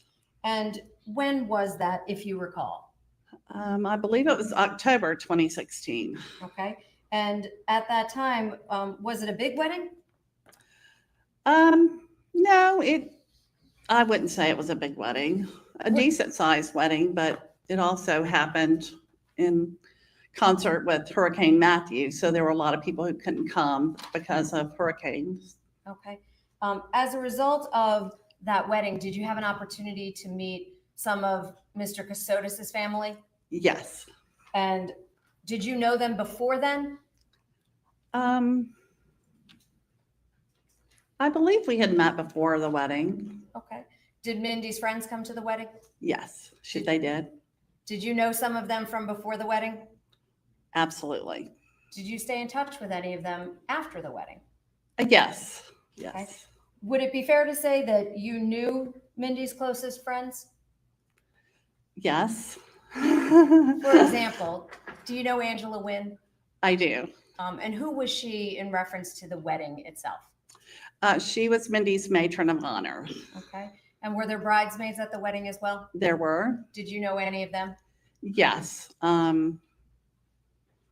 At least one of her friends from high school days and several others. Okay. And did you communicate with them, meaning her friends, ever as a result of your interaction with Mindi? And what I mean by that is because they were Mindy's friends, did you ever have communications with them too? Yes. Okay. Mm-hmm. Do you stay in touch with some of those women now? I do. You indicated that there were people from Mr. Kassotis' family present. Do you recall who was there? Are you talking about at the wedding? At the wedding. His mother and father and his brother. Okay. Do you see any of them here today? Yes. Can you please just point out where they are? Over behind the defense table. And who of them is present? Nick's parents are here. I haven't seen his brother in a while, so I think that's his brother over there also. Okay. And with respect to that, she is sounding very nervous, but what I don't understand and what's really irking me beyond all belief is the fact that they're asking a lot of private questions that I would not want out there. I would not want someone to ask me my children's names, my husband's name, where my husband works. How long have we been there? What are you going to do? Want my blood and social security next? I have a problem with this line of questioning. And if I was a witness, I'd say, Your Honor, there's just some information I'm not handing out because it is not pertinent to this case and I have a right to privacy. This is an evasion of that right. Do you know if Mr. Kassotis had been married before he married Mindi? Yes, I believe he was. Okay. Do you know how many times he had been married before he met Mindi? Only one that I know about. Okay. Did you know her name? No, because I hate to say that. My daughter would just say she who will not be named. Okay. She never really, I didn't know her name. Okay. But you just knew that he had Yes. previously been married. Yes. Okay. Did Mr. Kassotis and your daughter have children? Did they have children? No. During the course of the time that they were married, do you know if they tried to have children? I believe so, yes. Okay. Why do you say that? Well, we were told that Mindi was pregnant, so. Do you know if she had had any miscarriages during the course of their marriage? I think she had one several years before she died, but. Okay. And so it was your understanding that while she was last alive, she was pregnant? Yes. Did they give you an idea, and I say they, I mean, did your daughter specifically tell you when she was due? She didn't specifically tell me. Mr. Kassotis told us. When did he tell you she was due? January 8th. January 8th of 2023. Did they tell you, well, did he tell you whether it was a boy or a girl? I believe he said it was a girl.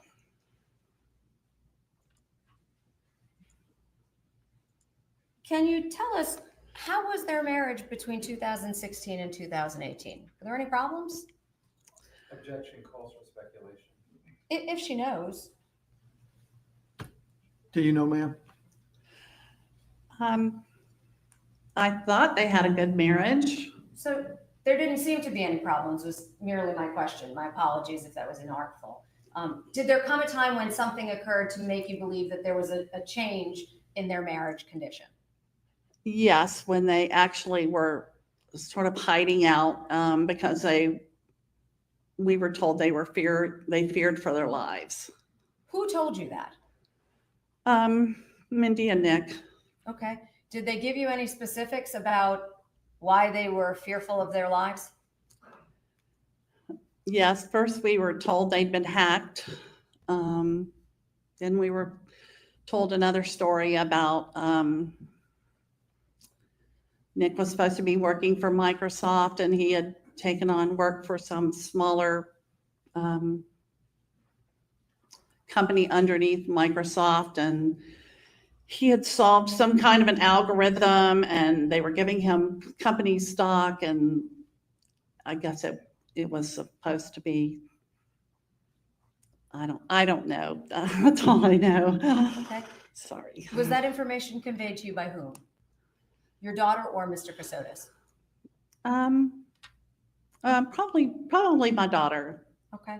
And so she was telling you what the concerns were surrounding their danger? Yes. Okay. And when did this first start happening to you, your recollection? I would say maybe late 2018 or early 2019 would be my best. That's sort of a best guess. Okay. As a result of those problems, did they ever have to move?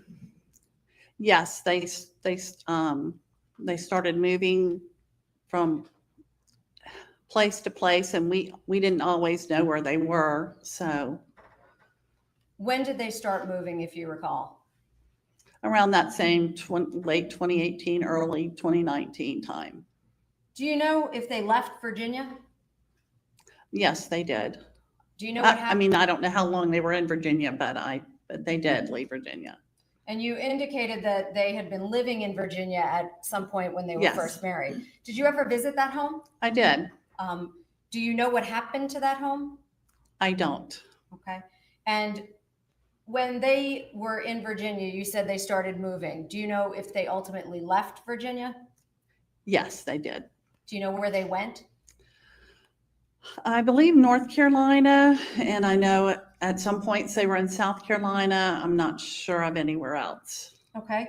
And how did you get information of where they were? We communicated by Signal, the Signal app. Can you tell us what Signal app is to the best that you understood?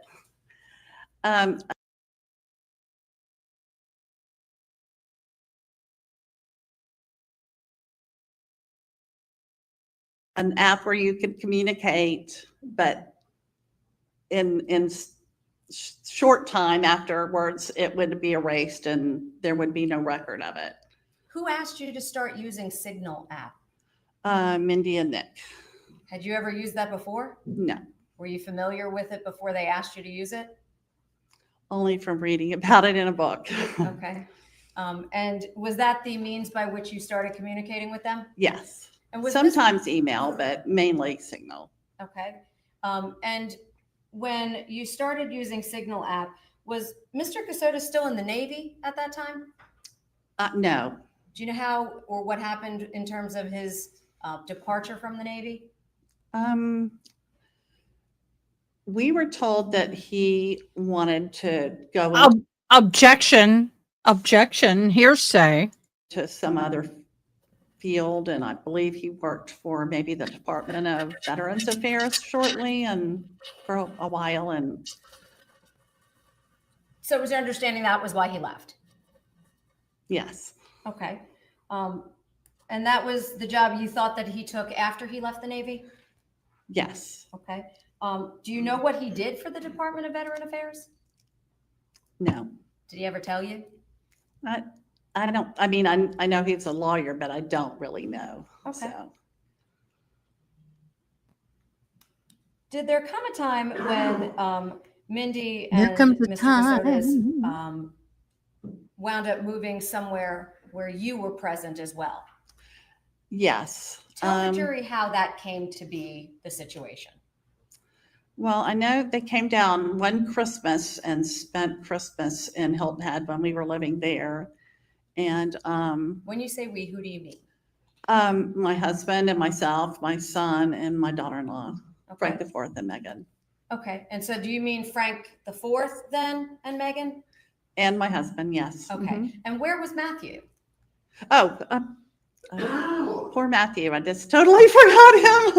Okay. Yes, Matthew also. I'm sorry. Okay. Well, at some point, did Matthew go to school? Yes, he went to college after he graduated high school. So Okay. Was that an away school or was he yes, no, he went to school in Douglas, Georgia, 2 years, and then to Milledgeville 2 years. home? Okay. So he had moved out of the house, Matthew, at that point when he went to college? Yes. Okay. And when you were living with Frank the Fourth and Megan, where in the country were you living at that time? Hilton Head, South Carolina. Okay. And were Mr. Kassotis and your daughter with you at that point? No, they did come.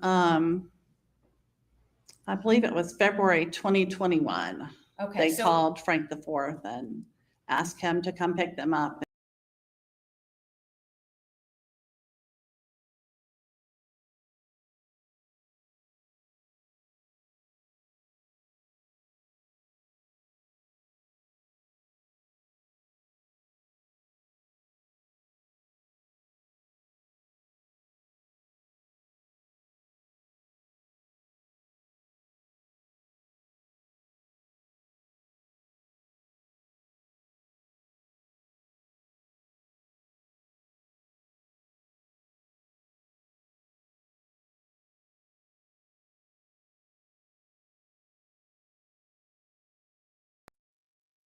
Y'all, I didn't do that. I didn't do that.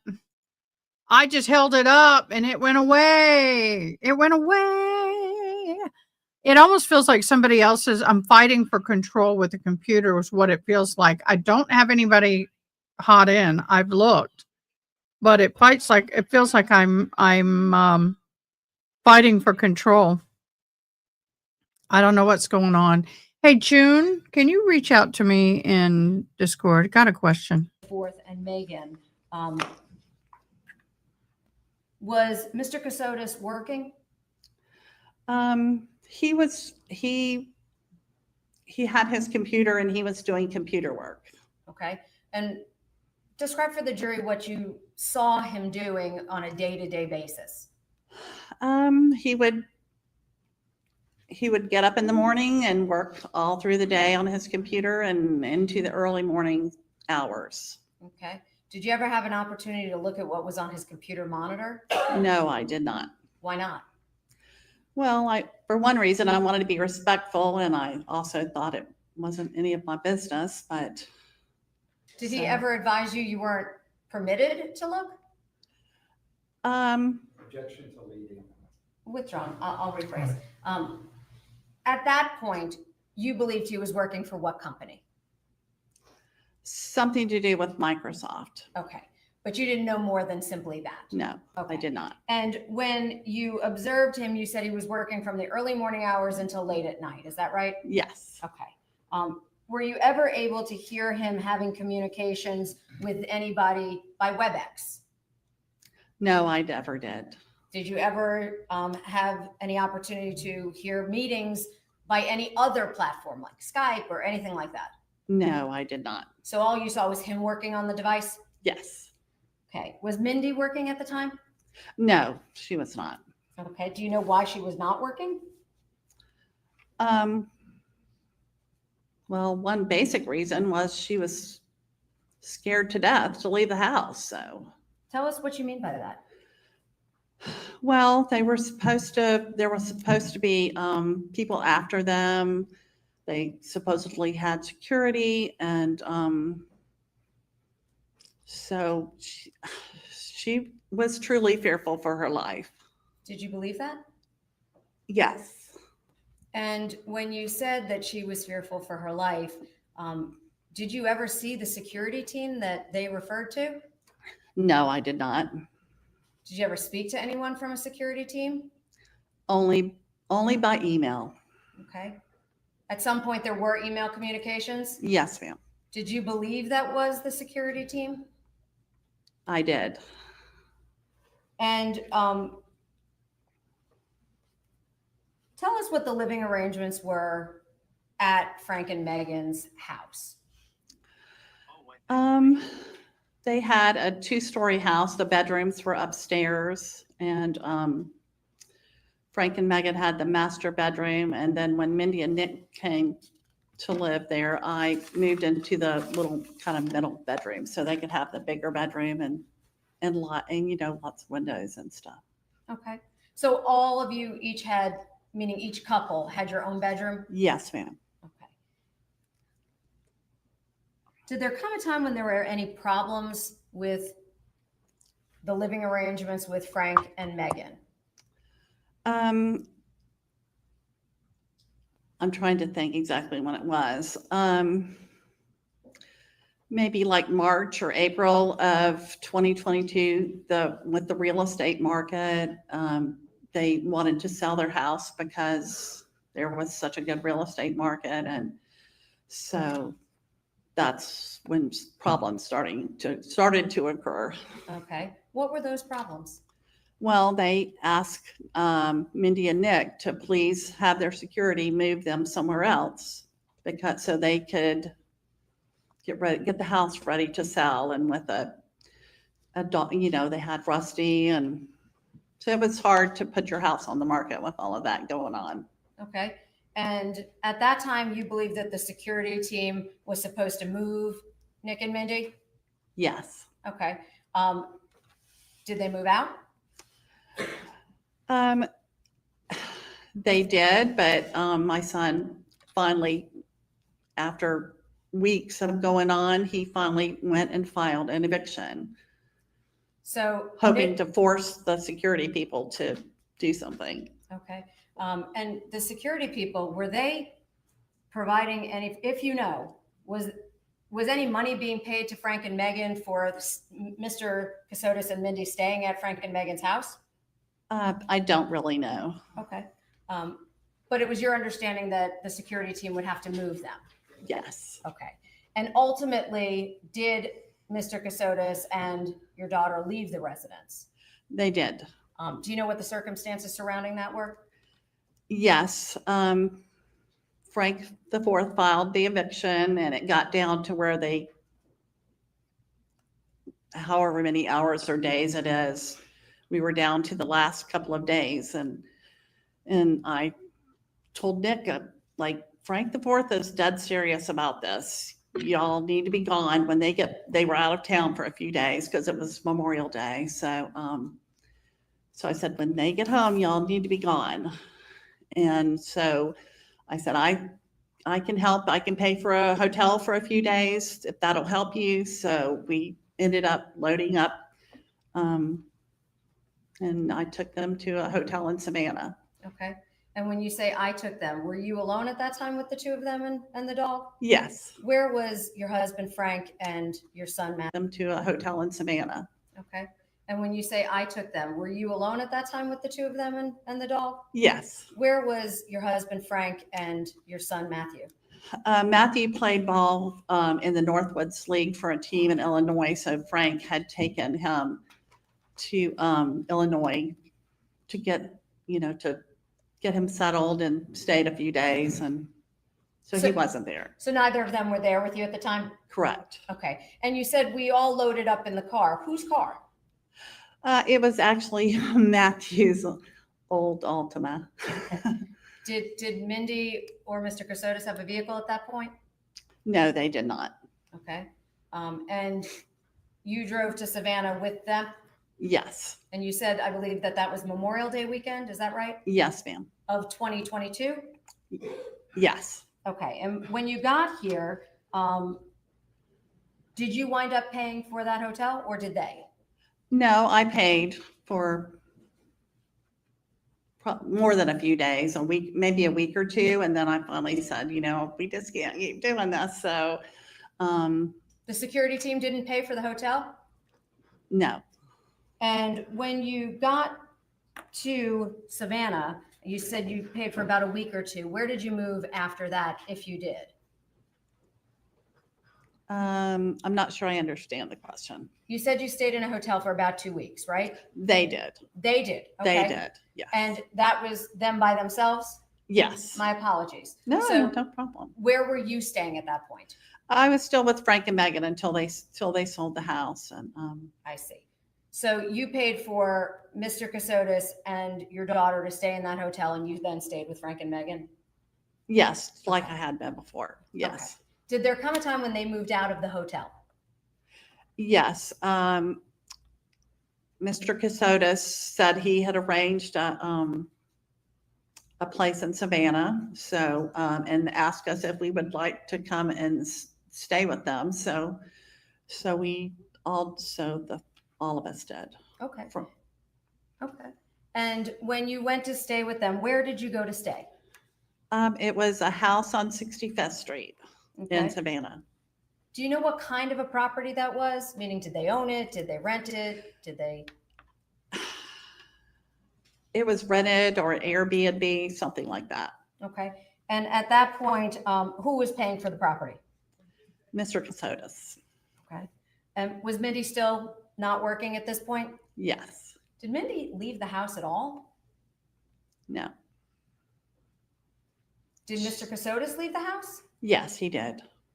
How did he, when he left the house, was he on foot? Did he have a car? How did he go? I don't remember exactly when it was. When we had been there a little bit, Nick got a car, but before that, Frank would take them wherever they wanted. My husband, Frank, would take them. If he needed to go to the store or wherever, he would take them. And at this point, when Frank was driving them, did you have concerns about their safety? Meaning Frank and Mr. Kassotis, if they went to go do errands or things?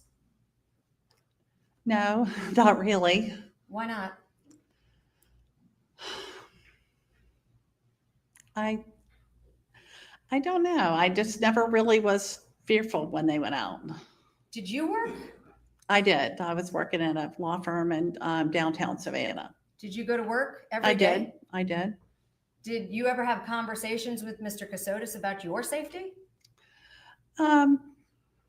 once or twice. Did he ever express concerns about your safety?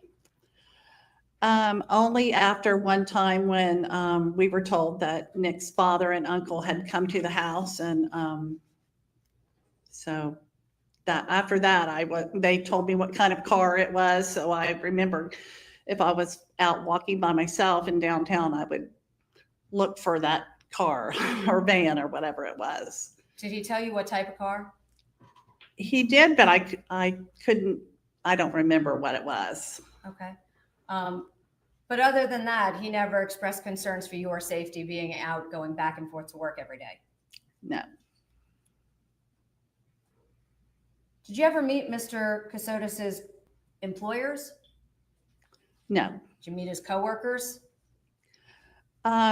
Just his friend Cameron that was in the wedding. Okay.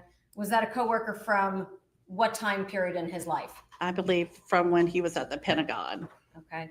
Did you ever meet any of his coworkers from when he worked for Microsoft? No.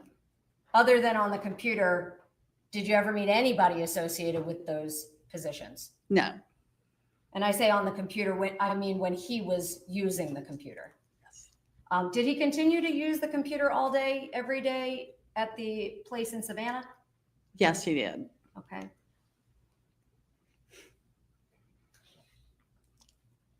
Now, you said that you stayed in the house in Savannah. Can you describe for the jury what that house was like? What did it look like? Well, when you came into the living room, and then there was like a small bathroom, then a small dining room, and then the kitchen, and then there was a pretty good sized like a den or a TV room, and then there were 2 bedrooms and a full bath in between the 2 bedrooms, but they were separated by the bath. So. Okay. So there was a bedroom, a bathroom, and then a second bedroom? Yes. Were there doors between the bathroom to the bedrooms or just in the hallway? I'm not sure if there was a door that actually led back there or not. I'm not sure. Okay. But you could get in there from the hallway? Yes. Okay. Is that the door you used? Yes. Okay. Now, you said there was a second bathroom as well. Is that right? Yes, ma'am. And did you have a quote designated bathroom that you and your husband used, or did you share? How did that work? We all well, there was only one where there was a shower in the main bathroom, but we were all on different schedules, so we never had a problem with that. And then you could always go to the other bathroom if you needed to. Okay. Now, when you stayed in the house, which of the bedrooms was yours, meaning you and Mr. Frank? As you would come in, we were the one on the left. Okay. Theirs was the one on the right. Okay. And where was Rusty at this point? Either in the bedroom or sometimes he'd come, he would come out to the den and let us pet him and stuff. Was he a shedder? Yes. Okay. What kind of a dog was Rusty? I don't know what breed, but he was kind of large and but very sweet. Okay. Do you know what color he was? Kind of a reddish brown. Okay. And Rusty stayed at the house with you though while you were in Yes, Savannah? he did. Okay.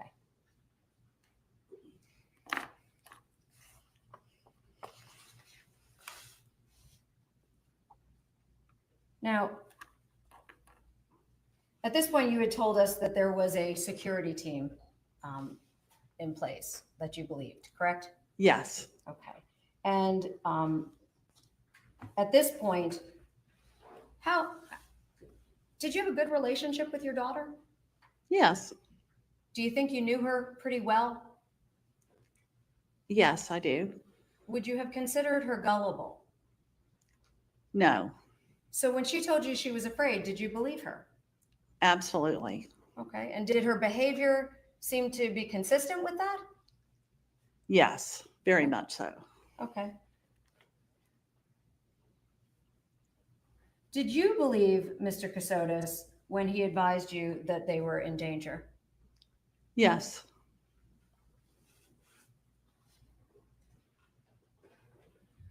Did he ever try to prevent you from going to work?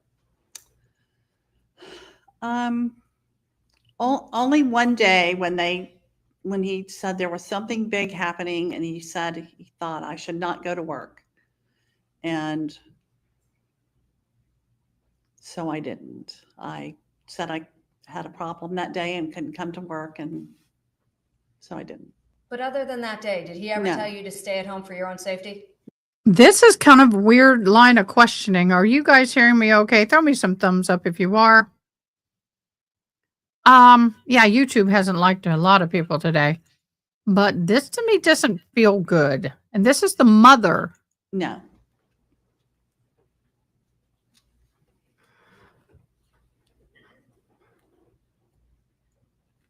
To your knowledge, and from your interaction being in the house, did you believe that your daughter was still happily married to Mr. Kassotis? Yes, I did think so. Okay. And at some point you indicated that they advised you, or he advised you that she was pregnant? Yes. Okay. Do you know if having a baby was important to them? Did they ever talk about it with you? I think it was, yes. Okay. And even in the middle of all the security risk, they still wanted to have a child? Yes. Okay. Did you ever go to the doctor with her? No, I did not. Do you know who her doctor was? No. Do you know what facility she was being seen at? No. Did Mr. Kassotis ever tell you any of that information? Meaning where? About the doctors? Yeah. No. Now I'm going to direct your attention to November of 2022. Were you still at the Savannah house? Yes. So you had moved in around, you said, I believe, Memorial Day. Is that right? Well, no, that's when we actually left Frank and Megan's house. It was sometime in June, and we were still there in November. Okay. And when you talk about November, what were your plans for Thanksgiving? Matthew and his baseball friend were going to earn extra money by working at Kenny B's in Hilton Head. They did a bunch, like 250 turkey packages, so they helped fry turkeys and put packages together and take them out to people's cars. So we all went to Hilton Head the Wednesday, the day before Thanksgiving, until Sunday afternoon. When you say we all, who are you referring to specifically? My husband, myself, Matthew, and his friend Bradley. Okay. So Rusty, Mindy, and Mr. Kassotis did not join you? No. Do you know where they were when you left for Thanksgiving on that Wednesday, the day before? At home, as far as I knew. Okay. Do you know at that time when you left for Thanksgiving? But who needs to know what bathroom was used by who and where did they clip their toenails and shave their armpit hair? I mean, come on. How was Mindy feeling? I feel bad for Mama. She'd been having some blood pressure problems, so sometimes she would lay down at night so that she could stay up until Nick would come to bed. So, okay. Why did you believe she had blood pressure problems? I believe that's what I was told. Okay. Do you remember who told you that? No, I don't. So would it have been one of them, meaning Yes. your daughter Yes. or Mr. Kassotis? Okay. Were there any other people that ever told you about her medical conditions No. or her pregnancy? No. Just the two of them? Yes. Okay. Now you said that you left on the Wednesday before Thanksgiving of 2022. Would it be fair to say that that was November 23rd? If you know. That would have been pretty close to the date. Okay. So it was the last Wednesday. There was definitely the day before Thanksgiving. Whatever, it falls 3 or 4 days apart sometimes. But okay. Why did you come back on Sunday? We had booked the condo so we could all enjoy it for a few days and enjoy being away. And it helped Matthew and Bradley. Okay. have a place to stay after they worked hard all day. Did you have to go back to work on that Monday? Yes, I did. And did you return to work that Monday? Yes. Okay. When you came back to Savannah, you said you went back to work, so let me not assume. Did you come back to Savannah after? On the Hilton? Sunday after Thanksgiving. Okay. And who came back to the house in Savannah? Just Frank, my husband, and myself. Okay. And when you left for Thanksgiving, was Mindi alive? As far as I know, yes. Okay. Do you recall when you last saw her before you left for Thanksgiving? Not precisely. Okay. Was it that day? No, when I would leave for work in the morning, she was never up that early because she would stay up late with Mr. Kassotis. So. Okay. Do you remember how long before? You said no, but is it a day before, a couple days before? You just don't recall. Probably, exactly. maybe I'm guessing the week before. Okay. So the week before, meaning that Wednesday you left, sometime in that week, meaning until the preceding Wednesday. Okay. And at that point, when you left for Hilton Head, that was your understanding? Yes. When you returned from Hilton Head, did you see Mindi? No. Okay. Do you know where she went or was? Well, we were told on Monday that that Nick had taken her to the hospital because they were going to do some testing and try to work on her blood pressure. And so we were happy that she was actually, maybe they could figure out what was wrong with, her blood pressure and get her feeling better. Okay. Did he tell you what hospital he took her to? It was supposed to be some type of military hospital on a base. Okay. And did you go see her? No, because we figured we probably wouldn't be allowed to because it was supposed to be on a base. Okay. And who told you that it was on a military base? Mr. Kassotis. Okay. At that point, did he tell you who her doctor was? No. Did he give you any information specifically about what was going on at the military base or where it was? No. We just knew they were doing testing. I didn't know where. We were in Savannah, so we thought it was probably the base close to Savannah. So. Okay. Did a doctor ever come to the house to treat her while you were there? I believe that Nick told us that a doctor came, but I never saw anyone. Okay. Now you said Sunday you came back and Monday you went to work. Yes, ma'am. Was there anything else about that week that was important that you remember? My husband Frank had a hip operation on that Wednesday, and he stayed overnight in the hospital and then came home Thursday around noon. Do you remember the date that he went in that Wednesday? November 30th. Okay. And was that what hospital? St. Joseph's Candler. Okay. And when he went to St. Joseph's Candler, did he stay overnight? He did. Where did you stay? I stayed in the hospital till about 9 or 10, and then I came back and stayed at the house. And that's the house in Savannah? Yes, with Mr. Kassotis. Okay. Was Mr. Kassotis there at the time? Yes. How did Mr. Frank get back from the hospital? I picked him up and brought him home, and Mr. Kassotis helped me. There were like 3 steps out in the front, and so he helped me get him up the steps after his operation and into the house, and told me to go back to work. He would handle it. He'd take care of him. So. Okay. So he went in for the hip surgery, you said, on November 30th.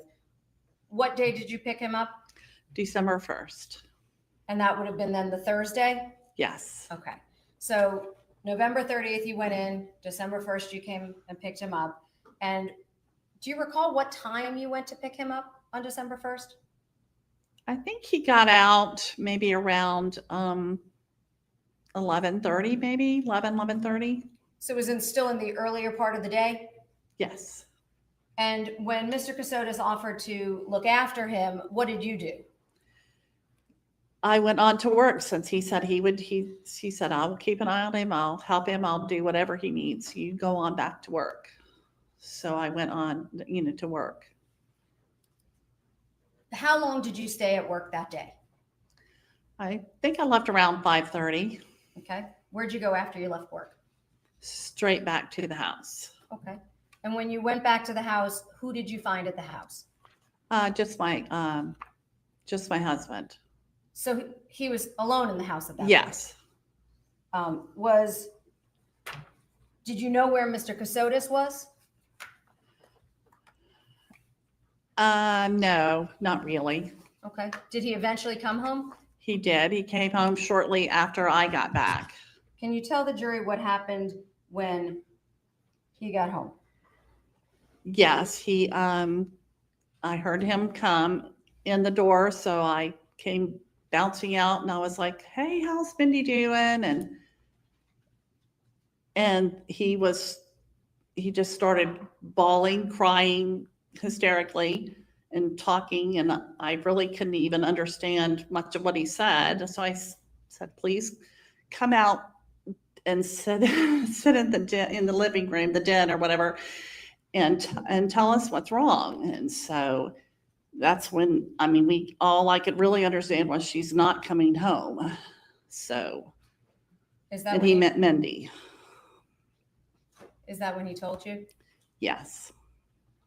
And when he said she's not coming home, did you understand what he meant when he first said it? No, not really. The way he was crying, I figured it was not good. Okay. So. Did he eventually tell you she died? Yes. And he did not know he didn't know exactly what had happened. He said he'd been texting her all morning and she didn't answer, so he thought she was sleeping. Okay. At that point, when he told you that she had died, did you have an opportunity? Excuse me just a minute.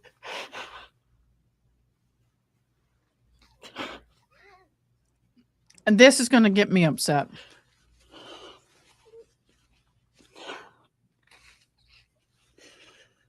Take your time. I'm sorry. It's okay.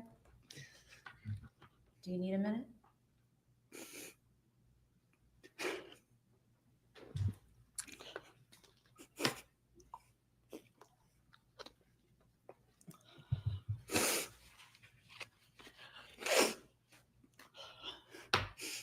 Okay. Was Mr. Frank with you when he told you? Yes. Okay. So it was the three of you in the room? Yes. Was there anyone else there? Just Rusty. Okay. And at that point, you said that he didn't have any idea how or why she died? That's what he said. He said he was going the next day and they were going to talk to him and tell him what happened. At that point, did he tell you what hospital? No. Did he tell you her doctor's name? No. Were you able to see her body? No. Did you ask why? No. We talked about having a service or something after the first of the year, but with her being married to him, we thought that was his responsibility. We weren't going to say, hey, we want to take care of the body when she's married to him. So we thought he was going to handle it. And did you believe that he would take care of that? Yes. Did he indicate to you whether or not there would be a funeral service of some sort? When we talked about it, he said it would be after the first of the year. Maybe we'd have some type of memorial service. And we said, okay. Did that ever happen? No. Wait.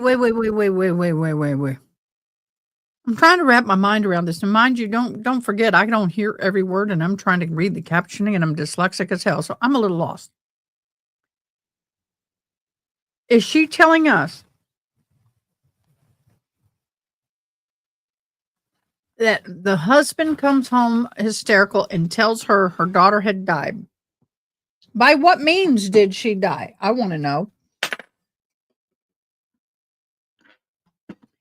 And then he did not offer the body up for her to view and say goodbye to.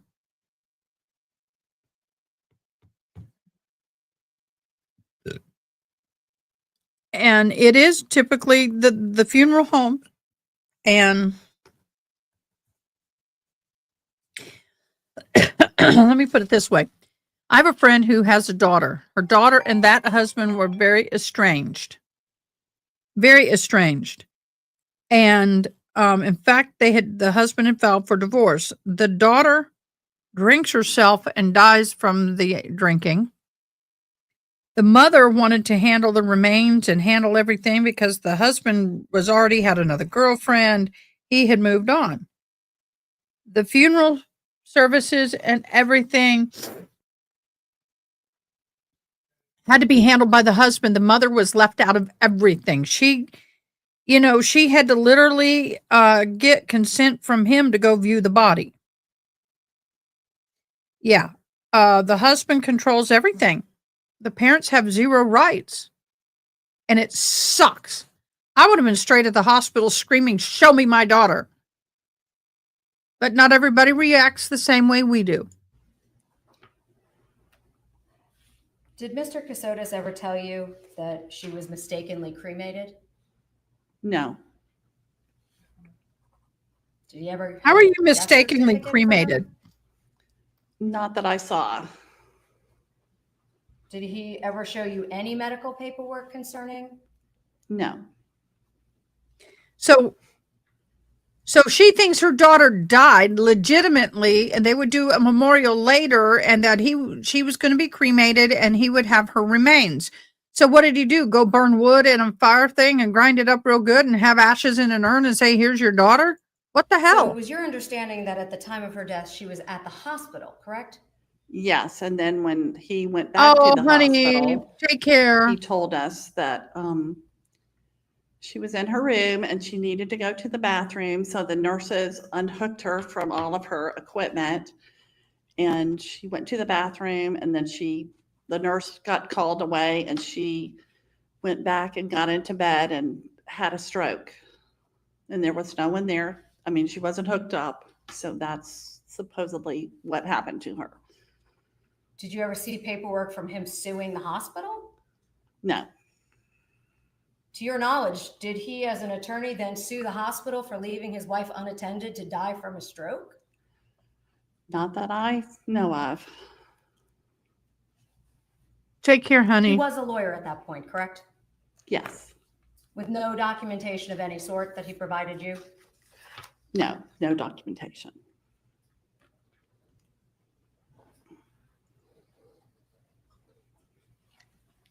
Did you believe him at the time? Yes, I did. How does that make you feel in hindsight?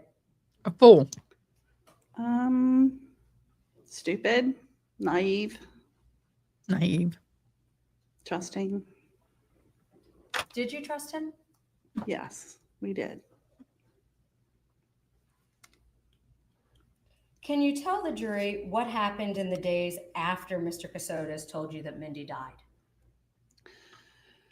On Monday following when we were told she died the Thursday before, he told us that arrangements had been made for us, that they had rented us a condo in Hilton Head, and that he was going to, we were going to separate. Oh, excuse me. I'm so sorry. We were going to, we all started packing, except Frank couldn't really do anything because he had had that hip operation. So Mr. Kassotis and I packed everything up in the house, and then on Tuesday, we went to Hilton Head, and he went along with us in his car with Rusty. So on the Thursday, you get notified that your daughter has passed. And on the Monday, he tells you pack up, we're moving. Yes. And was it your understanding he was staying with you and Frank still? No, he was going to go his own way. And who was going to pay for your new place? Security, Mr. Kassotis, I'm not sure. Okay. That really wasn't made clear, so. But he advised you that someone would pay for it and you didn't have to. Yes. Okay. Well, let me back up for just one moment. How many cars left Savannah? 2. Which 2 vehicles? Our car and Mr. Kassotis's car. Which car were you in? I was driving our car. And that would be Because- Matthew's old car? No, that was our car. You had another car? Yes. Okay. So you were in the car driving to Hilton Head with whom? My husband. Okay. Where was Mr. Kassotis? He had his own car and we went together, caravanned or whatever. Okay. But you never got in his car? Only after we had finished packing to say goodbye to Rusty. Okay. And where was that, in Savannah or somewhere Hilton else? Head. Okay. So when you got to Hilton Head, where was, you said he was in the vehicle, Rusty? Yes. Okay. And you said goodbye to Rusty at the vehicle? Yes. Now, other than that, you didn't ride in the car to Hilton Head? No, ma'am. How far was the drive approximately from Savannah to up to Hilton Head? Do you recall? Probably close to an hour. Okay. And when you got to Hilton Head, can you describe what kind of a community or housing arrangements had been made for you and your husband? Yes, we were staying at Hilton Head Beach and Tennis Club, which has gated. That I mean, it's still running the ticker. Just a physical gate. No, there's an attendant. Okay. And did Mr. Kassotis come with you to that location? Yes, he did. When you got to that location, did you have an opportunity to say goodbye to him, or did he Yes, stay? he helped us bring stuff, some stuff into the house, and then we all said goodbye. When he left Hilton Head, did you expect to see him again? Yes, we did. Did you ever? No.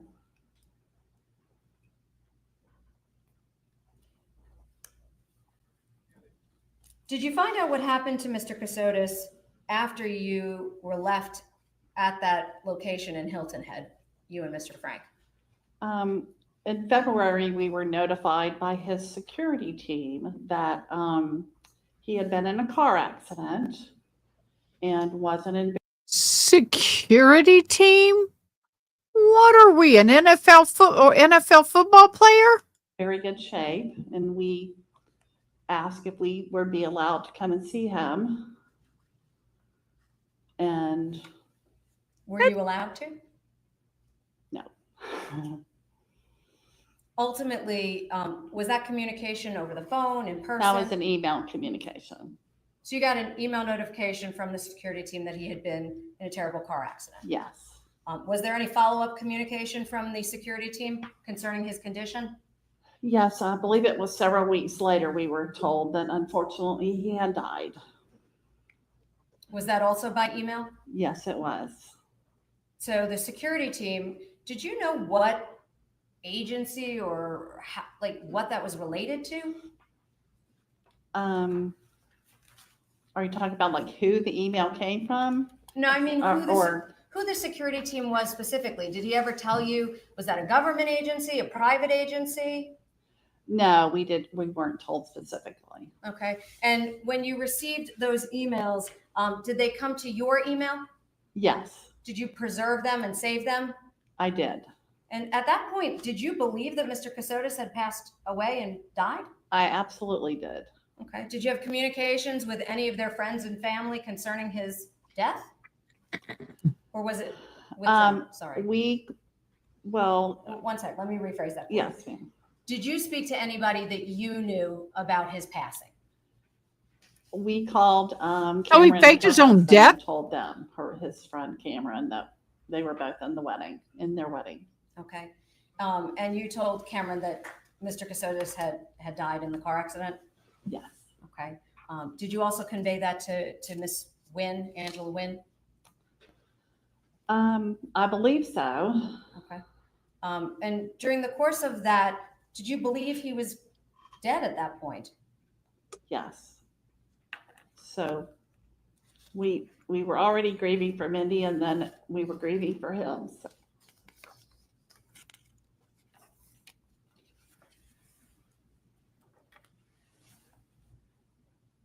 Did law enforcement ever come to talk to you about this case? Yes. It was in early May, I believe it was. And it was sometime after lunch, and I was going to walk over to Starbucks to get a coffee, and my friend Toby called me and asked me where I was and said, "Get back here. The GBI is here to see you." So I walked straight back to the office, and Mr. Sands and his partner came in the conference room, and we started talking about Mindy. Did you believe that Agent Sands was actually a member of the GBI? Yes, then I did. Somebody had actually called us, and I don't know if it was Agent Sands, but I checked, like Googled him and stuff. I wanted to make sure that it wasn't a scam or something. Were you concerned considering all of the information that you had heard over the last couple of years? Yes. Did you doubt that he might be with the GBI? Not when he came to see me, but I did on the call, so. Okay, so you got a call first and then they came to see you? Yes. Okay. Did you reach out to anybody when you first got the call to verify who Agent Sands was? When I mean by email, did you communicate with anybody concerning Agent Sands? Not that I remember. Okay. I'm going to show you some exhibits, if I may, Your Honor. Counsel, I'm referring to 1.87, 1.88, 1.89, and 1.90. May I approach, Your Honor? Yes, ma'am. Take a moment and just read through those.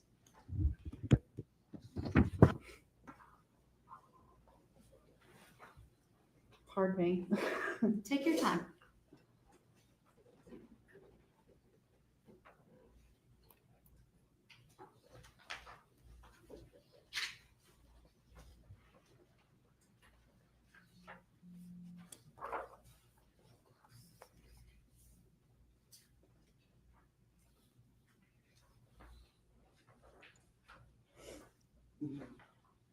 You know a lot, Frankie Leroy. You know a lot, Frank Leroy. All right. Do you recall those emails? I do.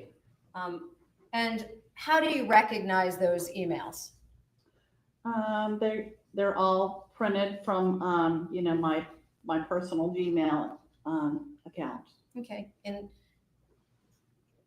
can you tell us how those emails came to be in the possession of the state in connection with this case? How did those get received? I went back and looked for them and printed them and I turned them in. Sent them to you. Okay. Did you send them to our office, correct? Yes. Okay. Did you also send some of them to Agent Sands? If you recall. I don't recall. I know he had me do some work on the email that we got about Mr. Kassotis passing away, but to see where it came from and that kind of stuff. But okay. And do those emails have a quote to and from on them? Yes. And can you tell us from whom those emails are received? I'm sorry. It's okay. I think my glasses are kind of fogging up and it's okay. Yes, I'm sorry. So they're all to my personal email and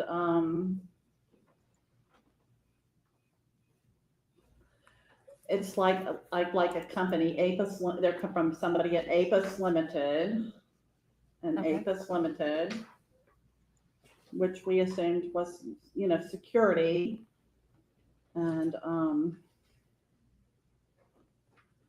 then a Proton email Okay. security, I guess. Okay. And did you know what Proton email was? No. Okay. And when you received those emails, are those a fair and accurate printout of what you Yes. sent? Okay. And Absolutely. are they modified in any way other than those red stickers on them? No, ma'am. Your Honor, at this time, I would seek to introduce those emails. That would be, if I may. 87 through 90. Thank you. Any objection? I can just see them for a moment. All right.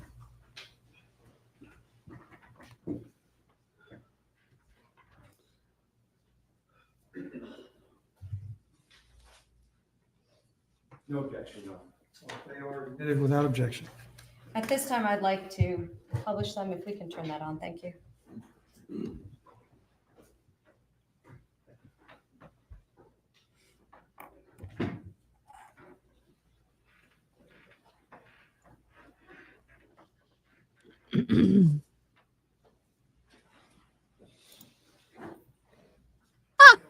More twists and turns Can in you see it. that on the monitor in front of you?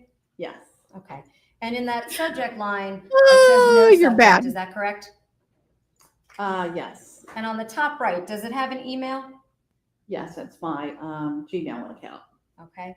And is the body of that email the email that you received? Yes. And does it have a date there February the 22nd, of 2023? 2023, sorry. Okay. And that email, was that the one that you just indicated had the abilities.AdaKay? Is that what you're referring to? Yes, apislimited.com. Okay. Did you actually You call the human services department and do that. know Jones MJ personally? No. Did you ever met that person? No. Did you know? Human resources. You call the FBI. Do they work for you? Yeah, no, they subpoenaed the information. They was? didn't find it. No. And this email, what was this email in reference to? They were responding to our request to see Nicholas when we said we wanted to see him, and we didn't care if he was in a coma. We would sit with him and hold his hand and talk to him. Is that after you had been informed he was in the car accident? Yes. Okay. I'm now, that for the record is 1.87. I'm now turning to exhibit 1.88. Does that also reflect your email address on it? Yes, it does. And is there a subject line in this email? Update. And who was that from? The security department, APIS Limited. And what date was that? February 26th. And on that date, what was the notification that you received? They were sorry to inform us that Mr. Kassotis passed away. So you got a death notification by email? Yes. That's Did you ever speak to bullshit. anybody in person about his passing? No. Did anybody come to see you and talk to you? No. Did anybody call you? No. Did you talk to his parents? No, I did not. I'm now turning your attention to 189, where it pointing to the top half of this email. Do you have a date on that email? April 19, 2023. And are you one of the recipients of this email under the CC? Hold on just a second here. I'm sorry. Yes. Okay. Did that go to somebody in addition to just you? Yes. It was my husband, and I'm sorry. This isn't a real clear. If I can, Your Honor, may I approach and provide the witness with the written copy?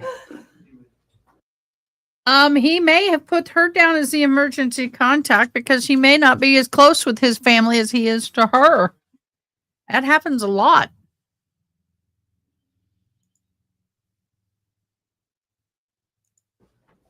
Or nine. Here it is. Sorry. Yes. Okay. Did you and your husband reach out to the security, what you believe to be the security team in connection with your housing? Yes. What was your concern? We were just wondering what was going on because no one had told us much of anything. So at this point, in April of 2023, would it be fair to say that you believe that Mr. Kassotis and your daughter had already passed? yes. And his security team was still paying for your housing at that point. Is that correct? Through March, yes. Okay.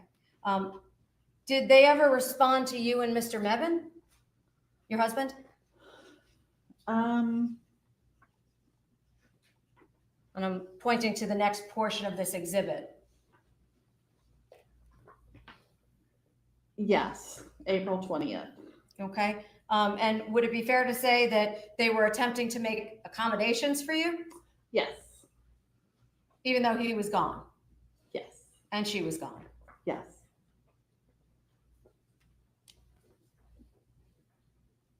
I'm now pointing to the lower portion of the next email, starting at the top of I believe that is 1.90. Is that correct? The exhibit in your hand. It starts with telephone texts from the Georgia Bureau of Investigation. Oh, yes. Yes. Okay. Who did you reach out to on May 2nd of 2023? And I obviously misspoke a little while ago and I said I didn't, but yes, we did. We said, hey, we've been contacted by them. Like we said, we were still under the impression that they were both dead and security was, we didn't know. So yes, we said we've been contacted and. Okay. And did you also at some point speak to your son, Frank IV, about all of this? I'm sure I did. Okay. Did you inquire and look up Agent Sands to verify him? Yes. Well, at least, yes, the Statesboro office. Yes. Okay. And ultimately, that's when you saw him in person at your office? Yes, ma'am. Okay. On May 3rd of 2023, did you receive a response from new no names at proton.me? Yes. What did they say? All they really wanted to know was who was the family member that had a communication. They wanted information from you? Yes. They didn't give you any information? No. I thank you.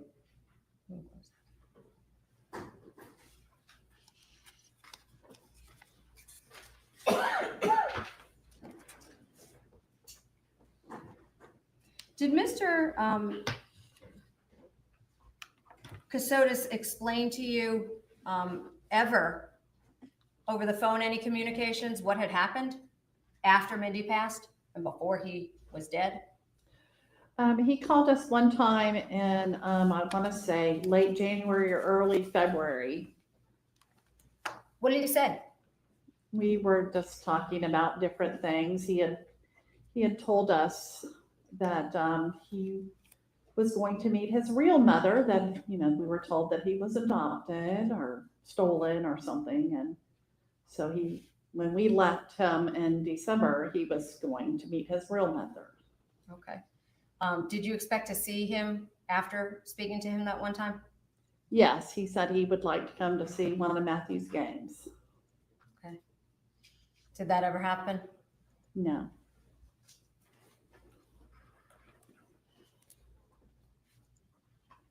When was the first time that you learned that Mr. Kassotis was not dead?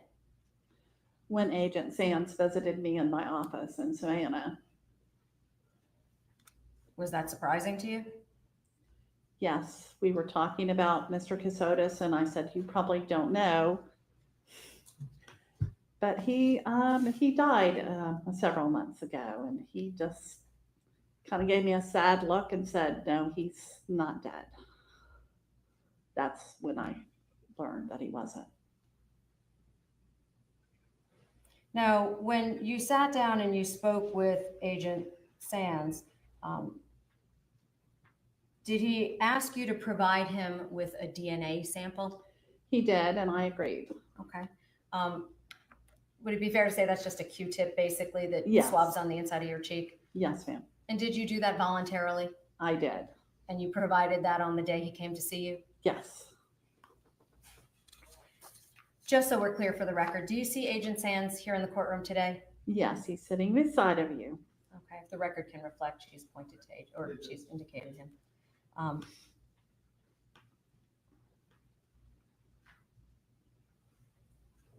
Prior to Agent Sands coming to see you, had you heard about the unidentified woman in Riceboro, Liberty County? No. Did you know that there was somebody out there? No, I didn't. And at that point, did you even have a reason to think that that might be Mindi, if you had known? No. Your Honor, I'd like to approach the witness of 1.85. Do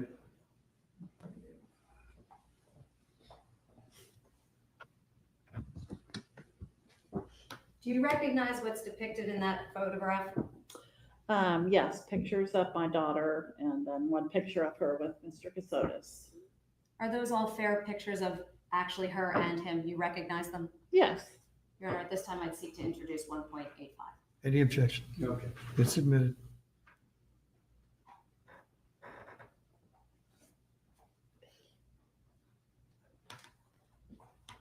At this time, I'd like to publish, Your Honor.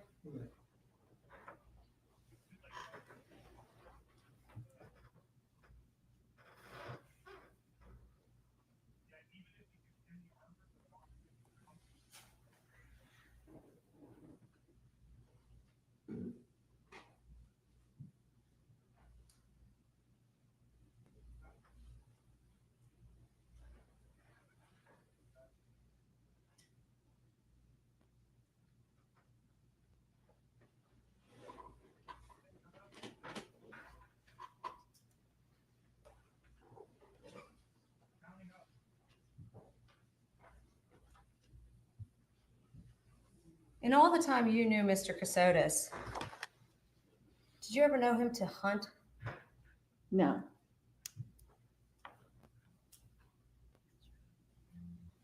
I have nothing further. Mr. Weinstein?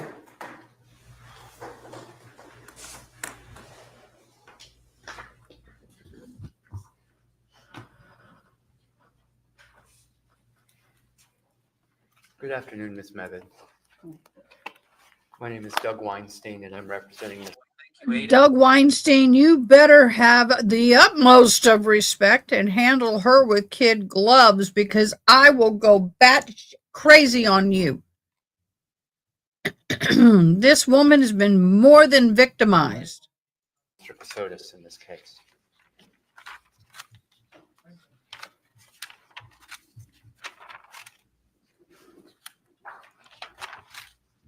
I'm going to endeavor to not keep you up here much longer.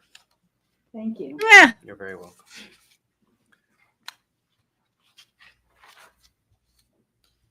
She's all like, oh, it's coming. Oh, Let's talk a little bit it's about coming. Your daughter, Mindi. All right. Okay. So, Mindi was quite accomplished, correct? I believe so, yes. And a very intelligent young woman. Absolutely. And you said that your relationship was very close, correct? Yes. And Mindi would have no reason to lie to you. Not that I'm aware of. And you said that Mindi was in genuine fear for her life, correct? Yes. They were moving all over the place, correct? From what I was told, yes. From what you were told by Mindi, correct? Yes. And But understand that Mindi may have been told by her husband that they were in threat, and she would not have a reason not to believe him. Mindi had told you that she and Nick were in danger, correct?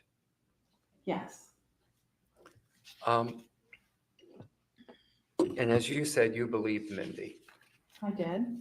and you said Mindi is not a gullible woman, No. or was not, I'm sorry, a gullible woman.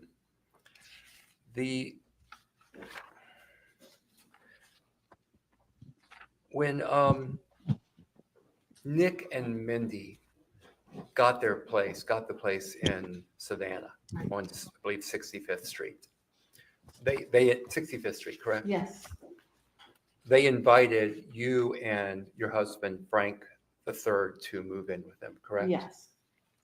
And may I just ask, why did you move in with them?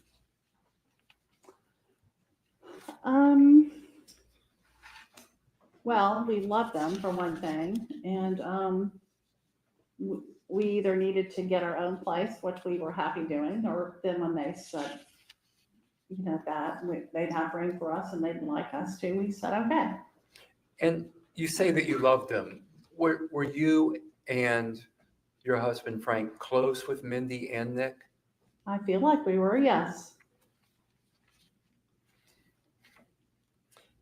Regarding the claim that Mindi was pregnant, that was Mindi that had told you that, correct? I'm not sure exactly who told us, but I know Nick talked to us about it also. Nick also told you, but Mindi as well told you. They both had told you that she I was believe pregnant. so, yes. You say that you saw Mr. Kassotis doing computer work all the time, correct? Yes. Where would he, I know they moved in several places and you saw him working in several places. So for these questions, let's focus on 65th Street. All right. Where would Mr. Kassotis do his work on 65th Street? He would sit on the couch in the living room just to the right of as you came in the door. And when you say do his work, this was his work on his computer, Yes, correct? computer work. And as you said earlier, you never saw the work that he was doing on the screen. No, I did not. So you can't testify as to what was going on the screen while She was not a snoopy mother-in-law. Nick was working, correct? Correct.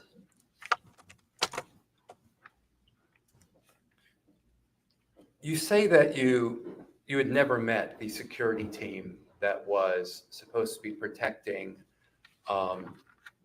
Nick and Mindi, correct? That is correct. But there were certain actions that you would perform at Nick's behest, correct? So for example, I think you testified that one day Nick urged you to not go to work. Yes. Did he explain to you why you couldn't go to work? He just said that there was something big going to happen or going to be in the news, and he thought it might be dangerous for me to go to work that day. So did it appear to you that he was concerned about your safety that day? Yes.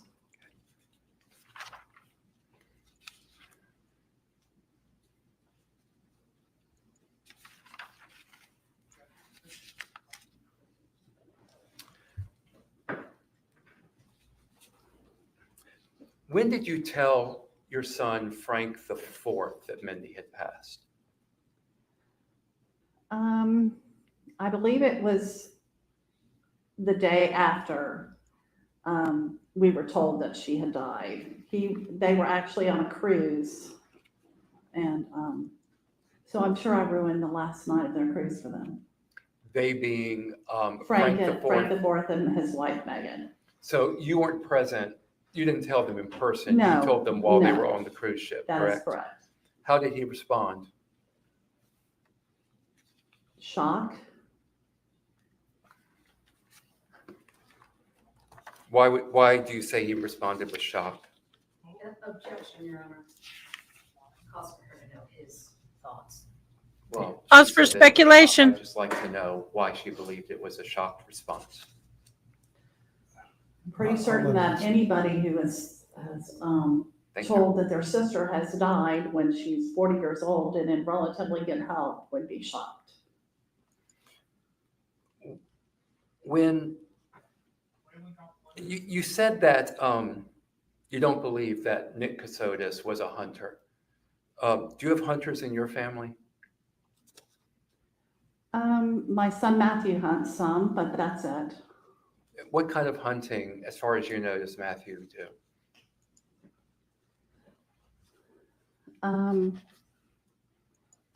I don't really know. I'd have to guess.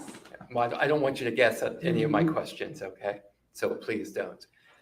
I know you testified about a couple of times that you and Mr. Kassotis were in contact following your move to Hilton Head when he left. I believe one time. And he reached out to you? Yes. Did he reach out to you over Signal? I don't recall. Is that the normal way he would communicate with you? Yes. And when you communicated with him, you would communicate to him via Signal as well? Yes. Occasionally we did, and we emailed, but it was mainly Signal. Did you ever attempt to reach out to Mr. Kassotis after he had helped y'all move to Hilton Head? No, I don't believe so.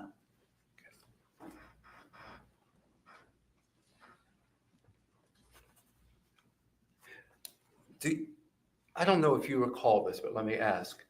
Do you recall if Mindi had ever told you that she and Nick were planning on leaving the area? Did Mindi tell me that? Did Mindi tell you that?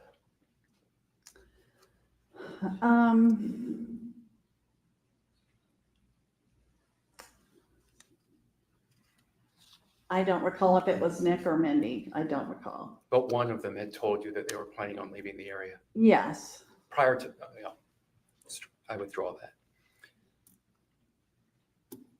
Did Mindi ever tell you that they were planning on changing their names due to security concerns? Yes, they did. Mm-hmm. Did she, when you say they, was it, I want to try to be more specific. Do you know which one or both? I believe it was both, and I think we were all sitting down at dinner one night because they told us they'd chosen the name Stark, and we all kind of laughed about it, you know, being in the Avengers. So. Okay. Thank you very much. I have no more questions. I'm very sorry for your loss. Thank you. Just very briefly.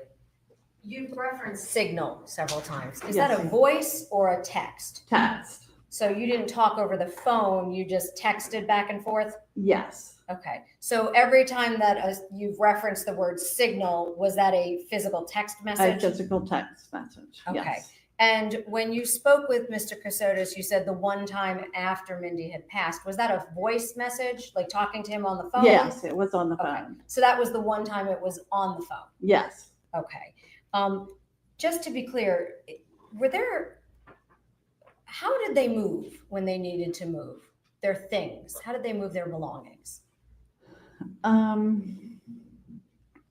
They would just pack up and I'm trying to think if they had a vehicle, but yes, I think they had a truck maybe or something like that. Were there baby items? Only maybe if like I had given them something or. Okay. I have nothing further. No further questions, John. Thank you, ma'am. You can step Mm.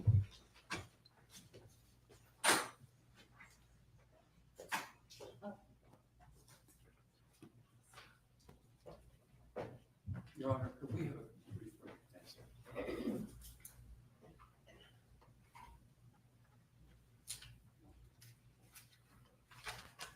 All right, there's been a request for a break, so we'll go ahead and take a brief recess. Ladies and gentlemen, you're excused for the moment.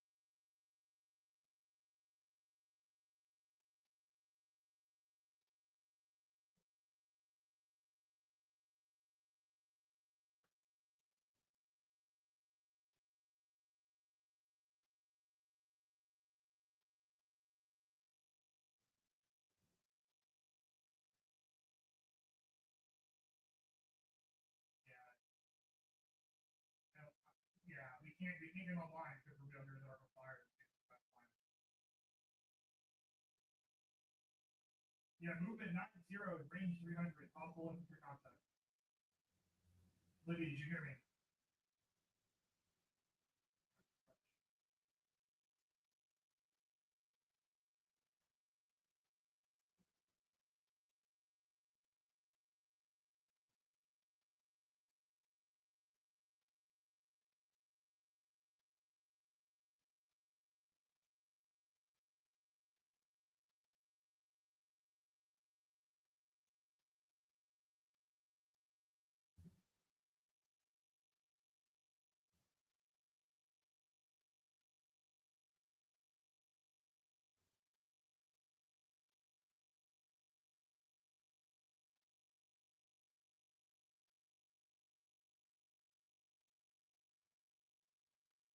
No.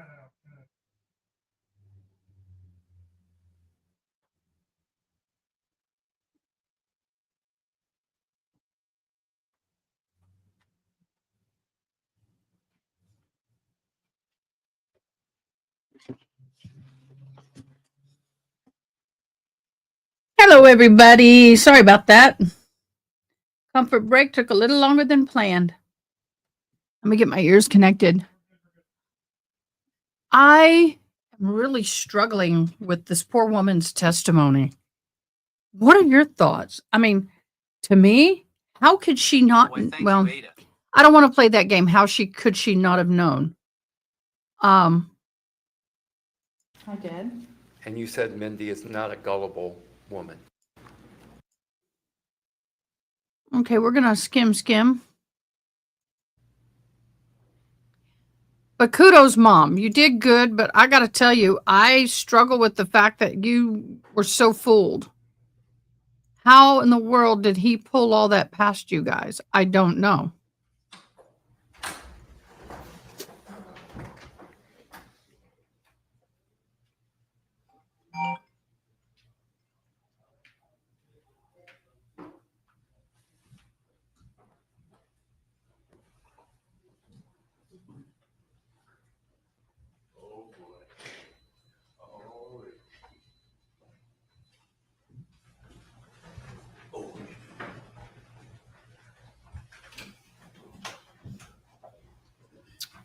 All right, everyone, please be seated. You would call the next witness, please. Your Honor, at this time, the state calls Frank Mebane III.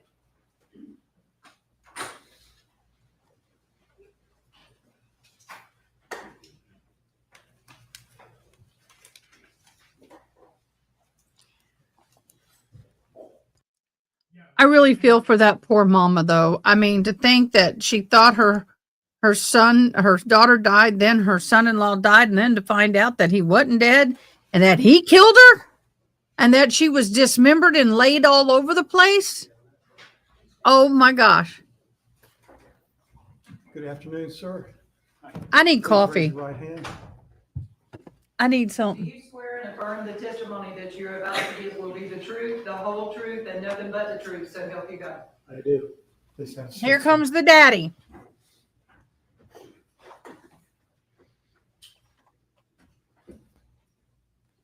Thank you, Your Honor. Good afternoon. There's a microphone right in front of you, so if you could try to, as best as you can, speak to that microphone. Okay. Okay. Can you please tell us your full name and how you spell it for the court reporter? Frank, F-R-A-N-K, Mebane, M-E-B-A-N-E, the third. And Mr. Mebane, if at any time you don't understand a question, please just let me know and I'll try to stop and rephrase it for you, okay? Okay. Mr. Mebane, do you work right now? No, I'm retired. Okay. What did you do before you retired? A lot of different things. Okay. Do you want to know all of them? What was the last one? The last one. I was a financial advisor Okay. for 6 years. Okay. And before that? I was a minister for 22 years. Okay. And as a minister, was Brother that in of the addition, cloud. or was that your primary job? That was my primary job. Okay. And in those two professions, you've now stopped doing those, is that correct? Yes. Okay. as a full-time work is what I mean, correct? Yes. Okay. And are you currently married? Yes, I am. Who are you married to? Betsy, And how long were you two married, or have you been married? 47 and a half years. Okay. Do you have children? Yes, we do. How many children? We have 3. What are their names? Mindi, Frank the Fourth, and Matthew. Okay.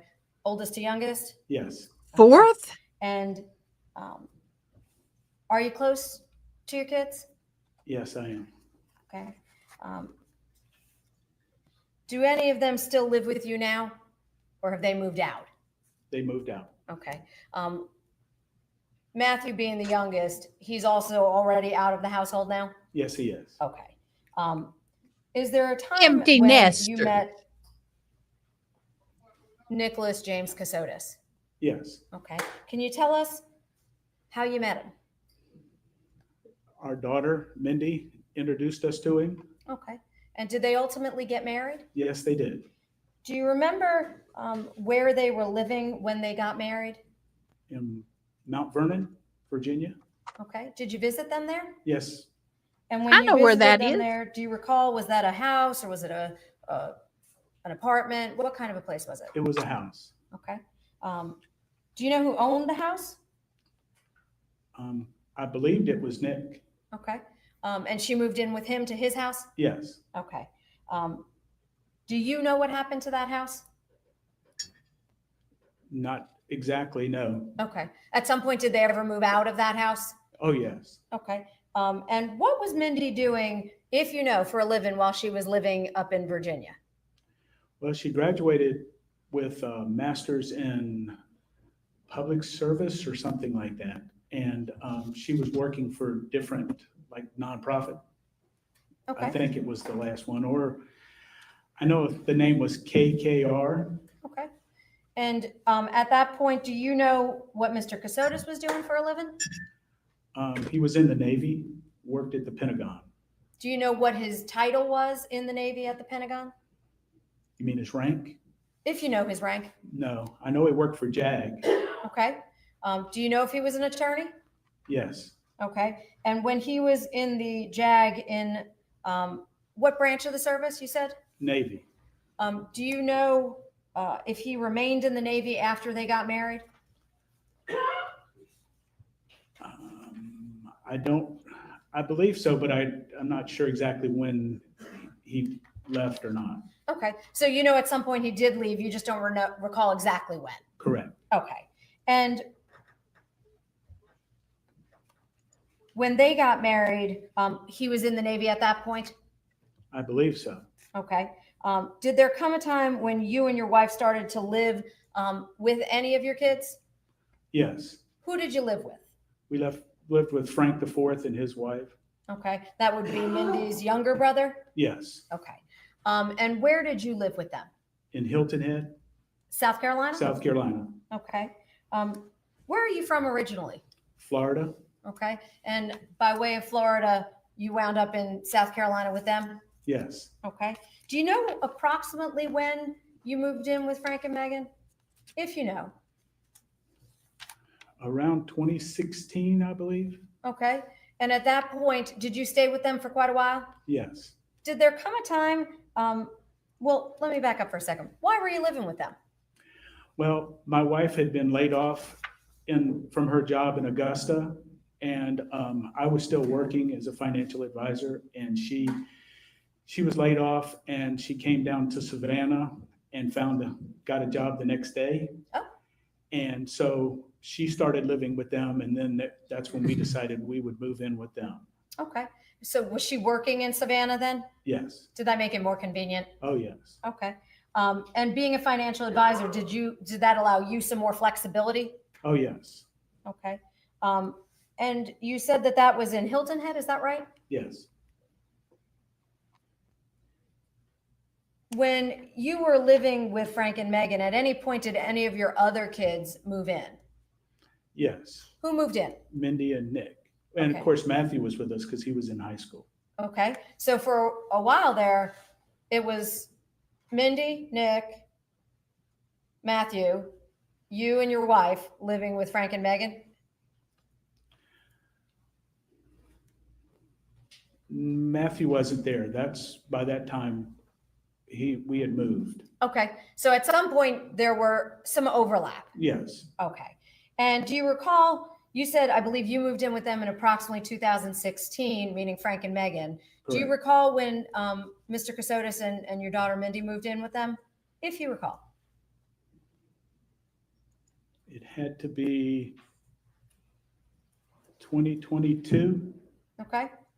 And at some point, can you tell us, were you living there with Frank and Megan the whole time that Mr. Kassotis and Mindi were there? No. Okay. Was there a period of time that you moved out of that location? Yes, Matthew and I moved to Dublin, Georgia. Okay. Why did you go up to Dublin, Georgia? Because he was going to be a senior in high school, and he played baseball. And with the COVID, they weren't going to play baseball in Hilton Head, but they were going to play in Dublin, Georgia. And Okay. so we moved to Dublin so he could play. Okay. When you say we, who moved up to Dublin? Matthew and I did. Okay. And where did Mrs. Betsy stay? She stayed with Frank IV and Megan at their house in Okay. Hilton Head. Okay. And do you recall how long you were up in Dublin with Matthew? I had a lease for at least a year, so I think it might have been 13 months. Okay. At some point, did you come back down? Yeah, that is true. We can only, as parents, when we have adult children, base our knowledge based on what they tell us. I might see a pregnancy test, but it doesn't mean it was current. I mean, you just got to believe in your children. I don't fault them. I'm just shocked at the extent that that this guy went to. Down from Dublin? Yes. And did Matthew join you? No, he was in, by that time he had already started college, junior college. Okay. So Matthew heads off to college and you moved back down to Hilton Head. Is that right? Correct. Who was living with you when you got back down to Hilton Head after Matthew went off to college? Frank IV, his wife Megan, their little girl Harper, and Mindi and Nick. Okay. Was your wife there too? Yes. Oh, I'm sorry. Okay.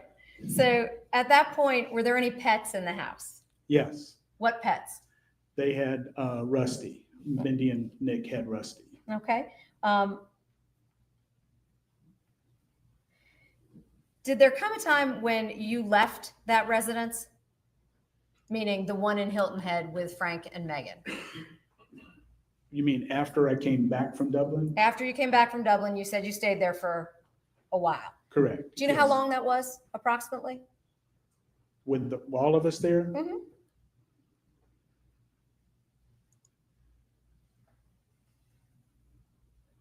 Maybe 5 months, 6 months. Okay. And at Maybe a little bit longer than that. Okay. So at some point you said it was about 5-6 months, maybe a little bit longer. You're in Hilton Head with Frank and Megan. Is that right? Okay. And Mindi and Mr. Kassotis are there too. You and your wife. Correct. Okay. What caused you to leave? Well, I took Matthew, the younger son, to play baseball in Illinois for the summer. Okay. And when I was up there with him, that's when Mindi and Nick moved out of their house and I came back, they were gone. Okay. Do you know where Mindi and Mr. Kassotis moved to when they left Frank IV and Megan's place in Hilton Head? At first, they moved to a hotel that my wife got for them. Okay. And did they go anywhere after that, if you know? They went to another hotel and then we went to 65th Street in Savannah. Okay.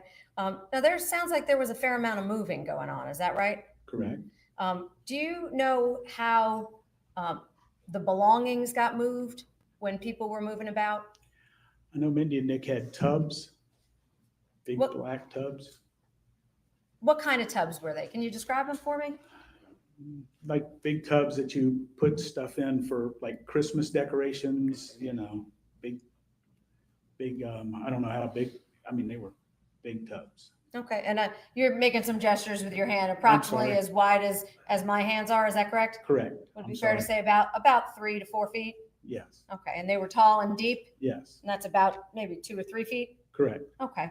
And they would move their belongings in those tubs, is that right? Yes, So there was not a moving company, was there? no, Okay. And not moving boxes, but rather these tubs? correct. Okay.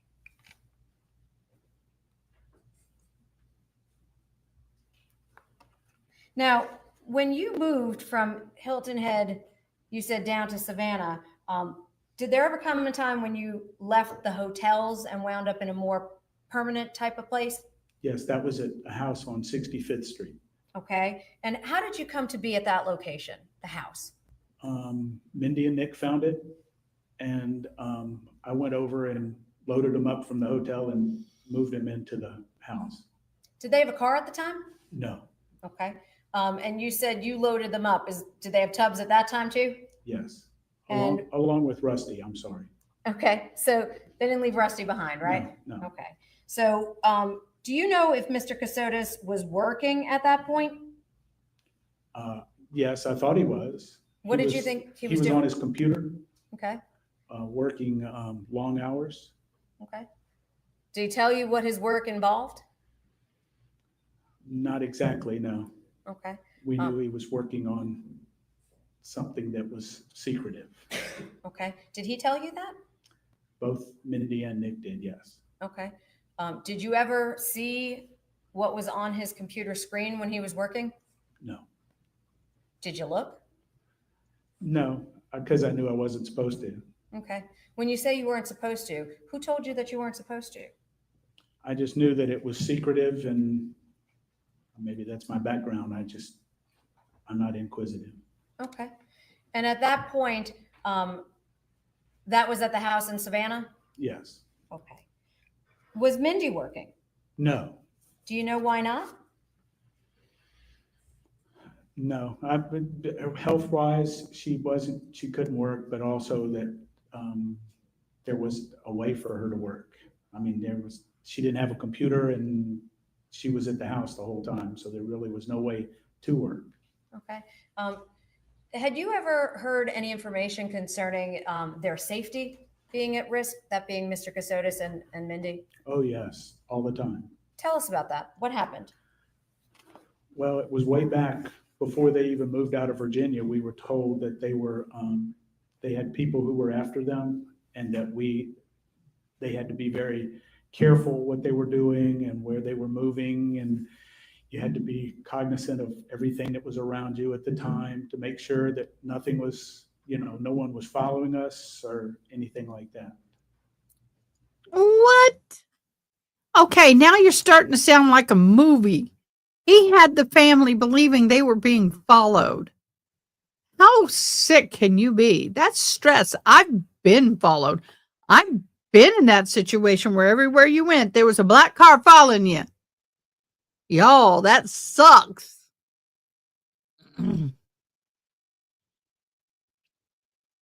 Oh. That is so sad. Living out of tubs and then you end up being deceased in one.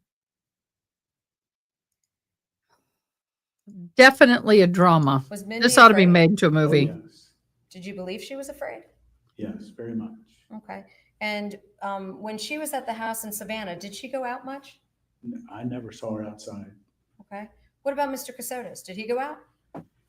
He would go out at night or go out in the backyard to brush Rusty, but that was about it. Did he have friends over? No, Did you have any company that ever came over to the house? no. Now, did you ever hear reference to a security team? Oh, yes, all the time. Tell the jury what you heard. What was told to you? What Well, is they it? told us What that was there it? a security team that was caring for them, but they would have to get everything approved by the security team before we could, if we had any questions about what was going on, they would have to ask the security team and come back with their answers. And then if we were moving, they would have to check with the security team to let us know if it was okay if I came back to the house. So it was all the time. Would that be daily? Oh, yes. Do you know where the money was coming from to pay for everything? I thought it was the security team. Okay. So you and your wife were not paying for it? Just like I said, when they first moved out of the house in Hilton Head, my wife paid for hotel for a while, and we would buy groceries and things like that. That was about it. Okay. And at that point, was your wife still working during the day? Oh, yes. Do you know where she was working? Hunter McLean Law Firm. Okay. And do you know what she did for them? I think they call him an administrative assistant now. Okay.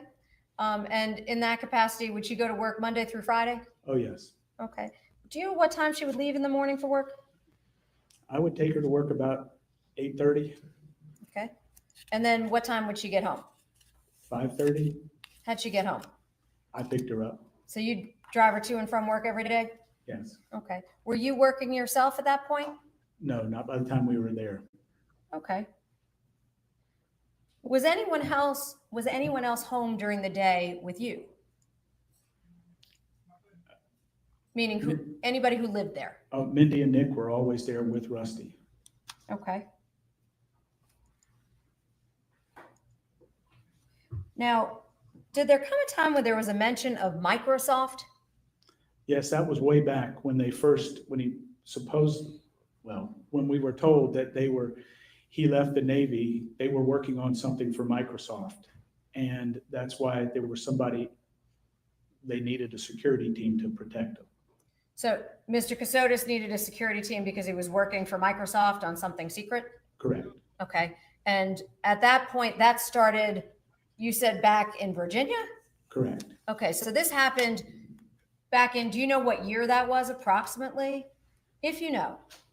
I don't recall exactly when that was. Okay. But it was while they were still in Virginia? Yes. Okay. Did you ever see any work product from Microsoft from him? No. Did he ever show you any paperwork from Microsoft? No. Did he ever show you any computer software? No.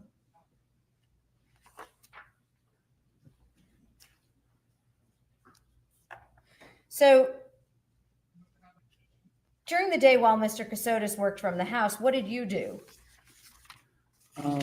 Well, after I took my wife to work, I was told I'd come back, take a shower, and then when I would leave for lunch, sometimes to go to lunch with her, other times to go just to lunch, but I couldn't come back until 3 o'clock or a little after, and I'd have to call and check and make sure that security was okay for me to come back.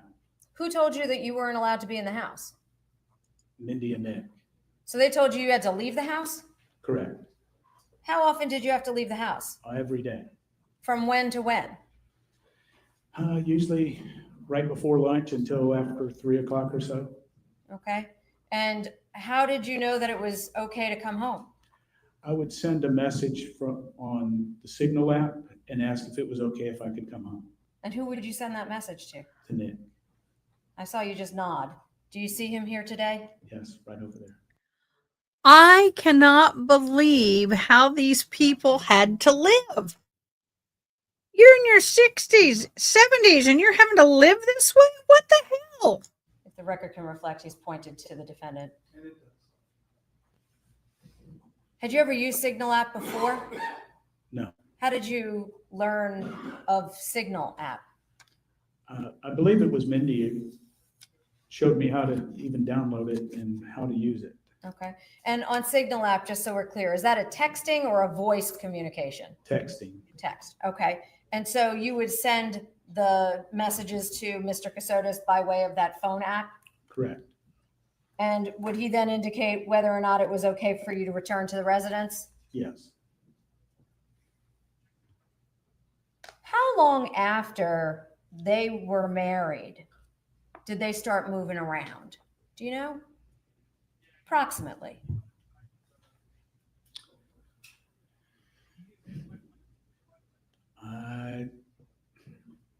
I couldn't tell you exactly, but it wasn't very long. Okay. But it was after they were married. Yes. Okay.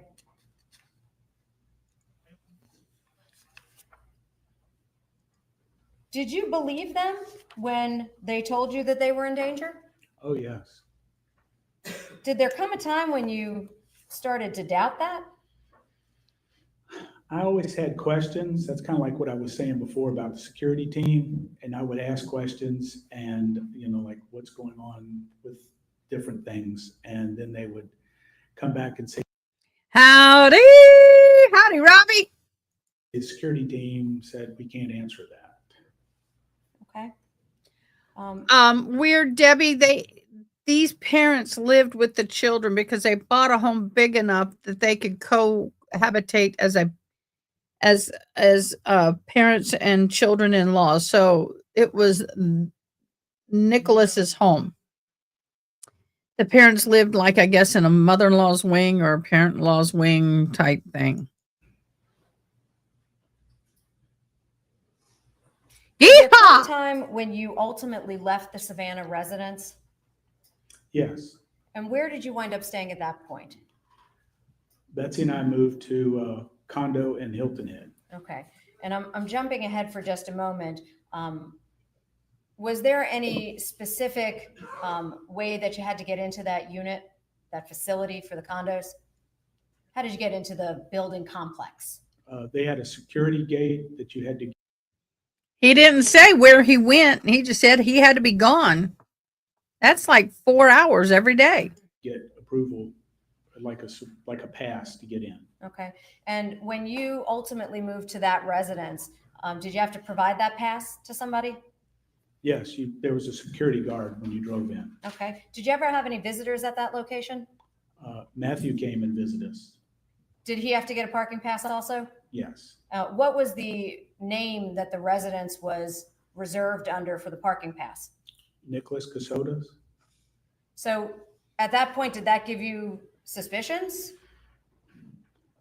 Yes, we had suspicions, but we were told that, This is Mindy's father, the victim that was sliced and diced into 4 pieces, I believe, and body was dismembered and spread across 3 miles. we would get all the answers at some point in time. Okay, so let's go back. You're at the house in Savannah. Did Mr. Kassotis and your daughter ever talk to you about a change of name? Yes. What did she tell you specifically? She told us that his name was going to be changed to Nicholas Stark Did she tell you why? for security reasons. Okay, and that name Nicholas Stark, did he start using it? Yes, he even got like a bag, Did he take that from the movie? Oh gosh, what's his name? Stark? Red and silver and suit with the little light coming out of his chest. What is that called? What is that movie? I see it, but I can't think of it. Did he take the name from that movie? Tony Stark. That's it. Tony. Oh, there it is. Yeah. Tony Stark. Is he now Tony Stark? Case like thing that had Stark on it. Okay. I remember that.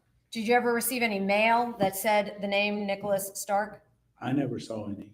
Okay. What about Amazon packages? Did you ever receive any of those at the house? Yes, they got plenty of packages. Okay. And was there anything of note that was received in those packages to you?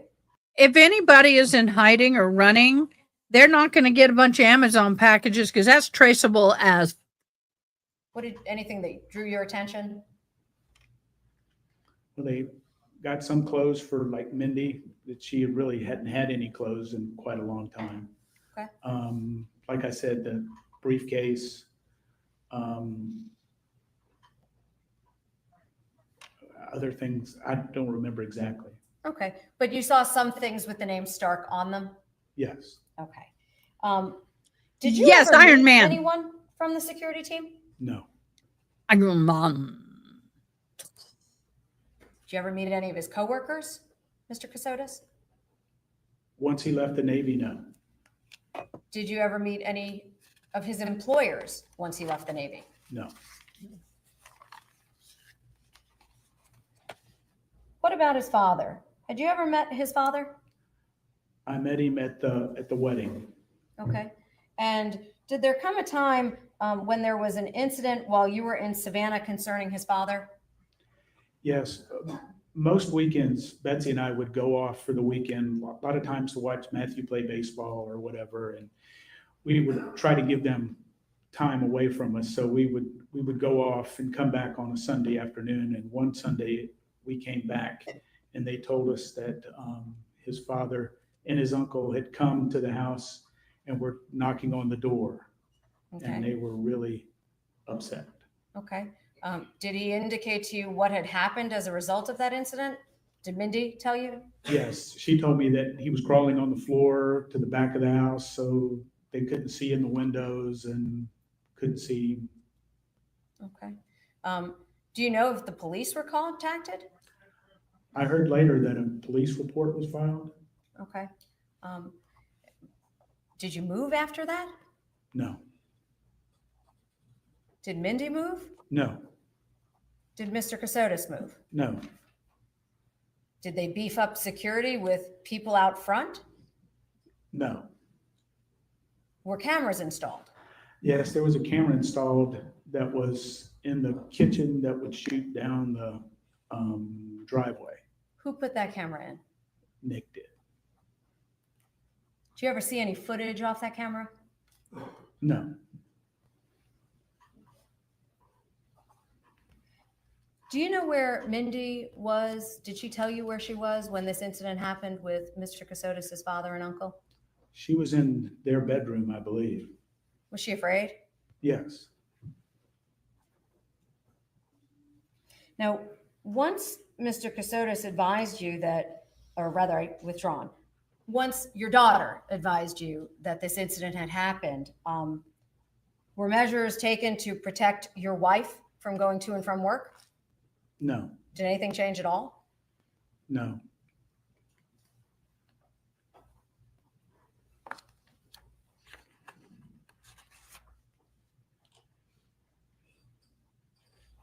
Now, when you were at the house, how many bedrooms were there? 2 bedrooms. Okay. What type of a house is this? A 1-story or a 2-story? 1 story. Okay. Are there steps to get into the house? Yes. Are there railings to walk up to get into the house, up the steps, if you recall? I don't recall. Okay. I don't believe so. Okay. Well, when you got to that location, did there come a time when you had to have surgery of some kind? I had hip replacement, yes. Okay. Can you tell the jury what happened that prompted you to have that surgery? Old age. Well, I hurt my left knee shagging fly balls for my son, and I didn't get my knee fixed, and it got to the point where it hurt my left hip, and I finally had to get hip replacement surgery. Okay. Do you remember when that was? November of 2022. Okay. And where did you go for the surgery?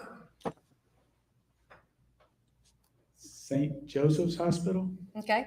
Is that in Savannah? That's in Savannah on Abercorn. Okay. And when you went to that surgery, were you alone? How did you get there? Betsy took me. Okay. When she took you to the surgery, did you stay overnight or did you come home that day? I stayed overnight, yes. So would it be fair to say you returned on what date? December the 1st, I believe. Okay. You came home the next day? Yes. When you came home the next day, where did you go from that location, meaning from the hospital? Back to the house on 65th Street. How did you, when you arrived at 65th Street, what happened? Nick came out, helped me up the stairs. They were big, tall stairs, and really took care of me the rest of that day because Betsy went back to work. Okay. And at that point, did you see Mindi at the house when you were there on November 30th? No. Okay. Can you tell us, where were you for Thanksgiving? Thanksgiving, Matthew and his friend had come in. This was one of those weekends where we tried to give them privacy.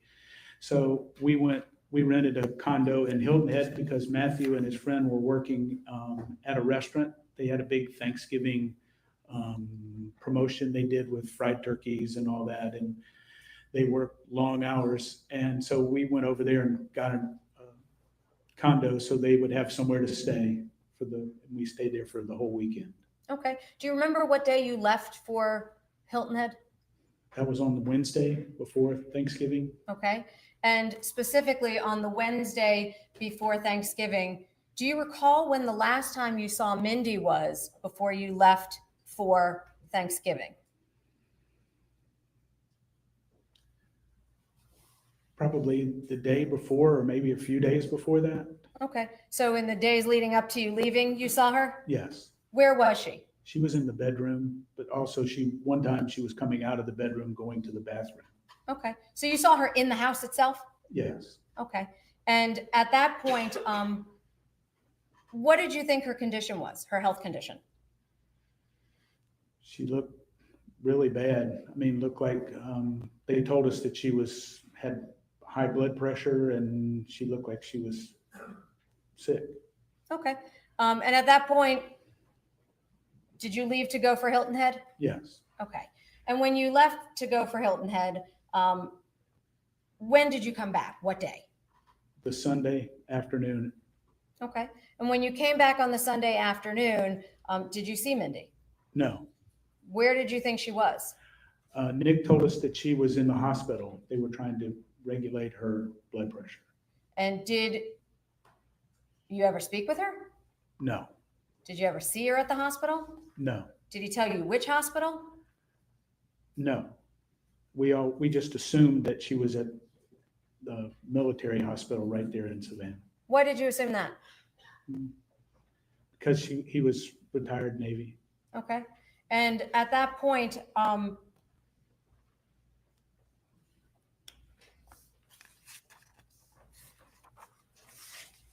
did you know whether or not they were expecting a child?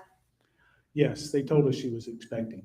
Okay. And did you have any belief as to whether or not it was a boy or a girl? I recall it, them telling us it was going to be a girl. Okay. And did you know when she was supposed to be due, if you knew? I believe it was January 8th. Okay. So would it be fair to say that the last time you saw her was at the time period right before you left for Thanksgiving, correct? Correct. Okay. At that point, did she appear to be pregnant to you?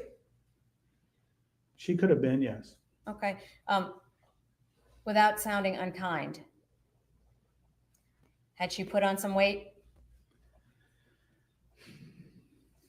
What makes you think that she could have been pregnant? Well, I've seen a lot of people who have been pregnant that didn't look pregnant. And Okay. so she wasn't really skinny to start off with, so it was believable. Okay. So when she told you that, you simply believed her? Yes. Okay. And when you came back to the house, you said from the surgery, you said Mr. Kassotis helped you into the residence. Is that right? Yes. Okay. Did he stay with you until your wife came home? Yes. And at some point, did he leave the residence during that time period? Yes. Once she came home, he left to go Okay. see, he told us to go see Mindi. Okay. And at that point, what was your expectation about Mindi? Was she coming home or staying at the hospital? What was it you believed was going to be going on? I thought when she got better, she was coming back to the house. Okay. And at that point, did Mr. Kassotis leave the residence? Yes. And where did you believe he was going? To the hospital. And at that point, what, if anything, happened after he left for the hospital? Well, he came back home and he told us that she had died Okay. at the hospital. Okay. Were you surprised? Yes. Okay. And at that point,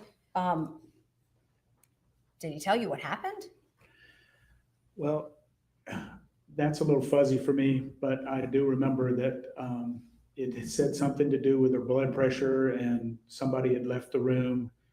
And when they came back, she had. This has been a few years, so they're a little bit more distant from it. But also understand that they practice testifying to kind of desensitize them. They died.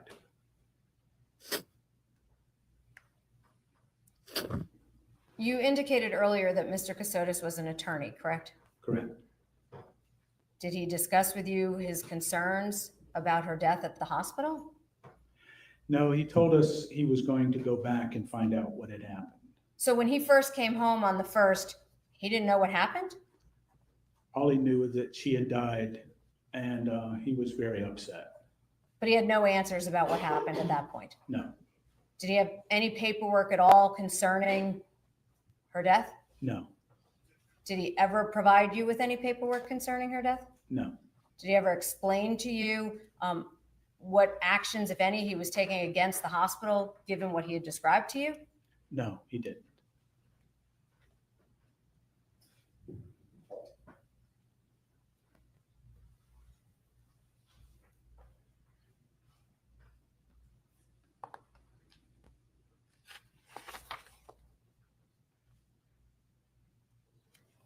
Did Mr. Kassotis ever indicate to you which place that you could go and see your daughter after she passed? No, that was never discussed. Okay. Were you concerned where her body was? I've given that a lot of thought. Being a minister, I know once someone dies, I know they've gone to be with the Lord. And I really didn't need to see her body. I wish I could have said goodbye. But after she was dead, it didn't, that wasn't her. So it was no reason for me to really clamor to go see her body. Okay. And that's true. A lot of people believe that. Kassotis, the possibility of funeral services? There was some discussion about a memorial service later on, but of course it had to do with the security. So you weren't allowed to have a service initially because of security? That's the way I understood it, yes. Okay. Did you ever have a service? No. Did Mr. Kassotis ever give you a doctor's name that was attending to her during her pregnancy? No. Did you ever have doctors come to the house to attend to her? No. Did you ever see her again after you left for Thanksgiving? No.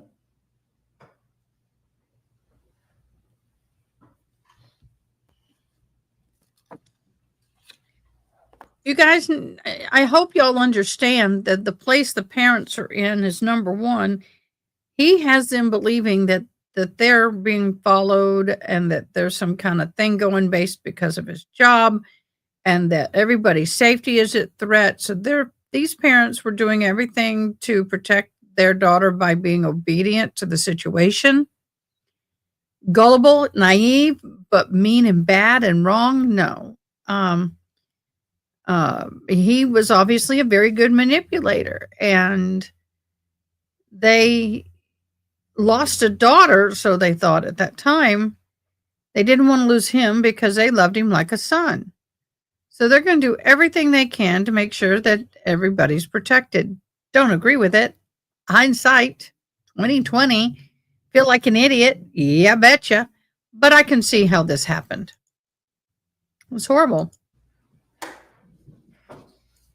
Did you ever exchange emails with people that you You're right. believed were connected to the security team? Yes. How did you get that email address? If I remember correctly, I think they sent emails to me and then I sent them back. So you replied basically? Correct. Okay. So you weren't the one that initiated it? No, I had no idea who to send it to until I got something. Did you use regular email to send those? Yes. What email did you use? My email address. Is that like a Yahoo or a Yahoo, Google or yes. which is it? Yahoo? Yes. Okay. So you used your regular Yahoo to communicate with the security detail? Correct. I know it doesn't make sense, but when you're in it, different story. Do you They're in remember it. if Mr. Kassotis ever got a car? Yes. At some point in time when we were at the house on 65th Street, he got a green Ford Explorer. Okay. And do you know how he paid for it? No.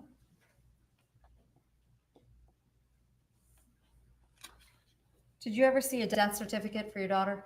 No, Medical records of any sort? no. After Mindy passed away, can you tell the jury what happened in the days right after she passed? Well, a few days after, we had to leave the house on 65th Street, and we had to move to the condo that we went to in Hilton Head. We lived there for 3 months. So from approximately December to March? Yes. Okay. How were arrangements made for you to stay at that location? Nick made arrangements for us. Okay. Did Mr. Kassotis stay with you? No, he moved us. He helped move us over there because I just had the hip replacement, and we said goodbye, and he went back supposedly to the house, and it's on 65th Street. Okay. Do you know if he actually went back to the house? No. Did you expect to speak with him again after he left? Oh yes. Did you expect to see him again? Yes. Did you ever see him again? No. Did you speak to him? Yes. How many times? We emailed or texted through Signal a lot, but we talked to him one time on the phone. So the only time you heard his voice was that one time on the actual phone? Correct. Okay. And when you got to the condo complex, what was it your understanding that Mr. Kassotis was going to be doing at that point in terms of living arrangements? Well, he told us that he was going to go actually to meet his real mother when he left us, and then that he would be closing up or finalizing some things, and he would be back down to Hilton Head. Okay.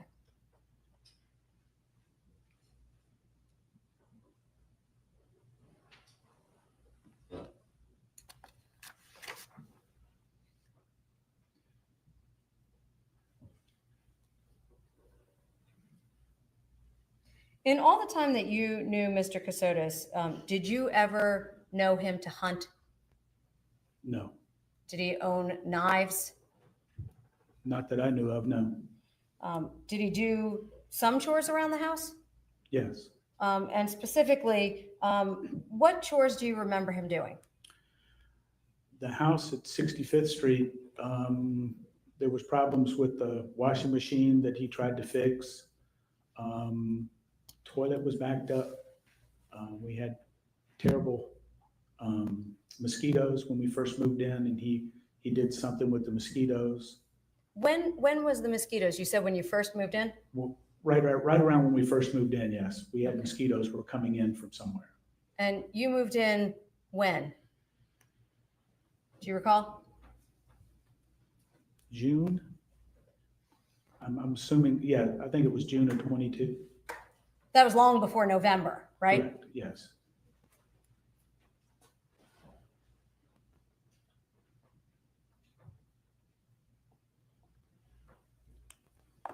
Prior to speaking to law enforcement, what did you think happened to Mr. Kassotis? We were told that he had an accident, that he was in the hospital. We didn't know where, and that he was on life support. And we tried to go see him. And then we got another email a day or two later that said he had died.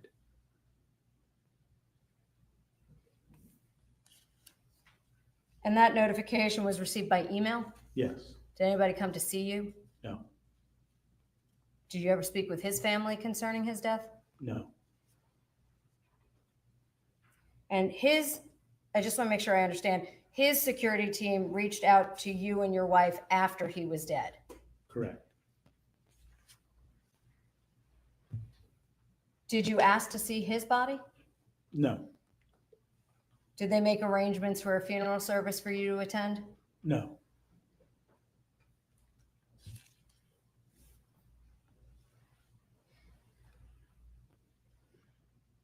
I can have just one moment. I have nothing further, Your Honor. Mr. Weinstein? Thank you, Your Honor.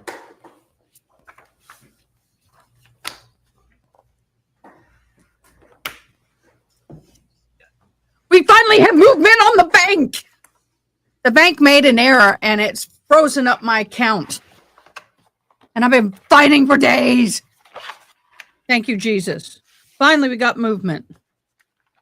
Stop having all your money tied up and you can't touch it. Good afternoon, Mr. Mebane. Hi.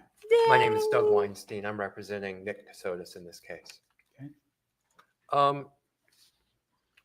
Mr. Mebane, you said your last position after being a minister was being a financial advisor. Correct.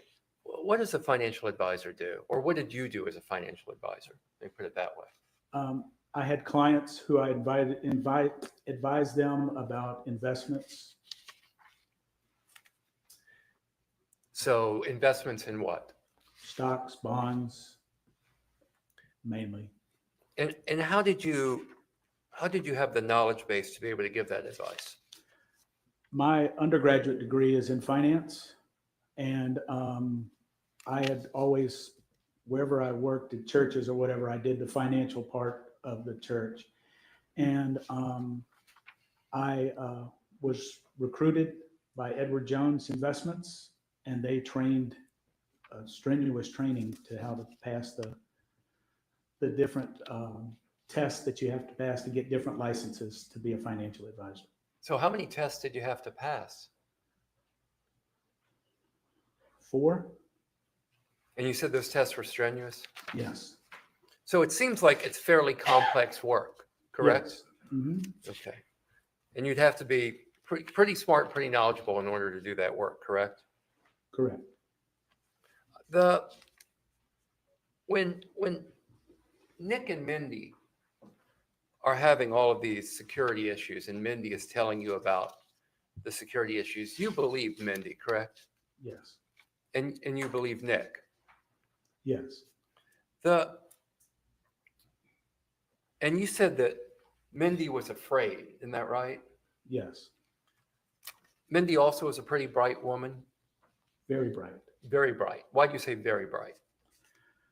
Well, to get her master's degree, she had to have a high GPA, and she was always in honors classes in high school and college and all that. And so she was a very bright woman, but she was also afraid. Correct. And she told you about this security team, correct? Yes. Now, you said they a lot when referring to stuff, so I may try to get that clarified so that we can understand whether it was Mindi that told you things or Nick that told you things. Okay. You were told by them that you had to be out of the house from before lunch until about 3 o'clock. Was that Mindi that told you that? I would say both of them told me that. Okay. So while you were living together, is it fair to say every weekday from Yes. noon to 3, roughly, you were out of the house? Yes. So if people came in and out of the house during that noon to 3 time frame, you wouldn't know about it, correct? No. So doctors could have visited noon to 3, you wouldn't know about that? No. If members of the security team came by from noon to 3, you wouldn't know about that either? No.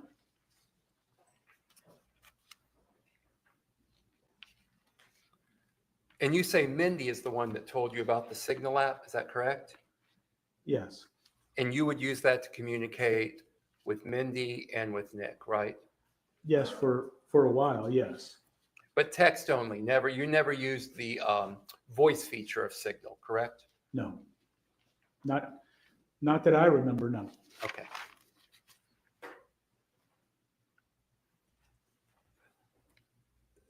Mindi told you that they were changing their name to Star for security reasons, correct? Yes. Did she say what the security reasons were? Not that I recall, no.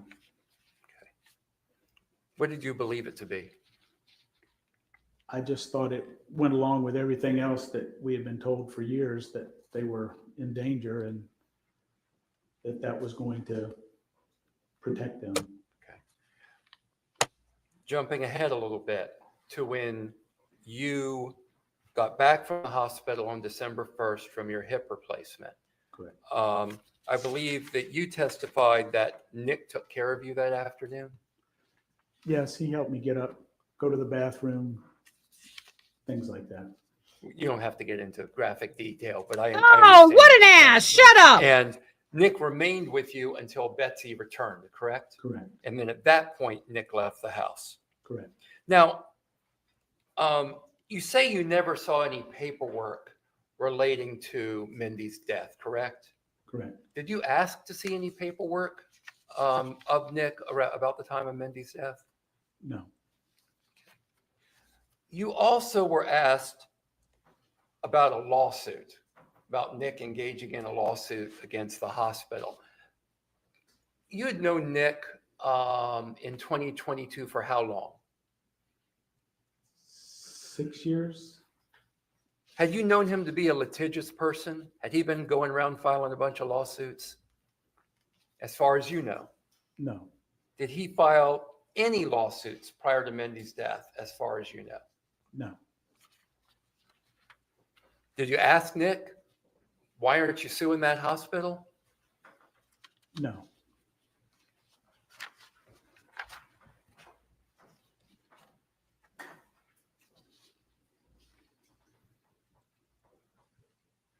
Were you on the phone when Frank IV was told about the death of Mindy?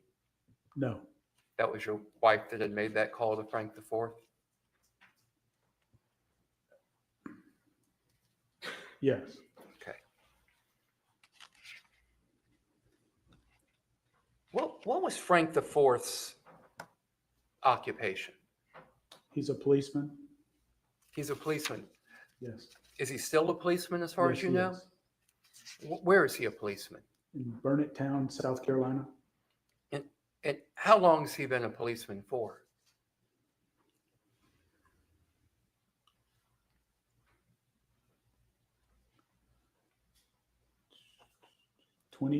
Over 20 years. At one point, was Frank IV a policeman with, and I'm going to mangle this name, the Yemassee Police Department? That's correct. Am I saying that correctly? That's right, yes. And where is the Yemassee Police Department? Yemassee is kind of right off of I-95 in between Savannah and Florence. And was the chief of police at the Yemassee Police Department, was that Gregory Alexander? Yes. Who came to fame through the Murdaugh case? Yes. And he had worked for Chief Gregory Alexander, correct? Correct. He'd been fired from that position in 2007? Objection, Your Honor. This has no bearing on the case at hand. Thank you. Somebody finally makes an objection. The state is making a lot out of the fact that my client has prosecutorial and legal experience. So does Frank IV. He's very familiar with law enforcement as well. It's irrelevant. The court's going to sustain the objection. Okay. I have no further questions. Thank you very much, sir. And I'm very sorry for your loss. Anything else on redirect? No, Your Honor. Thank you, sir. You're excused. Thank you.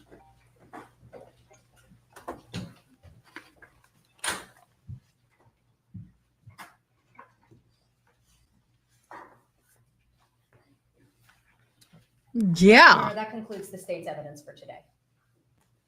Oh. Ladies and gentlemen, that concludes all of today's testimony. Once again, I ask that you please abide by the court's previous instructions regarding access to media accounts of this trial. Have a good evening, and we will see you at 8:45 tomorrow morning. Thank you very much.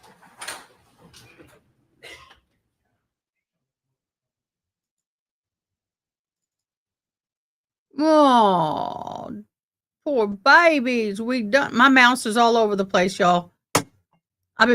If I bang it on the desk, it works for a split second. I want to watch and see what they do.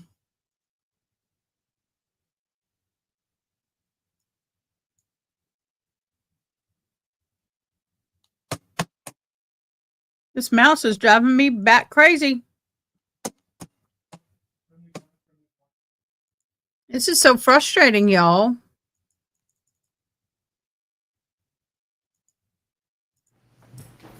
This doesn't need to be on the record. Why can't I? Finally. This doesn't need to be on record. Yeah, it does need to be on record, y'all. My mouse is going crazy. I'm having it here and it's going like this. I'm not even moving it and it's moving on its own. I know. I may have to get a new mouse. And this is only a year old. It's an expensive one. It's a Corsair or something like that. It was $100 mouse. That sucks. That really does suck.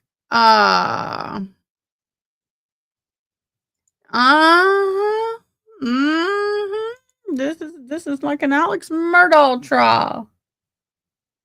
Oh, I won't forget the things today, boo. What did I say we were going to do?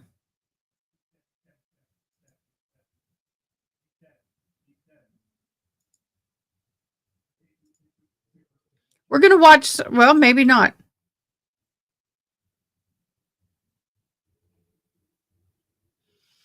All right, listen to this go. You guys, the father of the two children who were abused by the 8-passenger vlogger Ruby Franke and her business partner Jody Hildebrandt has sued Hildebrandt for negligence and cause of intentional emotional harm.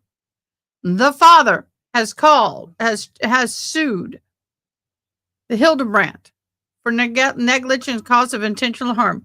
Kevin and Ruby Franke, two young children, were found emaciated and severely malnourished after one of the kids escaped from the home to seek food and water at a neighbor's house. Prosecutors said the women were accused in the charges withholding food and water from children while forcing them to work hours in the sun, repent for imagining sins, and cast evil spirits out of their bodies. Ruby Franke of Springfield and Hildebrandt of Ivans were charged September 1st, Utah 5th District. They both pled guilty. December for both Franke and Ruby Franke and Hildebrandt pled guilty in December to 4 of the 6 child abuse charges and were sentenced to 4 terms of 15 years in prison, 4 counts of aggravated child abuse, second-degree felony. The judge said serving sentences consecutively is appropriate, meaning each woman will serve between 4 and 60 years. So Kevin Franke, the father of the children and the ex-husband, I suppose, of Ruby, has asked the courts for restitution to pay for his children's ongoing mental and physical treatments. Hildebrandt was restrained from selling her home in order to provide the funds for the restitution. Hildebrandt, the former Orium-based mental health, I don't know what that company, And in Georgia, other we've words, got she was the a mental health Dismembered one. company person, said at her sentencing, hope and prayer is what the children need to move on.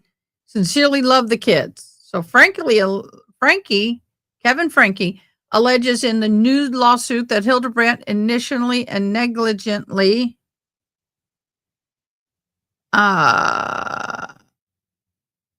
inflicting emotional stress and harm to the children. So he is suing them. Oh, y'all, this is going to be, we've got drawings to do. We're going to go over the bingo card. June, I need your assistance on the bingo card. I've got to get this letter in like now, but I want to take care of y'all first. I have to send a letter to the bank. And my mouse is not working. It just doesn't want to behave. It's weird. It won't let go of things. It's picking up things. It's weird. Work, damn it. And names, anyone remembers what the dog's name was and the chicken? It's the trial's fault. I'm scratching my head like, no, please. All right. So what we're going to do is, let me get the bingo card. get it on screen. Here's the bingo card. I didn't see anything about condition of body. Leader tips. I didn't hear any of that. It didn't come up, Matt.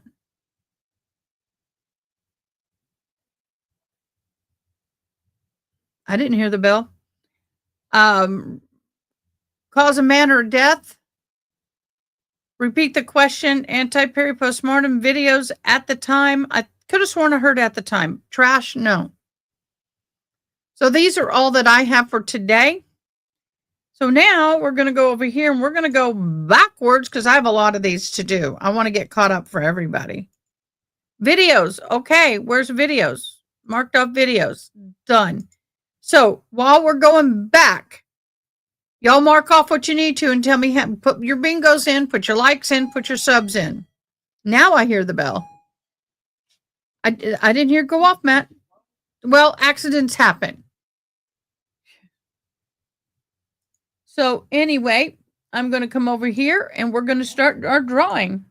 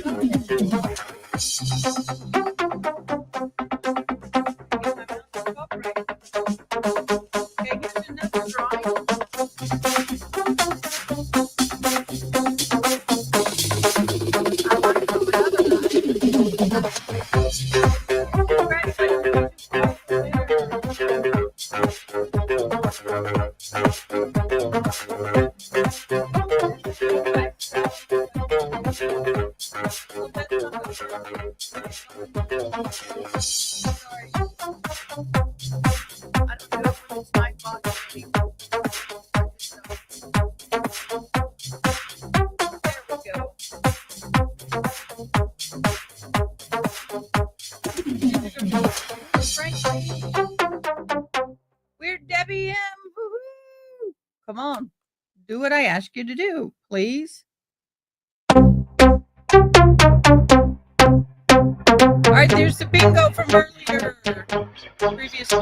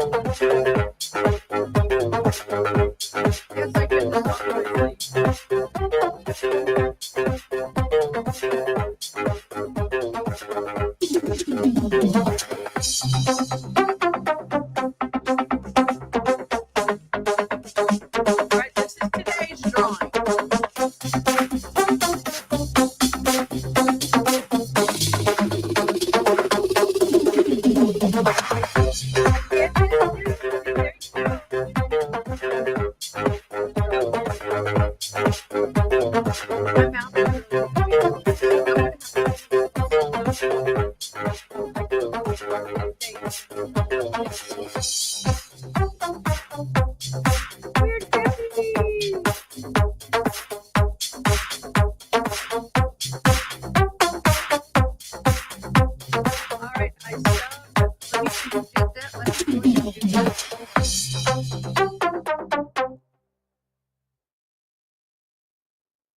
let me get the drawing going.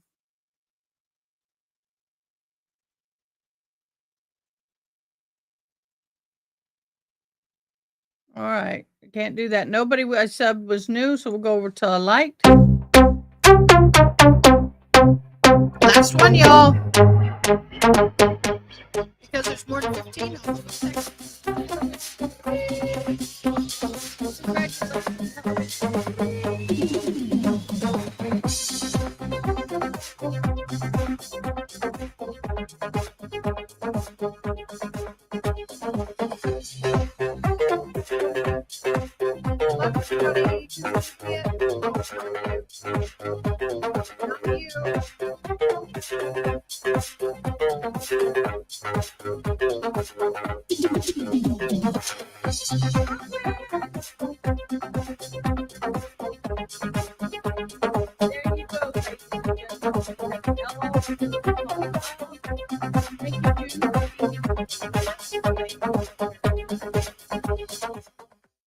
Thank you so much, June, for doing that. All my fabulous mods, Miss Ronnie, Miss June, and Tinkatude. Thank you so much for being a part of our programming today. I want to give this little bit of a thank you so much for your support. This is Heidi the Highlander, and we got Hamish back behind me, Heidi over here. Someone asked what's up with the Highlanders. Well, guess what? They're our mascot. So thank my sister for that one. So everybody, awesome. We will be here again at 7:45, 8 in the morning. We will be back and ready to go for the next day of trial. This was very interesting today. A lot more than I thought it was going to be. I feel bad for the parents, but I'm glad they got through it. And I can only hope that there's justice for their daughter. All right, guys, with that, y'all have a fabulous evening. I got to go to the bank. See y'all later. Bye. Thanks for watching. Please comment, like, share, and most importantly, subscribe. I hope you have an awesome day. Till next time, take care.